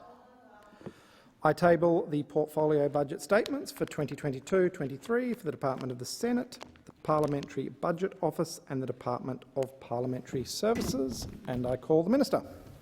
Thanks, Mr President. Mr President, I table portfolio budget statements for 2022-23 for portfolios and executive departments as listed on the dynamic red. I'd hold the documents up, but they are too many to physically carry into the chamber.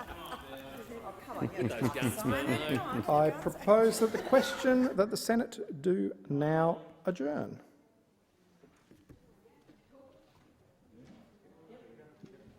Senator O'Neill. Thank you, Mr President. And I rise to speak about an issue of great concern to the hard-working car dealers of Mercedes-Benz and the car dealer network in Australia more broadly. The imposition of the agency model by car dealers Honda and now Mercedes-Benz onto Australian dealers is a disaster for these local businesses who provide local jobs, apprenticeships and community sponsorship. And of course, they pay their taxes.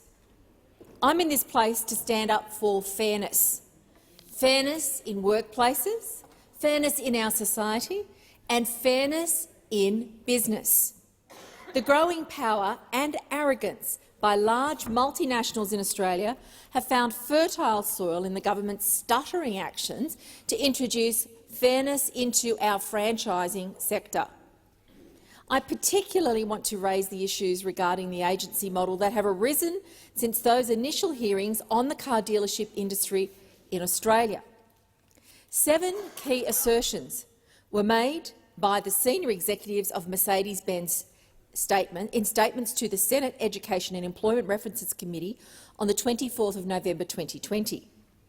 Mercedes-Benz asserted that the dealers were happy with the proposed changes to the agency model, that they had consulted widely with the dealers regarding the changes, that the agency model would be a win for dealers, that the reason Mercedes-Benz was shifting to the agency model was driven by consumer benefits, that dealer profits would not be impacted, that Mercedes-Benz was committed to the dealers for the long term, and that Mercedes-Benz would not profit from the shift to an agency model. I assert under the weight of current evidence that Mercedes-Benz appear to have misled the Senate committee. The dealers' detailed statement of claim from the Mercedes-Benz dealers in their current court action instead pours water on those 7 claims. The dealers were not happy with the proposed changes, and in multiple meetings, they voted overwhelmingly not to proceed with the agency model. Mercedes-Benz did not consult widely with dealers. In fact, when dealers tried to negotiate some of the terms of the model, Mercedes-Benz issued a dispute notice under the Franchising Code. The agency model is not a win for dealers. If instituted, the agency model will cut the profitability of some dealerships by over 50%, and the experience now that the model has been introduced has sadly lived up to those dire predictions. The agency model is not about consumer benefits. It merely is about ensuring greater profits in Stuttgart instead of main streets in suburban and regional Australia. Dealer profits will be impacted. Deloitte analysis said that the profitability under the new model would decline by more than 50%. Mercedes-Benz wasn't committed to dealers long-term. Dealers were issued non-renewal notices as a means of terminating their agreements. Mercedes-Benz will profit from the shift to the agency model. It will take profits out of dealerships and straight into the pockets of Mercedes-Benz. This is an extremely serious matter and begs the question: if Mercedes-Benz are willing to perpetuate untruths to the members of the Australian Senate, who else are they willing to lie to? These untruths must be called out in the public interest, in the interests of Australian businesses and Australian dealer networks. The Australian Senate must not be treated with contempt by large multinationals who are only concerned with extracting profit and shipping it offshore. I will be watching developments, and given the seriousness of my concerns, I intend to take this matter to the Senate Education and Employment References Committee to request that it be raised with the President of the Senate as a matter of privilege. Thank you, Mr. President. Senator Steele-John, just to explain, Senator Mirabella was actually on his feet, but I wasn't sure if he was exiting the chamber or rising to speak, so I am going to give him the call next and then I'll come to you. Senator Mirabella. Thank you, Mr. President. I rise this evening to speak to this year's federal budget and a specific item contained within it, and that is the $1.6 billion for the vitally important Beveridge Interstate Freight Terminal, also known as the BIFT or the BIFT. Mr. President, I was honoured to have been present while the Treasurer delivered the national budget earlier in the other place. And this is a budget that I believe will be well received by the public because, at its core, this budget is a blueprint for securing Australia's strong economy and safe and secure future. It is an investment budget. It delivers more jobs, more tax relief, and importantly, it invests in rail, roads and the critical areas of energy, defence and health to assist Australians facing the real challenges that we're currently living through. Mr. President, infrastructure, rightly, is a major part of the budget. The Morrison government is investing a record $17.9 billion towards building new and upgrading existing infrastructure projects. This record adds to over $120 billion in the government's infrastructure investment pipeline that will be rolled out over the next decade. The coalition government has, since 2013, invested more than $35.5 billion in infrastructure projects in Victoria, 293 distinct major road and rail projects. And currently, these projects support more than 11,500 jobs. Tonight, Victoria receives $3.3 billion in committed infrastructure funding. The Morrison government will get freight moving quickly and keep commuters safe while cutting down their travel times. Mr. President, I'd like to speak to how the people of Melbourne's north and west will directly benefit from this. To the BIFT. What will it be? It is an intermodal terminal, a point of junction in our freight network that allows for the consolidation, storage and transfer of freight between port, road and rail. It will provide connectivity between the Port of Melbourne, Victoria's regional networks and, of course, north to Sydney and Brisbane. It will enable and maximise the benefits of that other great project, the Inland Rail, catering for double-stacked 1,800-metre freight trains. By integrating road and rail, freight will now travel directly from Melbourne's port to the terminal in Beveridge without the need to put trucks on Melbourne's road. Simply said, takes freight off our metro roads and onto rail to get it to its destination on time at a lower cost. In real terms, this will take 5,500 trucks off Melbourne roads per day. This will benefit commuters, especially those in the north and the west of Melbourne, who will no longer have to contend with large numbers of trucks clogging up their main arterial roadways. By easing this congestion, the people living around Kilmore, Wallen, Whittlesea and Truganina will get to and from work quicker. And this means working mums and dads will be at home with their children sooner and ultimately give them more time with what matters most, family. Mr. President, I would now like to acknowledge a relentless advocate for this project and, more broadly, the people of the electorate of McEwen, in which the BIFT lies, my very good friend Richard Welsh, who was the Liberal candidate for McEwen. Unlike the current ALP member, Richard, since being pre-selected last year, has tirelessly made the case for the interstate terminal to be placed in Beveridge to the north of Melbourne, in the logical place between Melbourne and Sydney. He knows, he sees that modernising our logistics network is a vital component that will underpin Australia's economic recovery. This excellent project has faced resistance from the Victorian State Labor government. Evidently, Premier Andrews and his ministers have not realised the tremendous potential of the BIFT. The state government has dragged its feet to assist with funding of this project, like many others, and which have ignored the people of Melbourne's north and west. Not only will the BIFT alleviate congestion and improve travel times, but it will also address the conflicting land use between industrial and urban areas. The BIFT will contain an entirely new precinct to the north of Melbourne for working and living. The BIFT is a $1.6 billion commitment that creates jobs for the people of McEwen, gets freight off Melbourne roads, gets freight on rail efficiently and at low cost. It will ease congestion. Mirabella, your Thank you, time Mr. has President. expired. Senator Steele-John. Thank you, Mr. President. Over the last 4 weeks, we have seen a full-scale humanitarian disaster unfold across Ukraine at the hands of a Russian oligarch and the military he controls. We here in Australia have seen devastatingly, in real time, the effects of war relayed to us via the news and social media. Never before have the results of those who push for war been so accessible so quickly to those across the world.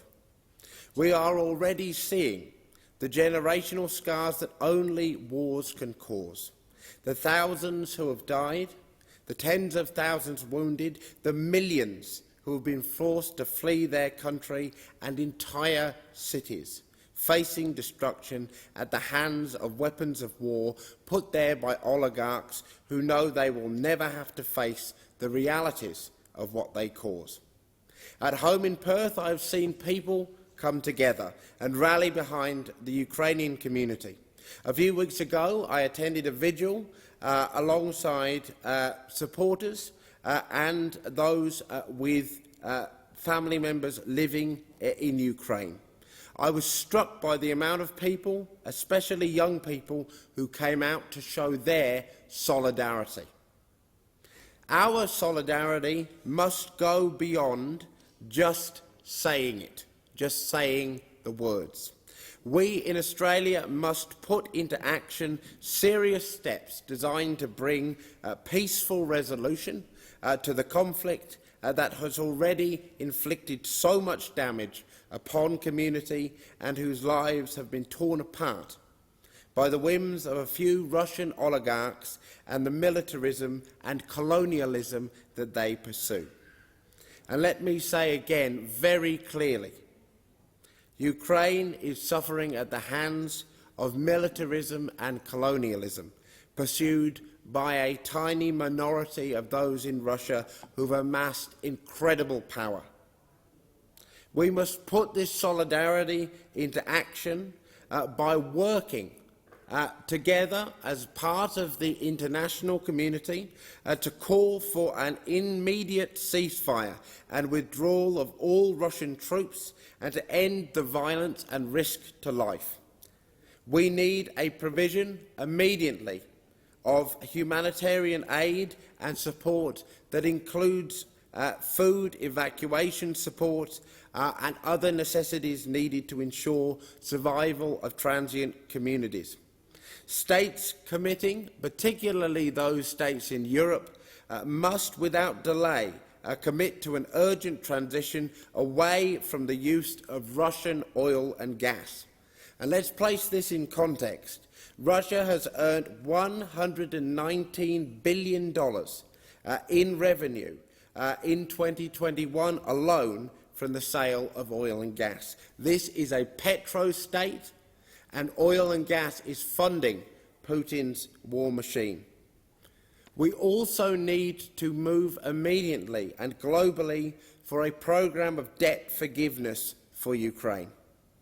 Ukraine holds more than $129 billion in US debt, and cancelling this debt, particularly which is owed to the International Monetary Fund and the European Commission, will significantly aid in the country's future recovery.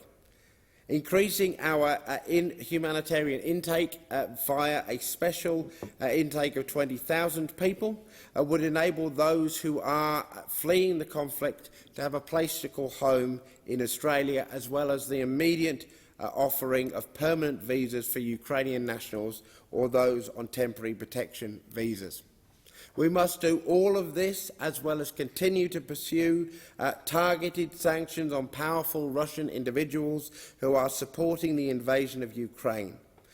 This must be done with peace as the goal.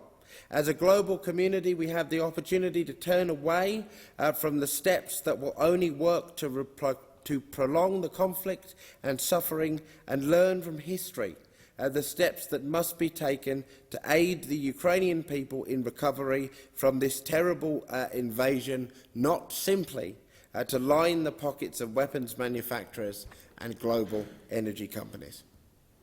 Senator Dean Smith. Thank you, Mr President. Mr President, I rise to celebrate the legacy of a particularly outstanding West Australian and Australian, the late Harold Clough. The Clough name is iconic in Western Australia and has been for more than a century. Harold's grandfather, William Clough, was an early mining entrepreneur who brought his family to the West in pursuit of the Kalgoorlie Gold Rush in 1900. John Clough, Harold's father, inherited an adventuring spirit which took him to Gallipoli. He was awarded a Distinguished Conduct Medal, among other decorations. So clearly Harold came from a courageous and deeply patriotic tradition. Harold was born in Nedlands on the 30th of September 1926. He grew up during the Great Depression and the Second World War, during which he assisted his father in training the 3rd Field Regiment, WA's artillery unit.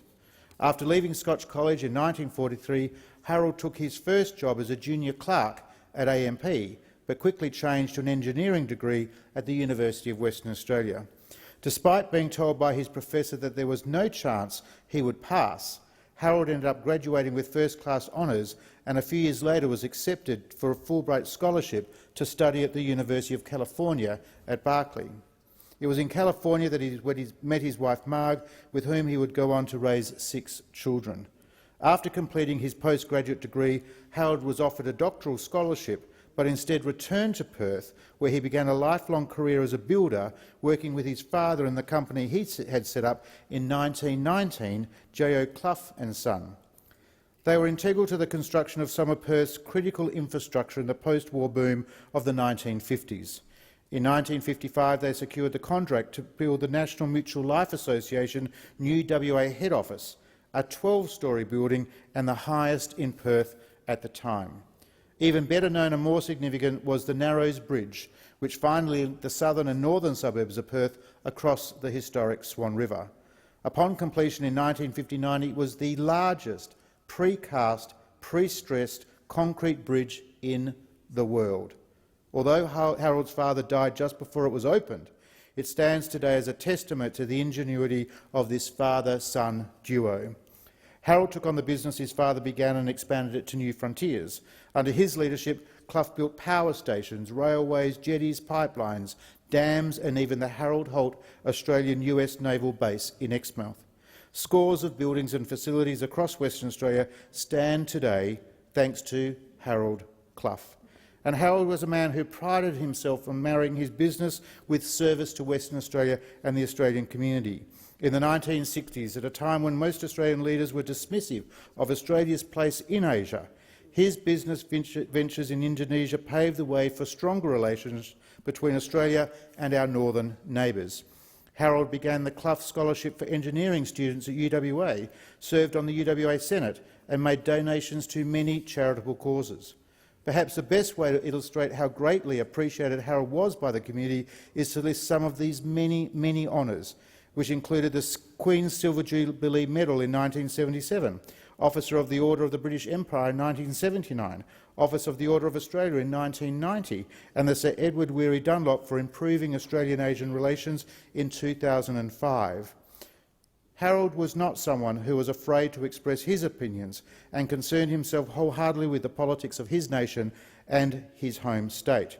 He worked with former Liberal member for Moore, John Hyde, in establishing the Australian Institute for Public Policy, Perth's first free enterprise-orientated think tank. This organisation would later merge with the Institute of Public Affairs. He also spent time as the President of the Australian Chamber of Commerce and Industry, Director of West Australian Newspapers Limited, and as a board member of the White Paper Advisory Panel on Foreign Trade for the Australian Government. In short, Harold Clough spent his life constantly servicing and striving to do more, constantly supporting the West Australian community and his own country, Australia, pursuing meaningful projects and embodying the title of builder in every sense. When asked about retirement, he dismissed the notion and said, "I've still got too much to do, As you get older, if you are busy and have a lot to do, you don't get time to die. I have too many things to do next month, and I'll just have to put it off, he said. True to form, just days before he passed away on the 5th of January this year, Harold was working at his desk. His legacy lives on in his family and the countless contributions they have made. Western Australia is indeed a better place for his contribution. Vale Harold Clough. Deputy President, Senator Lyons. Thank you, Mr President. Over 17 months ago, the northernmost region in Ethiopia, Tigray, was embroiled in a war that has led to massacres of civilians, destruction of hospitals and clinics, and an exodus of refugees and the emergence of famine. The region has been plunged into a human rights and humanitarian crisis. A member of my staff, Niat, who is part of the Tigrayan community, tells me that her community, particularly the youth, have been working tirelessly to advocate for their families. Due to the communications blackout, members of the diaspora have not been able to communicate with their family members. Niat says that even though there was a communications blackout, she tried to call her family every day in the hopes that she could hear their voices and to make sure they're okay. She hasn't heard from her family for 11 months. There have been many accounts of Tigrayan people in Australia not having heard from their family members, only to find out that a number have been killed. The weight this has on the Australian Tigrayan families is devastating. Researchers have estimated that as many as 500,000 people have died from war and famine in Tigray since November 2020. Millions of Tigrayans are still going hungry. According to the World Food Programme, 80% of Tigray's population is food insecure. And 3/4 of Tigray's population of 6 million are using extreme coping strategies to survive. What is clear is that the humanitarian situation in Tigray remains alarmingly dire and could further deteriorate if immediate action is not taken. Staff at Tigray's biggest hospital say that patients are dying due to lack of medical supplies. This means people with HIV, tuberculosis, diabetes and cancer don't have access to treatment. In addition to this, women and girls have been subjected to sexual violence and then they're threatened to not seek medical care. The Amnesty International report titled "I don't know if they realised I was a person" highlights harrowing details of survivors of sexual violence suffering from a number of medical complications. Out of the 198 hospitals and health centres assessed by the World Health Organisation, 141, almost all of them, were partially or fully damaged. Just 1 month ago, an Ethiopian government airstrike hit a school compound, hosting thousands of displaced Tigrayans in northwest Tigray. Human Rights Watch reports that 53 people were killed immediately. 15 of those were just children. Government airstrikes in Tigray rose in October 2021 and increased significantly in mid-December. These airstrikes that obviously target civilians have continued into 2022. For those that fled the region, now live in refugee camps in Sudan. They tell harrowing accounts of ethnic cleansing and crimes against humanity to human rights groups and diplomats. They're far from home, separated from loved ones, and pray that they will return home soon. These 70,000 refugees, a third of which are unaccompanied children, are at risk of exploitation. Conditions in the refugee camps are precarious, with a lack of food, shelter, medicine and extreme weather conditions. I echo the words of Tedros Adhanom, Director-General of the World Health Organisation. A communications blackout means that Tigray has become a forgotten crisis, out of sight, out of mind. I would urge the Australian Government to do what it can to raise this issue urgently at the UN and to ask the UN to immediately start to act to work towards peace and the return of refugees to their homeland of Tigray. Senator Hanson. Question to the terrible death of Hannah Clark and her children at the hands of her ex-husband is a daily reminder of the epidemic of domestic violence. That horrendous crime is embedded in our memories and hopefully crystallises actions to safeguard families against all domestic violence of that nature. But what about the other aspect of domestic violence playing out in Australia, which rarely gets the same sort of attention? This is a difficult story to relate in this chamber, but it must be told. On the 10th of March this year, a woman is alleged to have broken into the home of her ex-partner in Logan, Queensland, doused the man in petrol and set him alight. It's difficult to imagine a more horrific death, but it could have been much worse. His current partner and his children were also in the house at the time, and it's believed he fought to protect their lives when the attack took place. I want to acknowledge the bravery of Stanley O'Bee, another victim of the epidemic of domestic violence in Australia. This incident is not the first of its kind. In 2019, a Geelong woman doused her husband in petrol and set him alight. She was later convicted of manslaughter. In 2018, a Southport woman killed her partner with a shotgun. In June last year, a Brisbane woman is alleged to have murdered her ex-husband because she no longer wanted to pay child support. And in 2014, in a case which truly horrified Australia, a Cairns woman killed 8 children, all but one of them her own. The atrocities I've listed here all have one thing in common. They were committed by women, not men. The tragic death of Stanley O'Bee this month must serve as a wake-up call. Only a year ago, the House of Representatives Standing Committee on Social Policy and Legal Affairs handed down the report on its inquiry into family, domestic and sexual violence. This committee finally recognised the truth about domestic violence. Women can be perpetrators and men can be victims. The report made a number of recommendations that are worth repeating.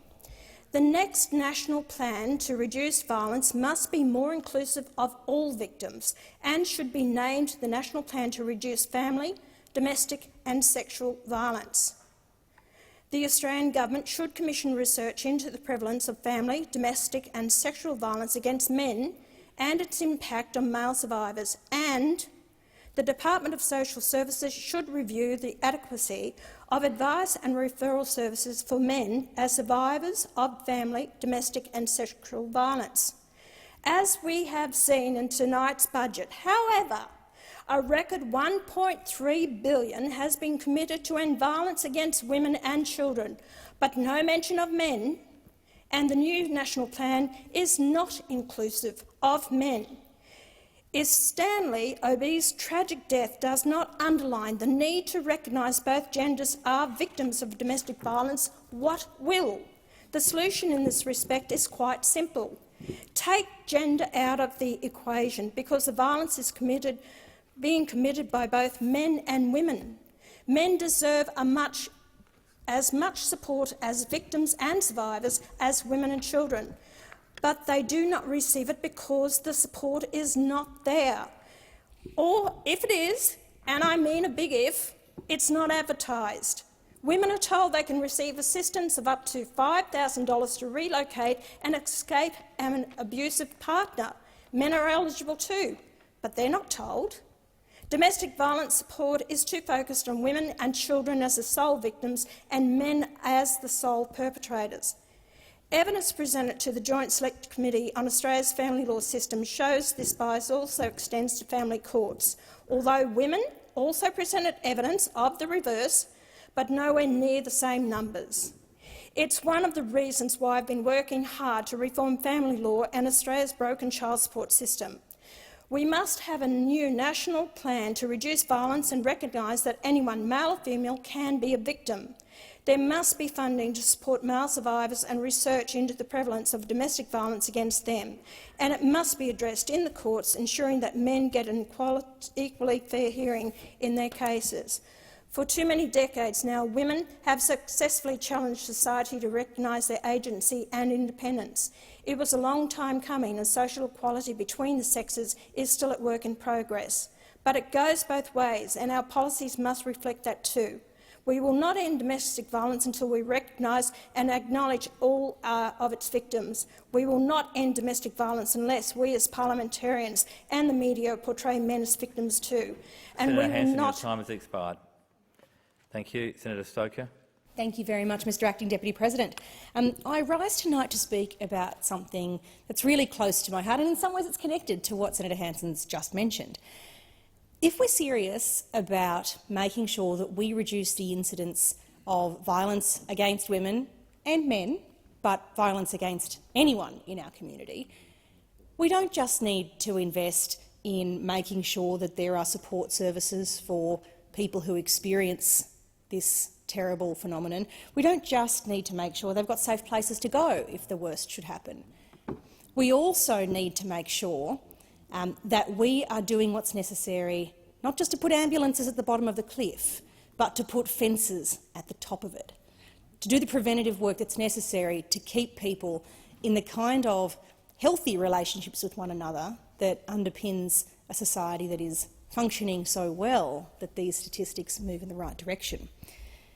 And so I was really encouraged to get to know an organisation called Top Blokes. Now, what Top Blokes do is something that's really special. They engage in small group mentoring with young men aged between 10 and 17, and during a 3 to 6 month regular program of meeting up at school, they talk through the hard issues.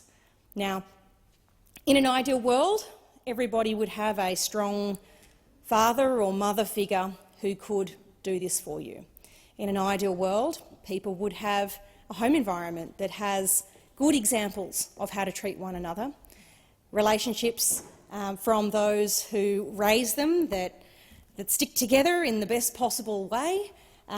In an ideal world, people would have parents who can talk about difficult subjects, whether that is about how to treat people with whom they're in a relationship, whether it's about body image, whether it's about work ethic, whether it's about how we present ourselves to the world, whether it's about expectations of what we expect from people of the opposite sex, even as it relates to young people's unfortunate but surprisingly prevalent exposure to influences like pornography.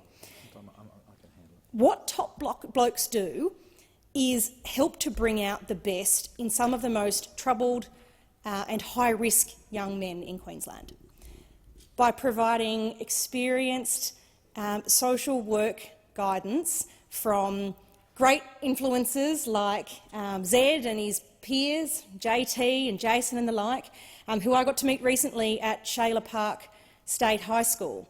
They are transforming the lives of young men and keeping them out of our jails, out of our family court system, in work and contributing to our community in a way that their parents and teachers had almost given up hope on at the time they enrolled in the program.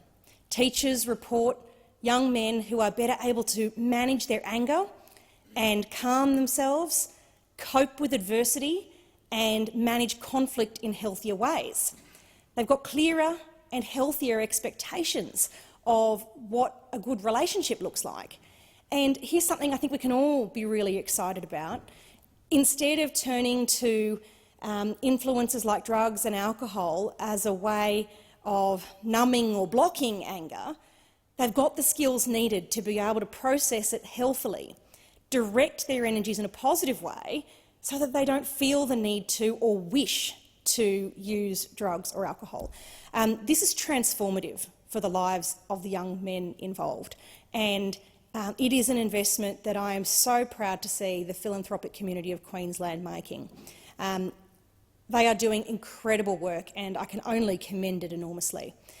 I remember the stories of one of the young blokes I got to talk with, who was able to greet me with a strong look in the eye and a handshake, introduce himself by name, explain to me some of the things he'd done in the past that he wasn't proud of, but also all the ways he changed and the ways in which he looks to the future with positivity. He says he's going to do an apprenticeship, that he's looking forward to being a mechanic, and I have no doubt he's going to achieve that goal. That's partly due to his great teachers at Shayla Park State High, but it's got a lot to do with the talented and caring people who are transforming women's safety by giving men the skills they need to flourish. Senator Ciccone. Thank you very much, Mr Acting Deputy President. Look, the events of the past 2 years have shone a bright light on Australia's vulnerability. The COVID-19 pandemic and Russia's invasion of Ukraine have exposed dangerous dependencies in our economy. Once hypothetical weaknesses have become all too real as stressed supply chains continue to adversely impact Australian businesses and consumers. But as we manage one crisis to the next, I fear that we have not addressed these vulnerabilities. We have treated symptoms as though they have arisen, but the underlying causes still remain largely unattended to. This is particularly true when it comes to Australia's fuel security. Steady access to quality fuel is essential for Australia. The transport sector, the backbone of so much of our economy, sources 98% of its energy from liquid fuels. Given its prerequisites for our economy to function, because could we imagine an economy without our truckies and the fuel that they need to fill up their trucks? The Australian government must ensure that we have secure access to quality fuel. Yet our supply of fuel continues to be largely left vulnerable to disruption in global supply chains. The last National Energy Security Assessment was conducted back in 2011, meaning the Coalition has not conducted an assessment since it was elected almost a decade ago. In that time, our fuel security has diminished. By 2018, we were importing over 90% of our liquid fuels. This takes the form of either oil for our few remaining refineries to process or refined fuels processed by refineries in Asia. All of this imported fuel and oil comes to Australia on foreign-owned or controlled ships. Lower costs overseas and pressures of COVID-19 pandemic have led to the impending closure of Australia's 4 remaining refineries in 2020. Now, faced with this crisis, the Australian government finally stepped up and stepped in with a rescue package in the form of subsidies. But it was all too little too late. BP announced the closure of the Western Australian Kunara refinery back in October 2020. And Victoria's ExxonMobil Altona refinery, that was announced its closure only a few months later. With only 2 operational refineries left in Australia, we are exposed to supply chain disruptions. This is not some imagined threat. We are seeing this play out in Europe at the moment. Approximately 60% of Europe's energy is provided by gas from Russia. It took Russia invading Ukraine for Germany to cancel the Nord Stream 2 gas pipeline project with Russia, which would have further concentrated Europe's energy reliance on that state.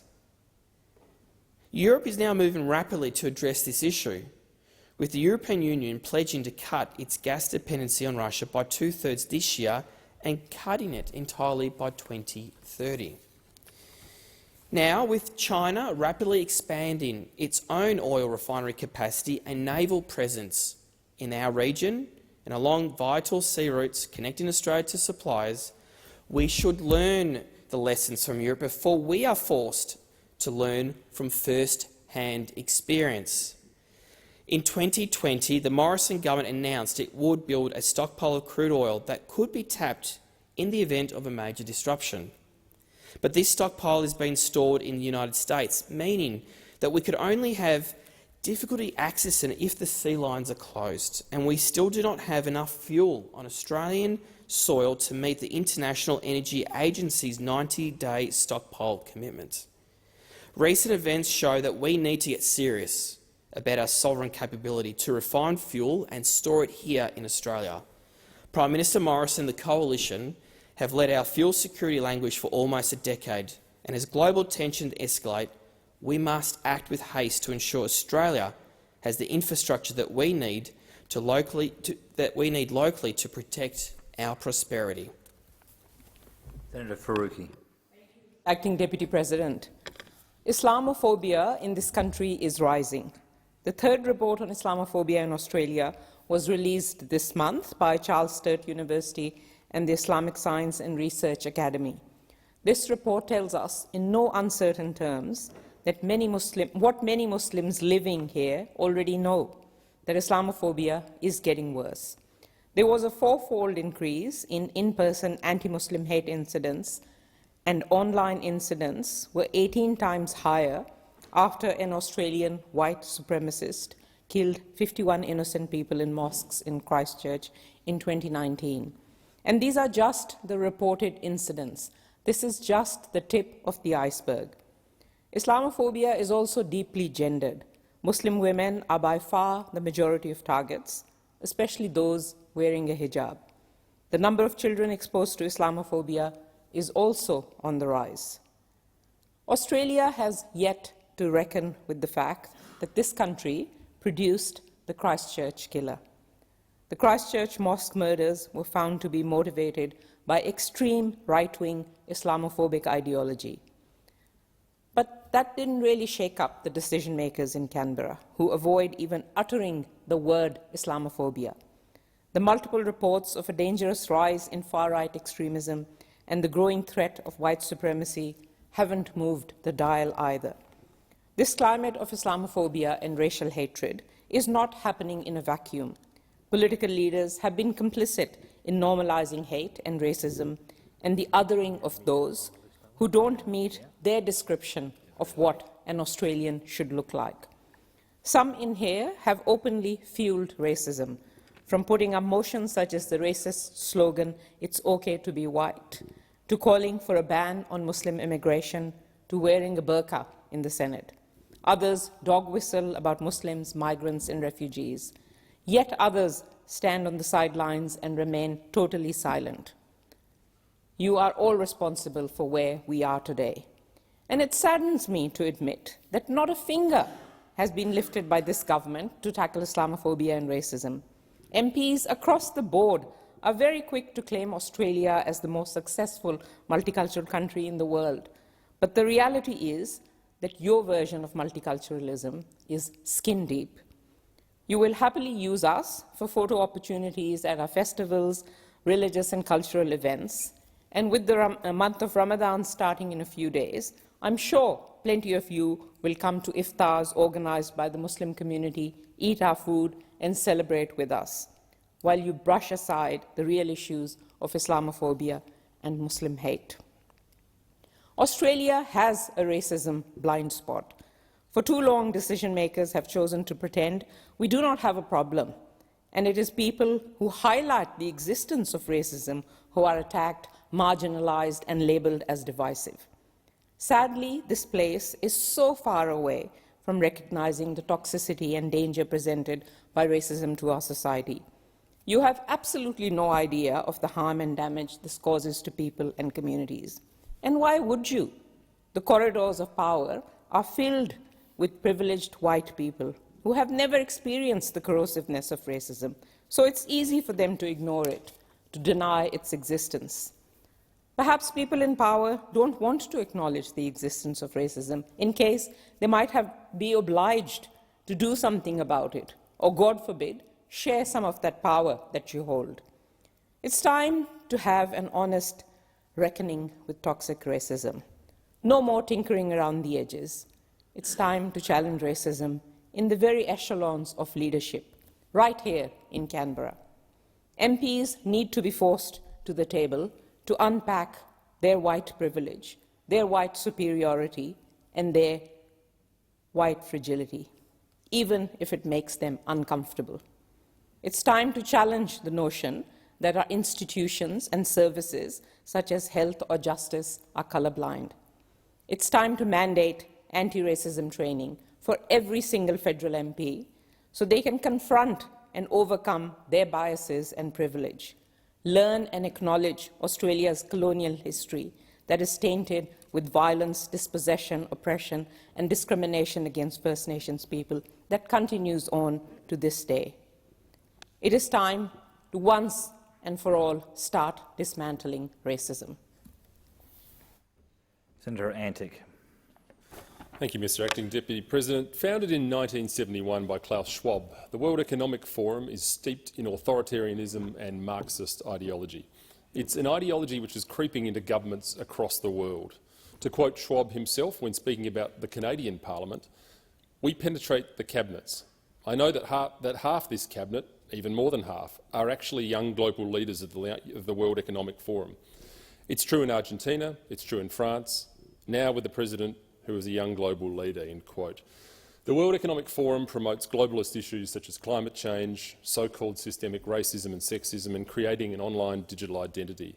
However, closer inspection reveals the World Economic Forum is an anti-capitalist, anti-free market organisation that seeks to subvert Western values and political processes, and they are very organised and very well funded. Their message is designed to appear harmless when in fact the ideology that underpins it is revolutionary and destructive. They train aspirational leaders in their ideology and help them make connections in spheres including politics, business and the arts.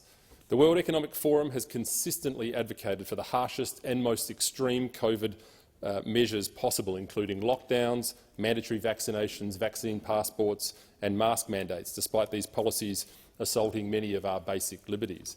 At the centre of the World Economic Forum's ideology is stakeholder capitalism. Essentially, this is a theory that traditional free market capitalism ignores the dangers posed by climate change, and so the government must enforce restrictive policies to save the environment, even if that means less wealth. Why then are the forum's criticisms of capitalism always directed at Western nations rather than the great polluters such as China and India? The forum believes that your freedoms should be minimised to prevent the imminent climate catastrophe, the one that's coming for 10 years in the last 50 years, by the way. The central theme of the World Economic Forum's material is what they call the Great Reset, which is Klaus Schwab's term for the opportunity the pandemic has presented to reimagine and reinvent the economic policies of the West. The term comes from Schwab directly himself with his 2020 book entitled The Great Reset. In a now-deleted video titled 8 Predictions for the World in 2030, the World Economic Forum claimed that "you'll own nothing and you'll be happy," a slogan that hits the same dystopian note as "work makes you free and ignorance is strength." You don't have to be a political philosopher to figure out that if you own nothing, the state owns everything. There's a word for this. It's called communism. The World Economic Forum and its affiliates shamelessly promote the abolition of private property, a central facet of Karl Marx's demented utopian ideology which led to the deaths of tens of millions of people worldwide in the 20th century. To quote Margaret Thatcher, quote, "Communism never sleeps, never changes its objectives, and nor should we." No matter how sophisticated the World Economic Forum tries to make the abolition of private property around the world sound, the fantasies of Karl Marx always lead to the crushing of individuals' liberties and lives and the expansion of the state's tyranny and power. It is imperative that we pay close attention to the World Economic Forum and do all that we can to preserve liberty and reduce government intrusion in our lives. And if we fail to do so, the anti-democratic forces in the West will continue to march on, and we may wake up to an Australia that we no longer recognise. Australians deserve to know the extent to which the World Economic Forum's influence and infiltration of our country and how far it has gone, and we're going to find out. Senator Fierravanti-Wells. Mr Acting Deputy President, given the events and outcomes of the dodgy pre-selection where I lost by a handful of votes last Saturday, my time in this place will finish on 30 June 2022. Accordingly, there are a few matters I wish to place on the record before my departure. Many in this place would be aware of the history I have had with Scott Morrison. Let me give some clarity and context to that history so there can be no misunderstanding. In order to understand the man, it is best to look at his past actions. While professing to be a man of faith and claiming centre-right status, Morrison is a product of the left, having worked for Bruce Baird. He is adept at running with the foxes and hunting with the hounds, lacking the moral compass and having no conscience. His actions conflict with his portrayal as a man of faith. He has used his so-called faith as a marketing advantage. We learnt the leader of his Hillsong church group, Brian Houston, was a mentor to Morrison. Houston recently stood down as head of Hillsong because he was charged with sexual offences. It is noteworthy that in the past Houston flew top cover for his pedophile father. When Morrison worked for Tourism Australia, he backstabbed his minister, Fran Bailey. Eventually, he was fired from the position. As State Director of the New South Wales Division of the Liberal Party, Morrison honed his manipulative skills when overseeing the Wentworth pre-selection to unseat Peter King. About 120 membership applications were rejected to help Turnbull get selected, the person Morrison ultimately backstabbed. Morrison might profess to be Christian, but there was nothing Christian about what was done to Michael Toke. When Morrison made his run for the seat of Cook, there were several hopefuls, including Toke, Fletcher and Coleman. Toke won the ballot on the first round with 84 votes. Morrison got 8 votes. Having lost the ballot, Morrison and his cronies went to Sam Dastyari to get dirt on Toke, who had been in the Labor Party for a period of time whilst at university.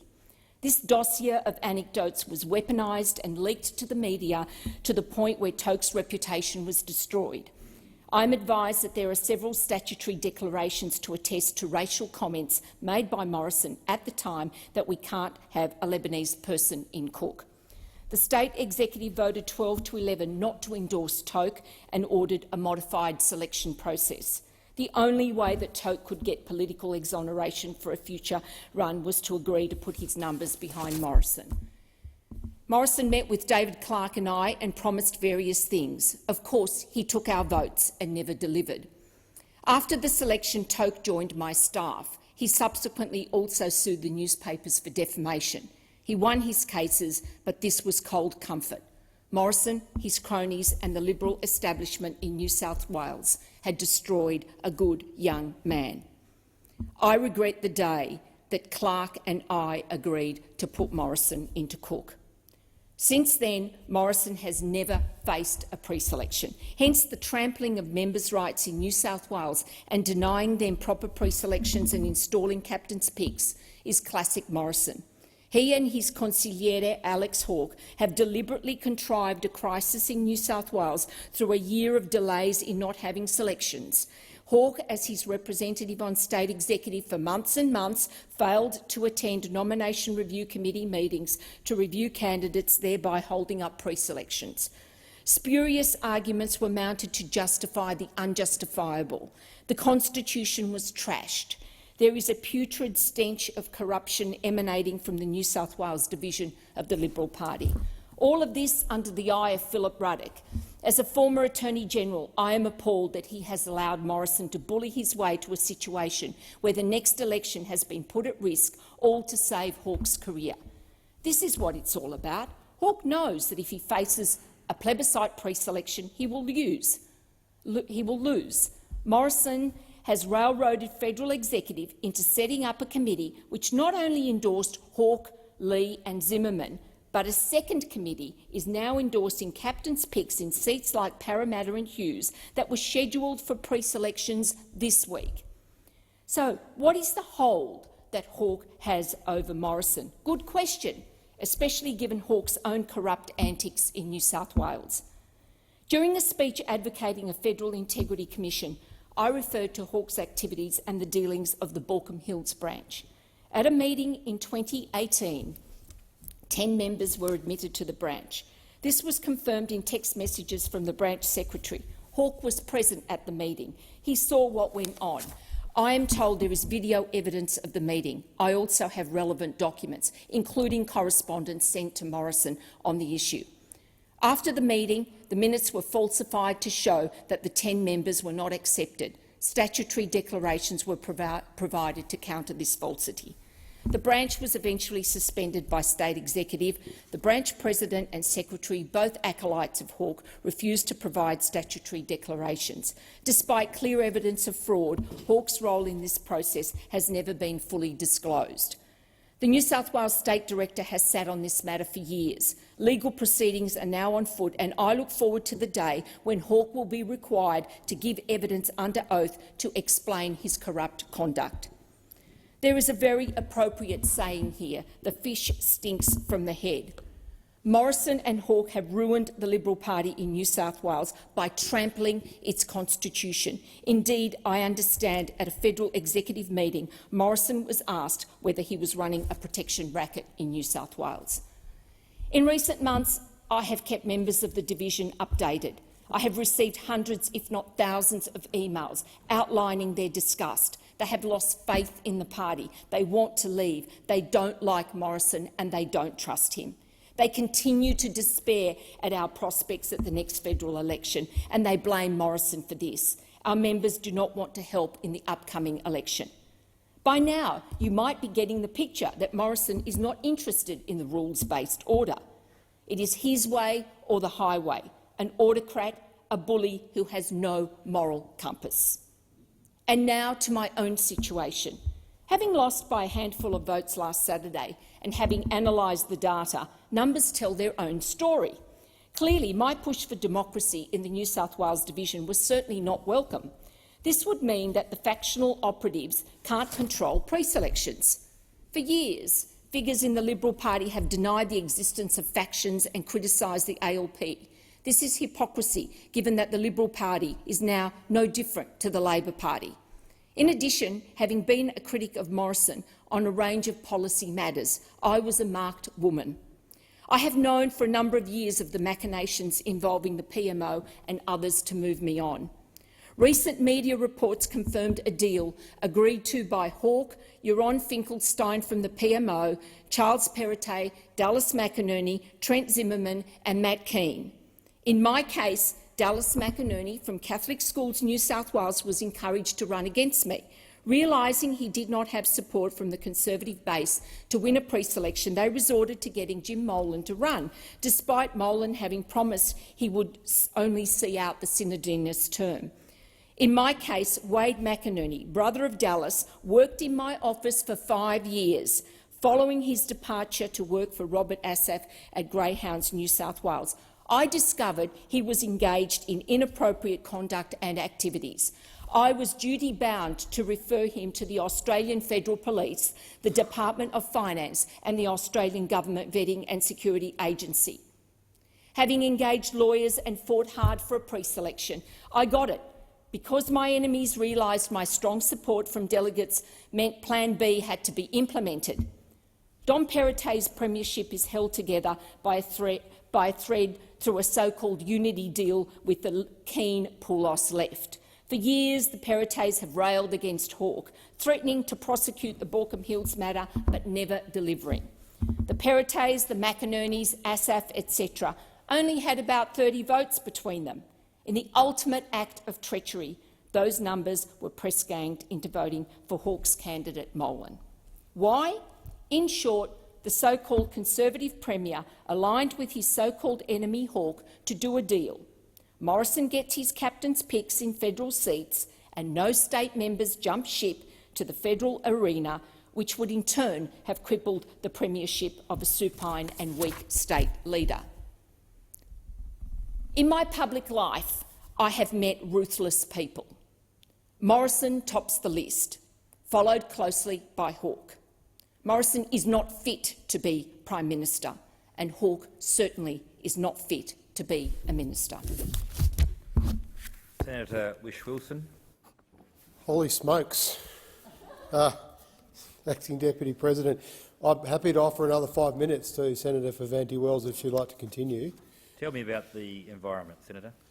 Okay. Well, I have 10 minutes to talk about the environment, but I will say that it was certainly worth being in the chamber for late-night adjournment to witness in person. Okay, I'm just taking my time.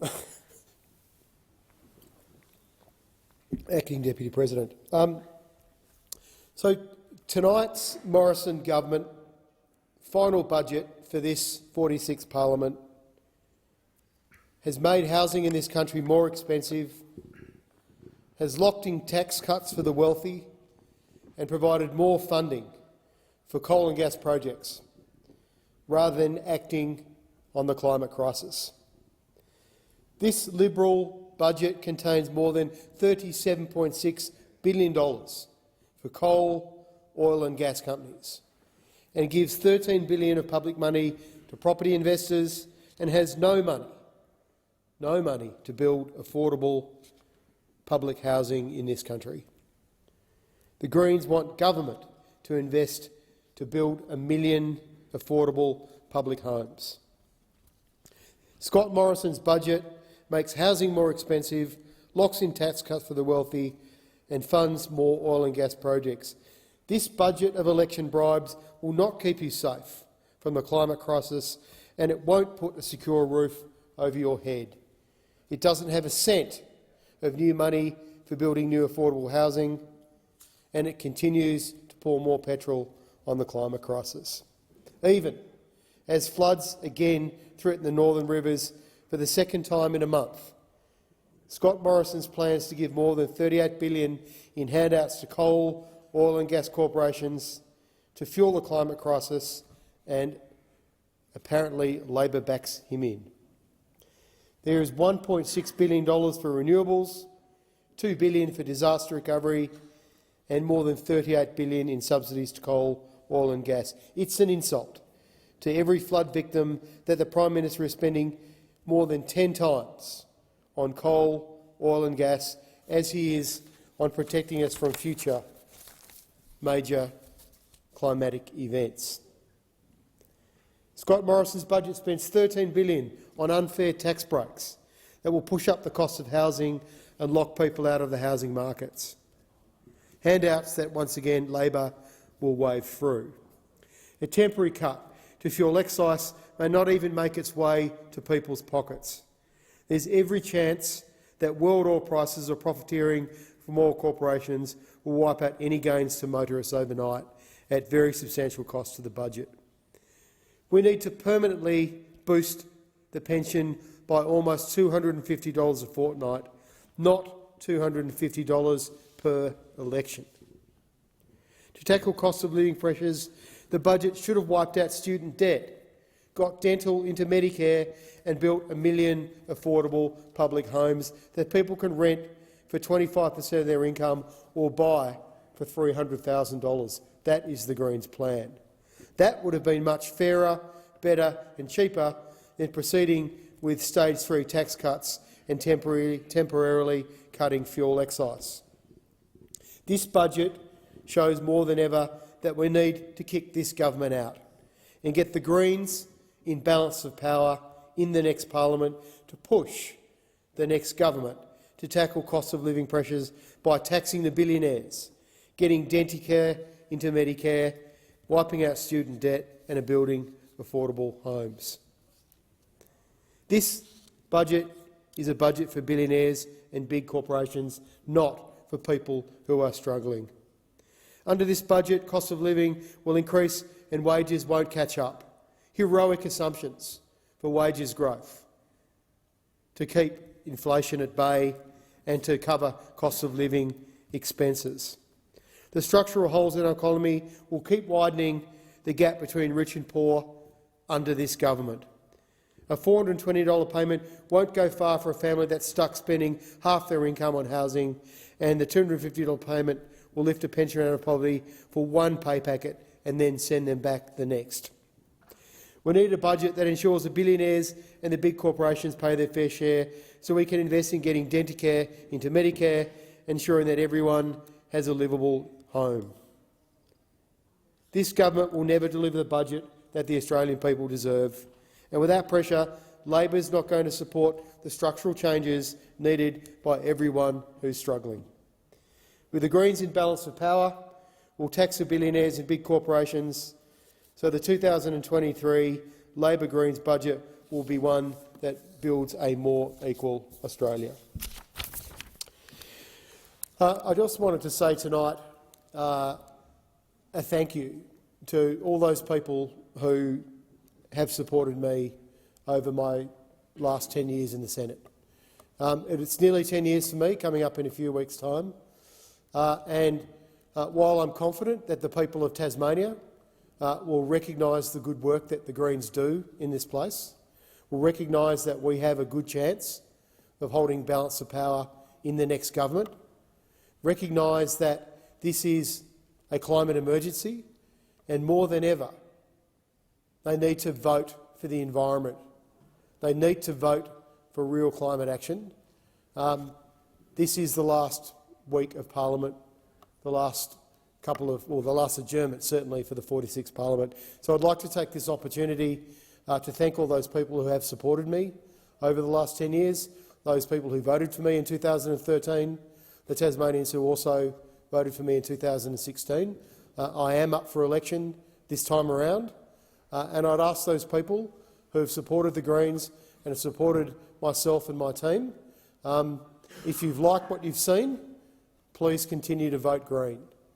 We're needed more than ever in this place. We've just as a party celebrated 50 years of Green politics in Tasmania last weekend in the Hobart Town Hall. We're very proud of our heritage. On the 23rd of March 1972, a group of people moved a motion at a very rowdy town hall meeting in Hobart to start the United Tasmania Group, the world's first Green political party. That political party spawned a Green political movement that has now gone around the world. From that very humble beginning on an island on the bottom of the world, Tasmania exported Green politics to the globe. We now have Greens in significant balance of power in Germany, including a Chancellor position. We have a Green Prime Minister in Iceland. We have Greens in nearly every country around the world. I'm incredibly honoured and privileged to have been pre-selected by my party and elected by the Tasmanian people twice to this place. I feel like I have been honest to the contract that I made with my party and with the voters of Tasmania. I've worked as hard as I could over the recent decade to protect our oceans, to put the environment first, to do everything I possibly could to tackle climate change. I've also been fortunate enough to have had the Greens Treasury and Finance portfolio for nearly half the time that I've been in this place, and we've achieved great things as a political party, working across party lines too, may I say, over many years. And I would ask the voters of Tasmania to back that 10 years of experience. There's plenty more work that I would like to do in this place, and I just wanted to once again thank the people of Tasmania who have given me this amazing opportunity. Senator Roberts. Acting Deputy President. As a servant to the people of Queensland and Australia, tonight I'm speaking to this Parliament's therapeutic response to COVID-19 and its horrific medical harm and loss of life in that response. Last week, leading Australian parliamentarians came together in an event I organised called COVID Under Question to present documented evidence and victim testimony proving a catastrophic failure of Australia's regulatory framework. COVID vaccine injuries are hidden behind anonymous government data, while COVID virus supposed harm is splashed across prime time. The very least we can do for the victims of COVID vaccines is to say their names. Victims like Caitlin Georgia Gotts, a healthy and vibrant 23-year-old studying at Griffith University to become a vet while working as a horse strapper. Caitlin dropped dead at work of a heart attack following her second Pfizer shot. Her death was recorded as asthma, a condition Caitlin has never had. Reginald Lynn Shearer, a formerly healthy, fit and active man who quickly went downhill and passed away from effects that began after receiving the AstraZeneca vaccine. Daniel Perkins, a 36-year-old healthy father from Albion Park, who died of a heart attack in his sleep following his second Pfizer injection. Douglas James Roberts died after taking AstraZeneca. His family are concerned that his GP didn't warn him of the side effects of the vaccine. In other words, no informed consent was obtained. Neurosurgeons at the Royal Brisbane Hospital attributed his death to a stroke, despite no family history and a clean bill of health. They refused to report his death to the TGA. Refused. The Australian Health Practitioner Regulatory Agency, AHPRA, has been bullying medical practitioners into not reporting or even for talking about the harm they are seeing. The TGA erased 98% of the 800 vaccine deaths. 98% erased that physicians reported without autopsy or suitable, and TGA did so without autopsy or suitable consideration of all the patient medical data. TGA, ATAGI and AHPRA are the three monkeys of the pharmaceutical industry. Hear no evil, see no evil, speak no evil. Section 22D2 of the Therapeutic Goods Act 1989 requires the Secretary of the Department of Health to ensure the quality, safety and efficacy of the vaccines were satisfactorily established for each cohort for which the provisional approval is being granted. Data recently revealed in court papers in the United States clearly shows vaccine harm was apparent in the clinical trials that Pfizer, BioNTech and others conducted. This information, if ATAGI had bothered to ask for it, should have resulted in a refusal of the application for provisional use. No data was provided to the Secretary regarding individual test subjects, technically anonymised patient clinical data. No independent analysis of the fundamental issues surrounding novel mRNA vaccines was conducted in Australia. None in Australia. Instead, the Secretary took Pfizer, AstraZeneca and Moderna's word for it. I will say that again. The Secretary took pharmaceutical companies' word for the safety of their products. These are the same pharmaceutical companies that have been fined over and over for criminal behaviour. AstraZeneca, $355 million fine for fraud, and separately $550 million fine for making unfounded claims about efficacy. Pfizer, $430 million fine for making unfounded claims about efficacy, and $2.3 billion fine for making unfounded claims about efficacy and for paying kickbacks. This is who the Liberal, Nationals, Labor and Greens, our very own pharmaceutical lobby, wants to pay more money to, not on the basis of extensive local testing and inquiry, simply on the basis of taking pharmaceutical companies' safety insurances. No testing, an assurance made easy by indemnity against any damage the vaccines caused. What deceit, what criminal incompetence. The Labor Party and the Liberal National Party have accepted $1 million each from the pharmaceutical establishment in this election cycle alone. Billions more are being set aside in this week's budget to pay the pharmaceutical companies to keep their COVID-19 gravy train going. What great value this parliament provides for those electoral donations. Mention should be made of the TGA's decision to ban safe, fully approved and widely accepted alternatives to COVID-19 vaccines. This includes hydroxychloroquine and ivermectin, vitamins, minerals and natural antivirals, as well as proven messaging around healthy eating and lifestyles. The decision to ban proven, safe, affordable, accessible alternative treatments that are working around the world was taken to ensure the fastest and widest possible adoption of the vaccines. The TGA's own customers fund the TGA. That means pharmaceutical companies fund their own products' approval. That fails the pub test. Where are the checks and balances? There are none. The Australian Bureau of Statistics is culpable in this scandal and cover-up. The Australian Bureau of Statistics' annual budget is $400 million. And the most recent mortality data they provide is November last year, 4 months behind. The most recent breakdown of mortality by cause and age is 2020. The most recent data on live births is 2020. Birth data used to be available 6 weeks after, not 15 months and counting. Hiding miscarriages? At what point do we consider the actions of the TGA, ATAGI and the Australian Bureau of Statistics as interfering with the operation of the Senate? Peer-reviewed and suitably published data has been released from outside of the government that must require the Secretary to cancel the provisional approval of the vaccines. Let me review those quickly so the Senate fully understands the extent to which we have been misled. Firstly, Freedom of Information documents indicate the TGA has failed to assess the reproductive toxicology of the COVID vaccines.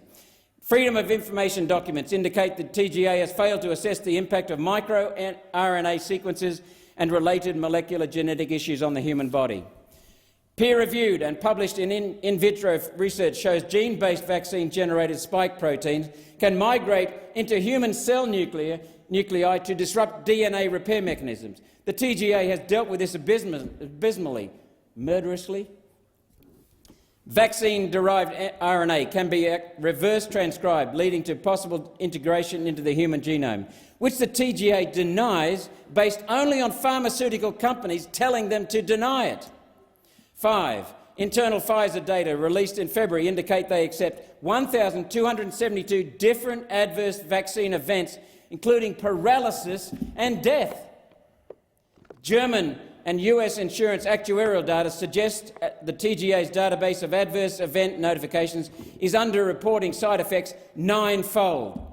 Freedom of Information documents from 2018 shows the TGA keeps 2 databases of adverse event notifications, one internal showing all reports of harm and one public that shows only a part of those. This means vaccine harm is most likely significantly higher than reported. Significantly higher than reported. Without honest and accurate data, the Senate has no way of deciding how much harm is too much harm. German pathologists described pathological aggregates of spike proteins and lymphocyte infiltrations in inflamed organs in autopsies related to deaths post-vaccination. In response, the TGA is failing to conduct autopsies on the 800 Australians the patient's own doctors have reported as having died from the vaccines. What the hell is the TGA hiding? Whistleblowers to the British Medical Journal provided reports of inadequacies, irregularities and possible fraudulent practices in the Pfizer vaccine trial. You know, the same trials for which the TGA took Pfizer's word. From a modern immunological perspective, too frequent vaccines for respiratory viruses runs the risk of desensitising the immune responses to the virus and thus lead to hypoimmunity and worse illness than without the immunisation. To put that more simply, repeated vaccination is doing more harm than good. These are the matters I sought today to refer to the Select Committee on COVID-19 without success, and I thank Senators Hanson, Abetz, Rennick and Antic for their support, for their integrity and courage. The truth is the Select Committee on COVID-19 has been running a protection racket for the pharmaceutical industry, and today's vote proves that. This unprecedented betrayal of the Australian people must be referred immediately to the Royal Commission, to the Prime Minister, the Health Minister, the Federal Health Department and all those in the Senate and the House of Representatives, all of you who have perpetrated this crime. I direct one question. How the hell do you expect to get away with it? We're not going to let you get away with it. We won't let you get away with it. We are coming for you. We have the stamina to hound you down, and we damn well will. Senator Rennick. Thank you, Acting Deputy President. First of all, can I acknowledge everyone who has suffered from a vaccine injury, people who've lost their jobs from the mandates, or those who've suffered discrimination because of their vaccination status. The suffering incurred by so many Australians should not be occurring in a plural democratic society, where rights of the individual, especially in regards to their own health choices, should be considered sacrosanct. The destruction of the civil liberties in the name of COVID demonstrates the blatant abuse of powers by all levels of government dealing with it. All this in the name of a virus that has an extremely high survival rate, greater than 99%, and an average age of mortality similar to life expectancy. By all means, we should protect the sick and vulnerable, but you don't destroy the strong to protect the weak. But let's be honest. This is no longer about COVID. It's about the vaccine rollout and the government control that comes with it. This became obvious last year when the vaccination rate went past 80%, and the state premiers completely ignored their promise to the Australian people that they would open up and lift the cruel and unnecessary COVID restrictions of the last 2 years. Rather than open up, they doubled down with unnecessary mandates and discrimination. And it's not just the state premiers who doubled down. Employers doubled down. The federal government, despite saying they don't believe in mandates, doubled down with border restrictions and hypocritical rules for vaccine exemptions from ATAGI. But here's the rub. The vaccines don't work. They didn't provide immunity. They didn't prevent transmission. They didn't prevent hospitalisation, and they didn't prevent death. It wasn't that long ago that the definition of a vaccine was that it gave the recipient immunity, and in most cases for the best part of a lifetime. Do we get that with the COVID vaccines? No, we don't. No, what we get is the requirement that you have to take a jab every 3 months because, hey, if the first didn't work, then try a second. And if the third didn't work, try a fourth. What's that definition of insanity again? So let me say this loud and clear. The COVID-19 vaccines are not fit for purpose. Despite the fact that over 90% of the population is jabbed, COVID still ran rampant throughout the community once we opened up late last year. No herd immunity was achieved. According to the New South Wales Health data based at the 12th of February, there was no statistical clinical difference in outcomes between the vaccinated and the unvaccinated. None at all. I wish I had a larger or more recent data set, but unfortunately no other state governments want to release their COVID cumulative clinical outcomes. I wonder why.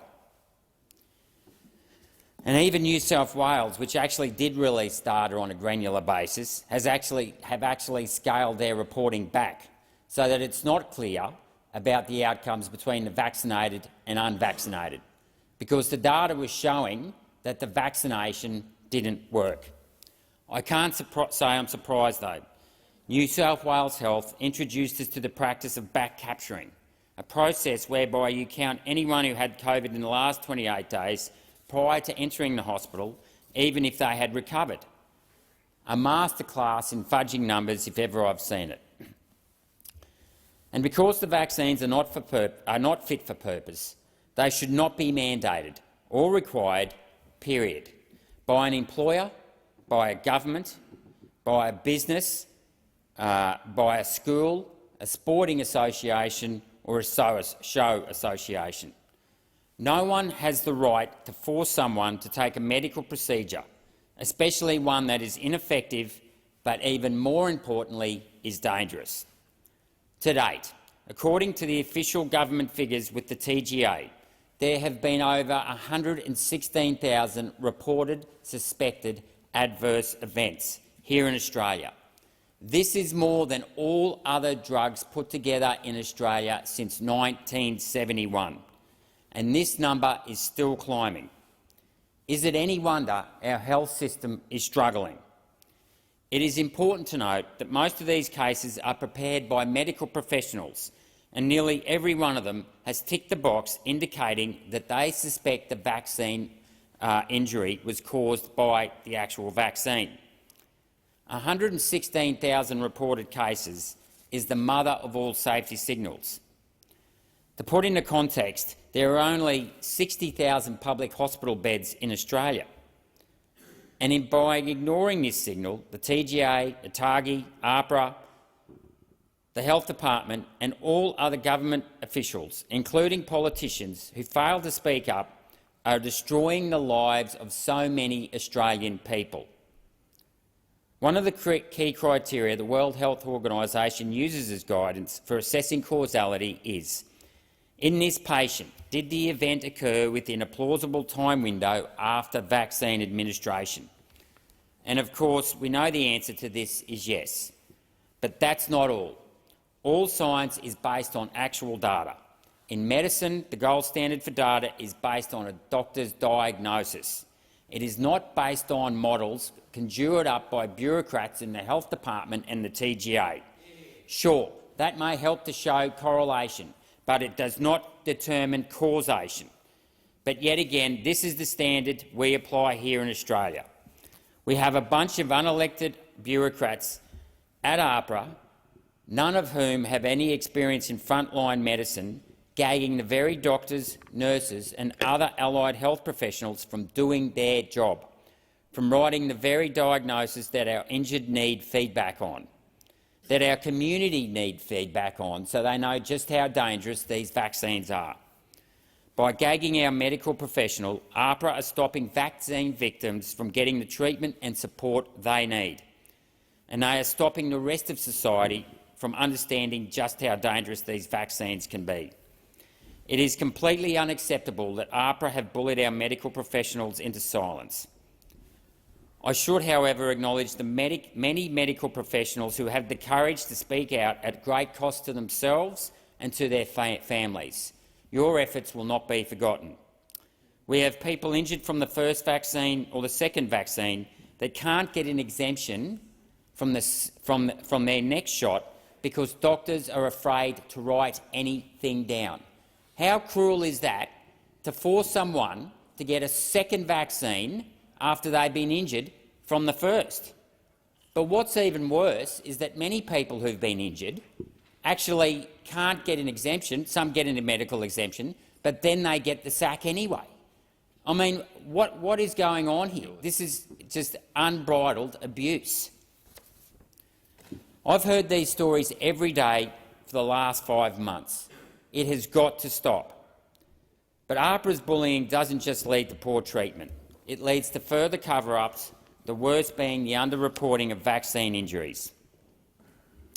I know a cardiologist in Brisbane who lodged 3 myocarditis reports from the vaccine with Queensland Health, and they knocked the reports back, saying that the cardiologist wasn't qualified to give an assessment on the condition of someone's heart, and that these vaccine victims had to go back to their GPs. Just how many adverse events are being underreported because of this systemic cover-up of vaccine injuries? Not just by AHPRA, but by our good friends at the TGA. The TGA rushed the approval process with Pfizer, and they are now trying to cover up their own mistakes, hiding adverse events from the vaccines. The very fact that Pfizer wanted 55 years to release all their data should have been a red flag. The number of injuries and deaths is a red flag. The lack of controls in initial testing should have been a red flag. There was no genotoxicity testing, no carcinogenic testing, no reproductive testing, no development testing, no longitudinal testing. The trial was unblinded after 2 months, but even more importantly, the 2 key safety clinical outcomes from the trial, injuries and deaths, were worse in the group that were vaccinated. But despite all these safety signals, the TGA still refused to pull the vaccines. So let me conclude. It is time to stop the vaccine rollout. It is time to stop the mandates. It is time to stop the vaccine discrimination. And it is time that government stop the tyrannical overreach in the name of COVID. Thank you. Senator Rice. Thanks, Acting Deputy President. Like so many around the world, the Greens are devastated by and condemn Russia's horrific invasion of Ukraine. And we are deeply moved by the heartbreaking stories coming out of Ukraine. The lives lost, the families devastated, the communities torn apart, and the buildings turned to craters and the cities turned to concrete wastes. Clearly, there's been a massive human toll of this war. We welcome the Australian government's urgency in responding, and the fact that this suffering on the other side of the world has generated a rapid and a genuine response. We support the targeted sanctions that have been imposed on oligarchs with direct links to Putin's regime and to the suffering and the devastation that's been inflicted in Ukraine. We welcome the restrictions in Australia on importing Russian fuel, and we welcome the steps taken by the Future Fund to divest from Russian investments. These are all important steps, and the Greens support them. Beyond that, we think that, however, there is more that the Australian government can do. In particular, we think that globally, cancelling Ukraine's national debt is a clear step that the international community could take, and we urge the Australian government to be advocating multilaterally towards that end. We welcome the immigration policy changes made to support Ukrainians fleeing the conflict, but we think that more can be done. The Greens call on Australia to provide an additional 20,000 humanitarian places above Australia's existing annual humanitarian quota, specifically for Ukrainian nationals fleeing conflict and/or persecution. We would like to see the fast-tracking of any outstanding visa applications by Ukraine nationals. We think we should offer permanent visas to Ukraine nationals on temporary visas in Australia, to grant family reunion visas to applicant families of Ukrainian Australians, and revoke any visa cancellation decisions for any Ukraine nationals held in detention. And for a long time, the Australian Greens, of course, have called for an urgent energy transition to address the climate emergency. The invasion of Ukraine and the way Putin's war machine has been funded by fossil fuels shows how urgent this transition is. Exports of oil and gas are worth $120 billion to Russia every year. They are fuelling the Russian war machine, and they have to be brought to an end while Russia is waging war on its neighbour. We need to work multilaterally to support other countries, particularly in Europe, to urgently shift from Russian oil and gas. We need to act at emergency speed to safeguard our future, both from the climate emergency and from the potential outbreak of World War III.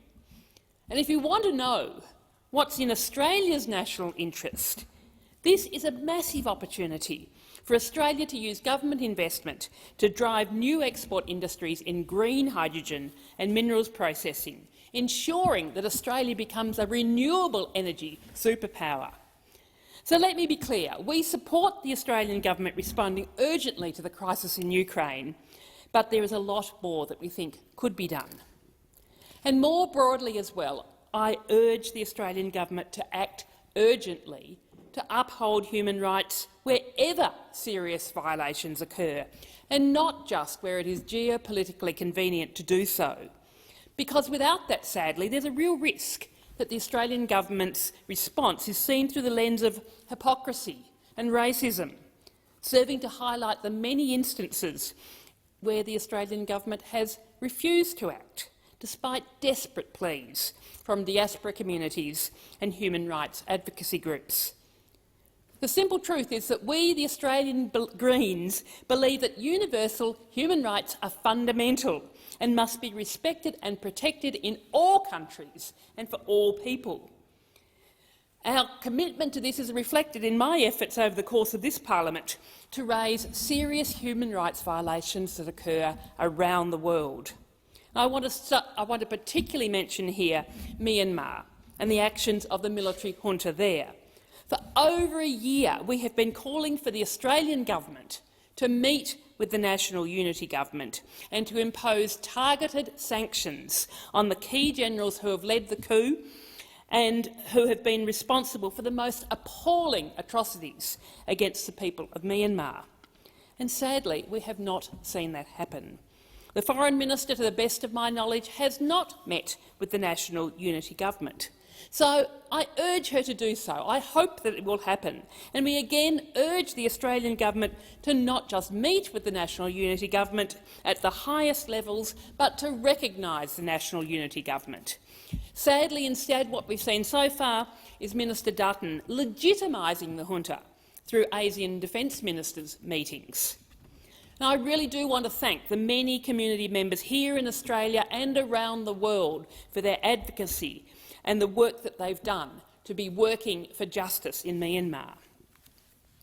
I do now actually want to congratulate the government in the unexpected but very positive announcement of 16,000 visas for refugees from Afghanistan over the next 4 years.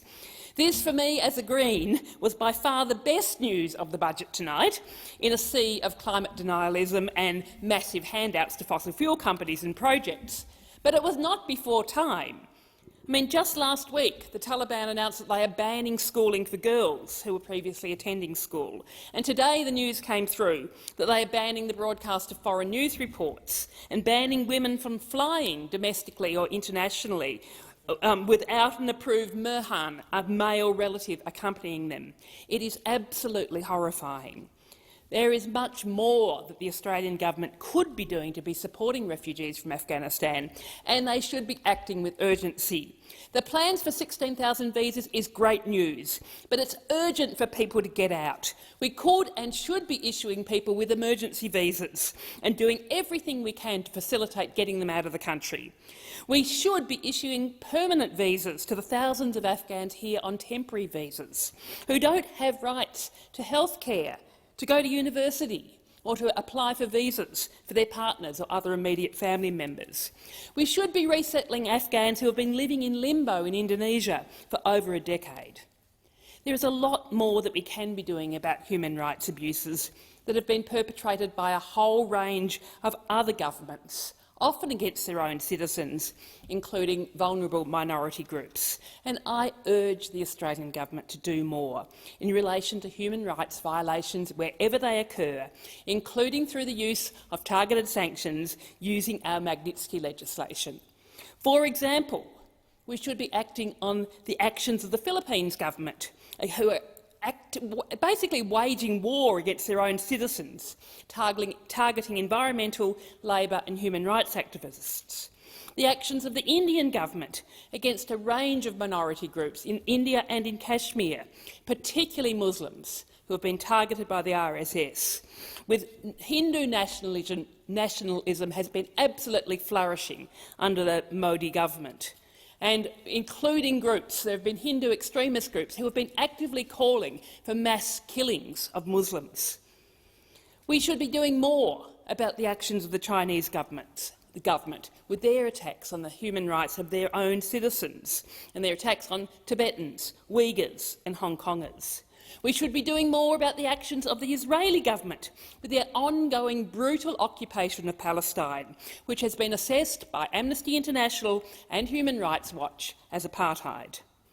In relation to Ethiopia, we have consistently called for greater action to address the humanitarian crisis in Tigray in particular, where millions are facing starvation from a government blockade.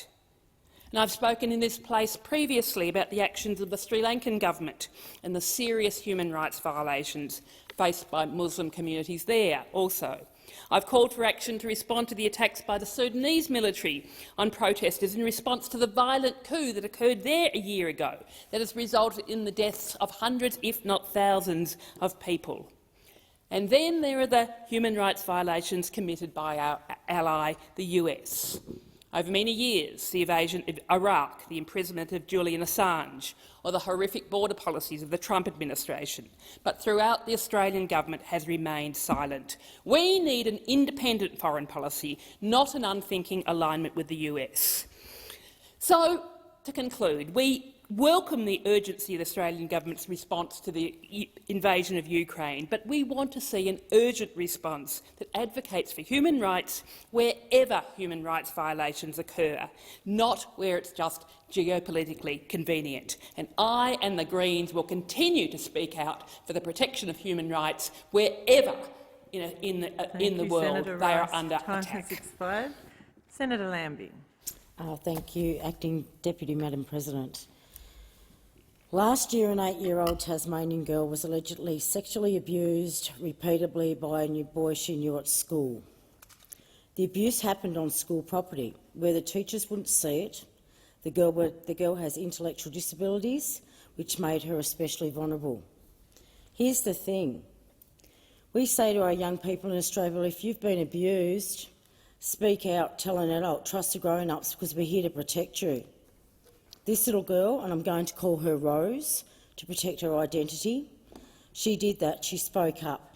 After months of abuse, she worked up the courage to tell her mum what was happening. She did the right thing. Her mum, who I'll call Aileen, she did the right thing too. When she found out what happened, she did everything possible to keep Rose and her brother safe. She raised the allegations with the school, with state police, with state and federal Labor members, with the former state education minister and the current education minister, the deputy premier and the premier of Tasmania. Literally, she has gone to everyone she can possibly think of asking for help. What a mother line. Honestly, you could not find a mum who does a better job of fiercely advocating for her children. There's nothing more that Elaine could possibly do to fix this situation for Rose and her brother. Elaine needs people in the government to stand up and do something. She's known that for months. She's told them she needs them to step up and do something. But here we are, 12 months later, and Elaine and her kids are homeless, they are couch surfing, they have no stability and no safety. Elaine is sleeping on the floor so the kids can have a bed. She had to quit her job to homeschool her children. She's living on a carer's payment from Centrelink.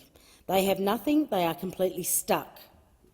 This is what we do to our victims in Tasmania. This is how we treat them. This is what the police do, the government people do, and the schools that sit in denial that say there is no abuse going on in their schools. She can't get bond together to get a private rental, and even if she could, she's not working, she isn't going to get approval for a lease. She can't go back to work until the kids have a school to go to. And they are not going back to a school where Rose was abused. That is completely unacceptable. They can't go to school because until they find a house, they don't know what school they're going to be going to. Got to have the house before we can put the kids in the school, because they've already gone through enough trauma. Elaine and her family are stuck in a classic catch-22, and the only people who can help them are in the state government. For 12 months now, absolutely nothing from the Liberal state government.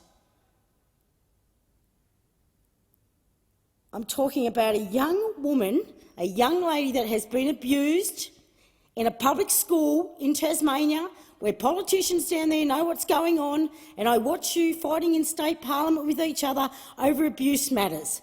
But apparently this young girl you couldn't give a stuff about. You don't give a stuff about. How bloody shameful of state parliament in Tasmania today. You are shameful.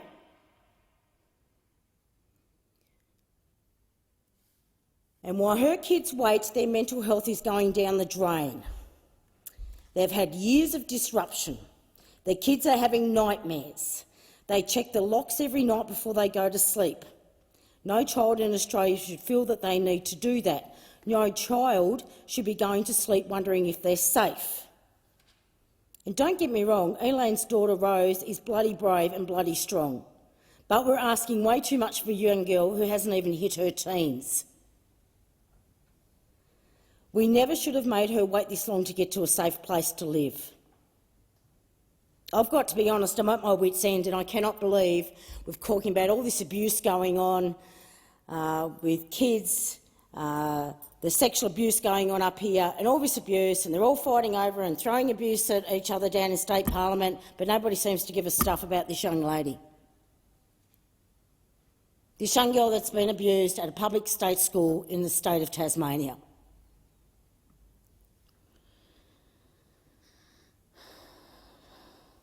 I've been around on this for months now. I'm banging my head up against a brick wall. Everywhere is roadblocks, bureaucracy, government cover-up and government incompetence at its best over abuse. I cannot tell you, Premier Gutwein, how disappointed from one person to another, for someone I had so much respect for, how disappointed I am in you today. But frankly, I find you bloody shameful. I am asking for Elaine and her kids, all they need is a house. All they need is a safe place to live so they can move on with their lives. This is how bad things are in social housing in this country. A kid gets raped at school, the state government can't stop the family from becoming homeless. It's not good enough. So the victim gets punished. The boy who raped the girl, running around, no questions asked. God only knows if anybody else has been raped at this school, because we're all playing cover-up in Tasmania, aren't we? Has there been any more kids at that school? Because I, as a mother, I'm this far from naming that school. This far. Because my worry is this. If my children were going to that school, I would want to know whether one of my children has been raped while you are playing cover-up. God forbid. I've been told the Department of Housing doesn't have a single spare property in Tasmania to put them into, and this has been going on for months. Not one. It just goes to show how bad they've become in our state. You can be travelling along a normal family, working hard and trying to do the right thing, and all it takes is for one horrible thing to upend your life. One person who takes advantage of your children. One person who is filth, and everything turns upside down. And it's up to the state government to protect people when they're down on their luck. That's how things are done in Australia. We expect everyone to get on and work hard and give back to their neighbourhood. But when someone falls on tough times, there has to be a net to catch them. We don't let people fall through the cracks, no fault of their own. That's not the Australian way. I don't know why the Tasmanian government doesn't get that, but quite frankly I find you appalling. Absolutely appalling. Yench, you've known about this. Housing Commissioner, you've known about this. Housing Minister, once again appalling effort from the both of you. You are shameful. And every one of you has said, not my problem, Jackie, not my problem. What's your bloody problem now? It is your problem now. And you don't want me back up here in August and to start naming a few things and a few people, and that's school. This is your warning.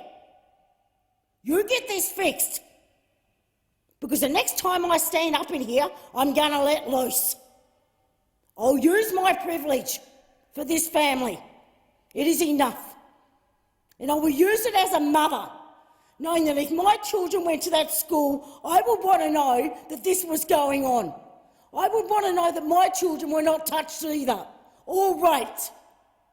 This is a cover-up of the worst, and it is disgusting.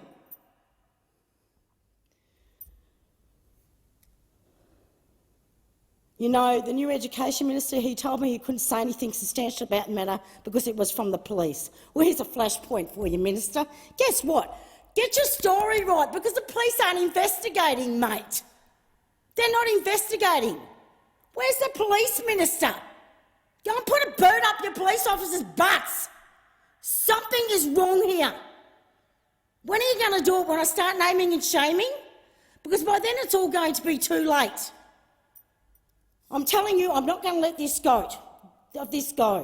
The most basic job of politicians, state and federal, is to look after Australian kids. It is the most fundamental basic thing, and we have a responsibility to protect our children. And the Tasmanian government, you have failed to get the job done, and you are shameful. You have about 6 weeks or 2 months before I get back up here to get this fixed. Thank you, Senator Lambie. Senator Patrick. Thank you, Madam Acting Deputy President. Two themes of my work as a senator have been national security and campaigning for better transparency and accountability in government and in the parliament. Against the background of my service with the Royal Australian Navy, I've often spoken in the Senate about defence and security issues, including the rise of Chinese military power. In the years ahead, Australia will face new strategic challenges of a scale we have not experienced for decades. This emerging state of affairs has been highlighted this week by China's diplomatic manoeuvres to gain a military foothold in the Solomon Islands. To ensure Australian security, we will need to significantly boost the capabilities of the Australian Defence Force, and to do so much sooner than the 20-year-long timeframes contemplated by the present government. Recent experience shows that Australia must be prepared to rely on our own resources, military and civilian, to a much greater extent than in the past. Sovereign capabilities and greater self-reliance will be vital for our future security. In particular, our critical infrastructure, especially telecommunications, must be completely secure from foreign interference and possible sabotage. Our vital defence industries, including naval construction, aerospace surveillance and electronic warfare capabilities in South Australia, must be fully safeguarded from espionage.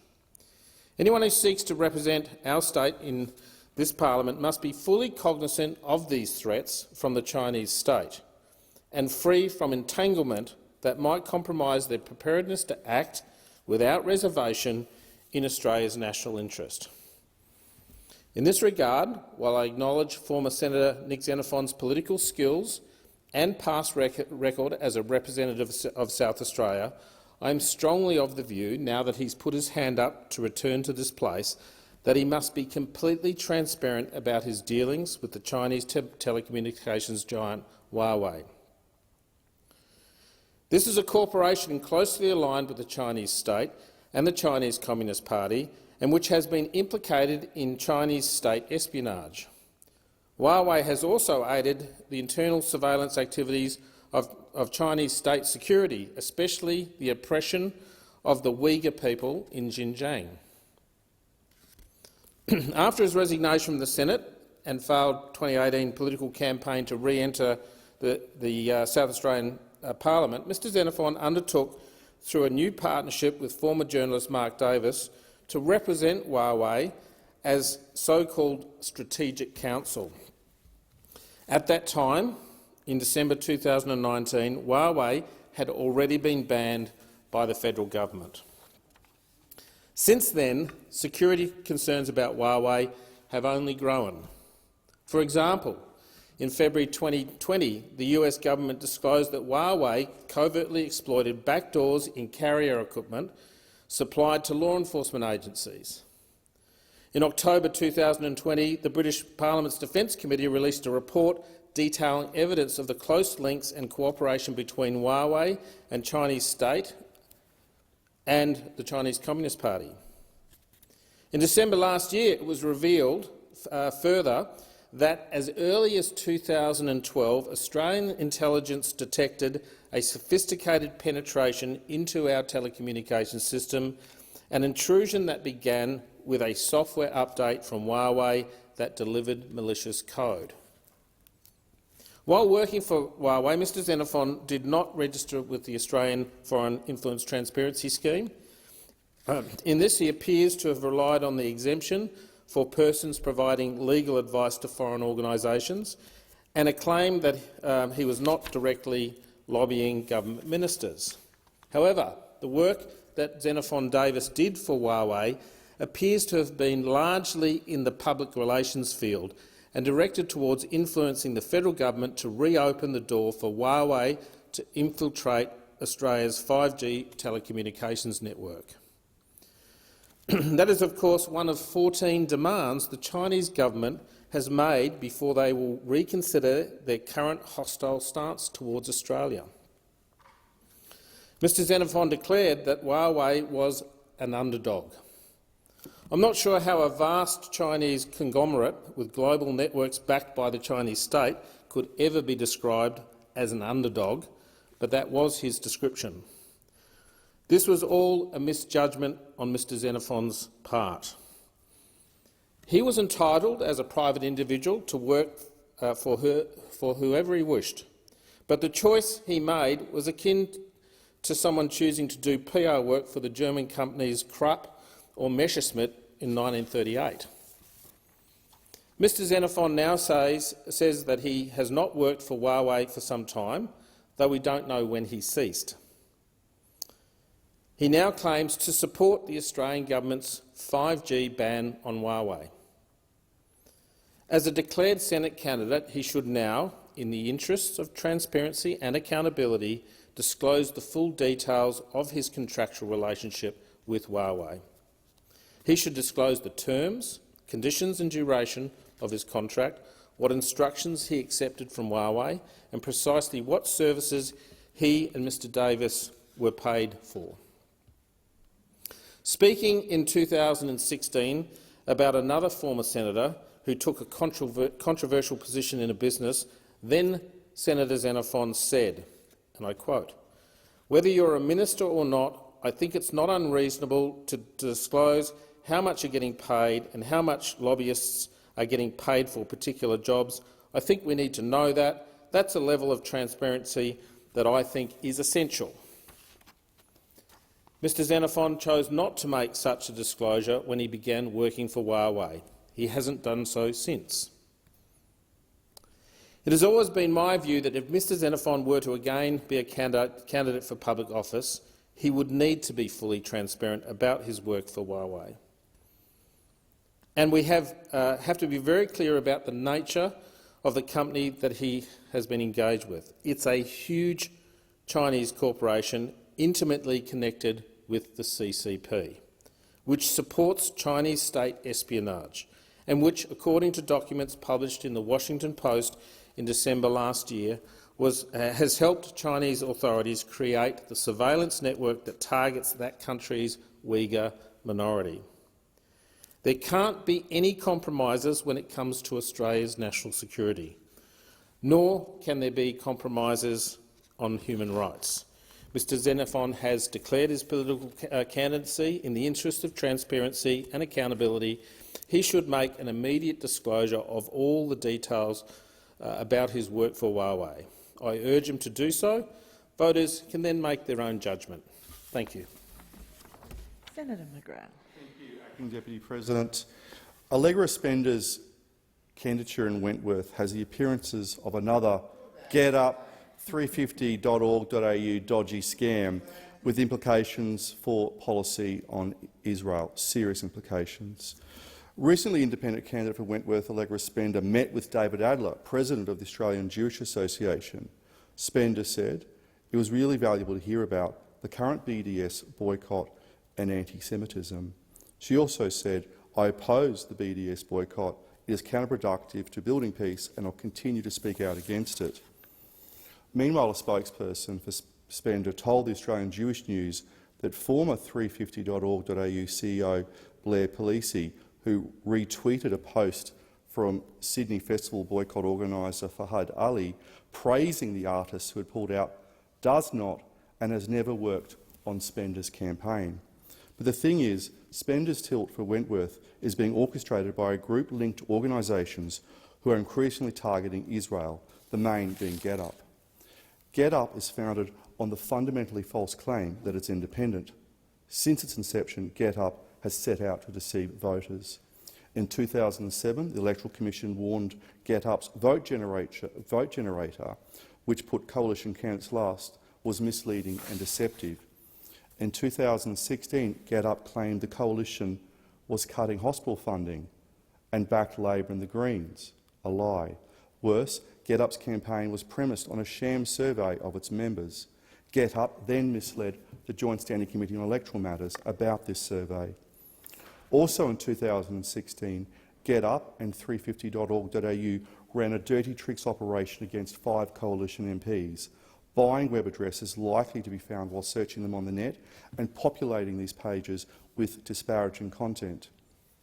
These sites were authorised by Christina McPhail from a Dodgy Brothers GetUp address in Collingwood. McPhail had started at 350.org.au in 2015. In 2019, GetUp telephoned voters telling them lies about coalition candidates and worryingly dispatched goons to bird dog Liberal MPs.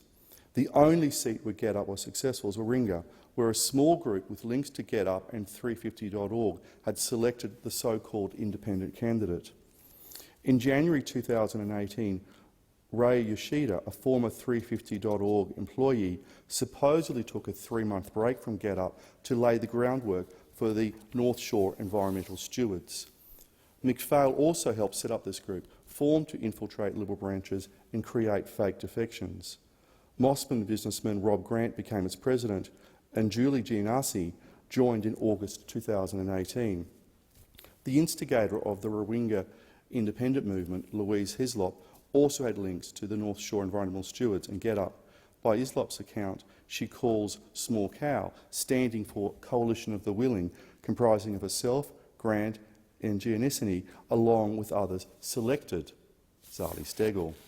Something similar is now occurring in Wentworth, where a clique with left-wing links has installed their chosen candidate. By all accounts, Lyndall and Daniel Droga are the prime movers of Wentworth Independent Proprietary Limited. They were quickly joined by Blair Palisi from 350.org.au. Lyndall Droga is created with convincing Spender to stand. Daniel Droga is a short seller and typical of the financial spivs like vulture capitalist Damien Hodgkinson, who are now backing independents.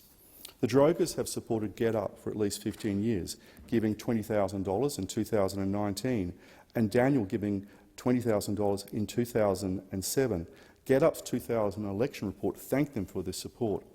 Get Up's 2006-7 financial report also thanked Daniel Droga. Voices of Wentworth is still pretending to be uncommitted, but will no doubt have a campaign that will put the Liberals last. Inevitably, Get Up will also publicly back Spender, as it did Karen Phelps. Recently, Get Up organiser Tracy Hamilton was spotted working for the Spender campaign. Spender is also using campaigners called Populaires Agency, comprising former Get Up and Labor campaigners. The people of Wentworth need to know that Get Up is increasingly anti-Israel. Get Up board member Sarah Saleh co-organised the recent BDS boycott of the Sydney Festival. Last year, Get Up posted a video in which Saleh accused Israel of wanting to erase the Palestinian presence from all over Palestine. It used the false ethnic cleansing claim and bizarrely even charged Australia with direct complicity. Boss of Get Up, Paul Oosting, defended it. He said, "We are proud to platform our board director, Sarah Saleh. Get Up has joined the civil society groups across the world in a growing global movement of solidarity and hope as people everywhere speak out for justice in Palestine." Executive Council of Australian Jewry co-CEO Alex Rivershen said it was another example of an organisation being manipulated into becoming a mouthpiece for the anti-Israel movement. Anti-Defamation Commission Chairman Davir Abramovich said Get Up has lost its moral compass. Regrettably, an anti-Israel stance has been in Get Up's DNA since inception and nowadays is increasingly strident. In 2016, hacked documents from George Soros's Open Society Foundation shed light on Soros's support of groups promoting the Palestinian cause and BDS actions targeting Israel. In 2004, Soros Fund Management gave $150,000 to win back respect, a US campaign started by Jeremy Hymans and David Madden, who founded Get Up a year later. In 2007, Hymans and Madden launched Avaaz, a New York-based global online activist platform. In 2008-2009, Avaaz received $850,000 from Soros's Open Society Institute via Respublica. Among the hacked OSF documents is a 2010 memo to Soros which notes, Avaaz is already an Open Society Foundation grantee and close collaborator. The OSF documents confirmed its extensive activities in supporting an ugly anti-Israel agenda. They detail numerous grants to organisations advocating for BDS and worse. And surprise, surprise, Avaaz is at the forefront of anti-Israel campaigns, in particular BDS. Avaaz vows it will keep pushing until all companies financing the occupation of Palestine withdraw their investments. Avaaz has given Get Up $340,000 over recent years, and in Australia, Get Up has edged closer to advocating for Palestinian causes and the BDS campaign. In 2009, Anthony Lowenstein blogged how he was contacted by Get Up to begin an online debate on Israel and Palestine as a way for the group to dip its toe into the problem. In 2016, activist Sarah Saleh joined Get Up's board, a month later proclaiming we must force Israel into a perennial state of existential anxiety. We've had Get Up's video demonising Israel and now sailors organising of the Sydney Festival boycott. Speaking of which, the claim by a spokesperson for Allegra Spender that Blair Palisi, who retweeted the post from the Sydney Festival boycott organiser Fahid Al, does not and has never worked on a campaign doesn't wash. In fact, it's a lie. Another lie from Spender's campaign. Palisi may not have literally worked on Spender's campaign, but she certainly is a key figure on it. She is a key founder of Voices of Wentworth. Palisi spoke at the first Voices of Wentworth virtual town hall. She was at Spender's campaign launch in a Spender shirt and regularly boosts Spender on her social media.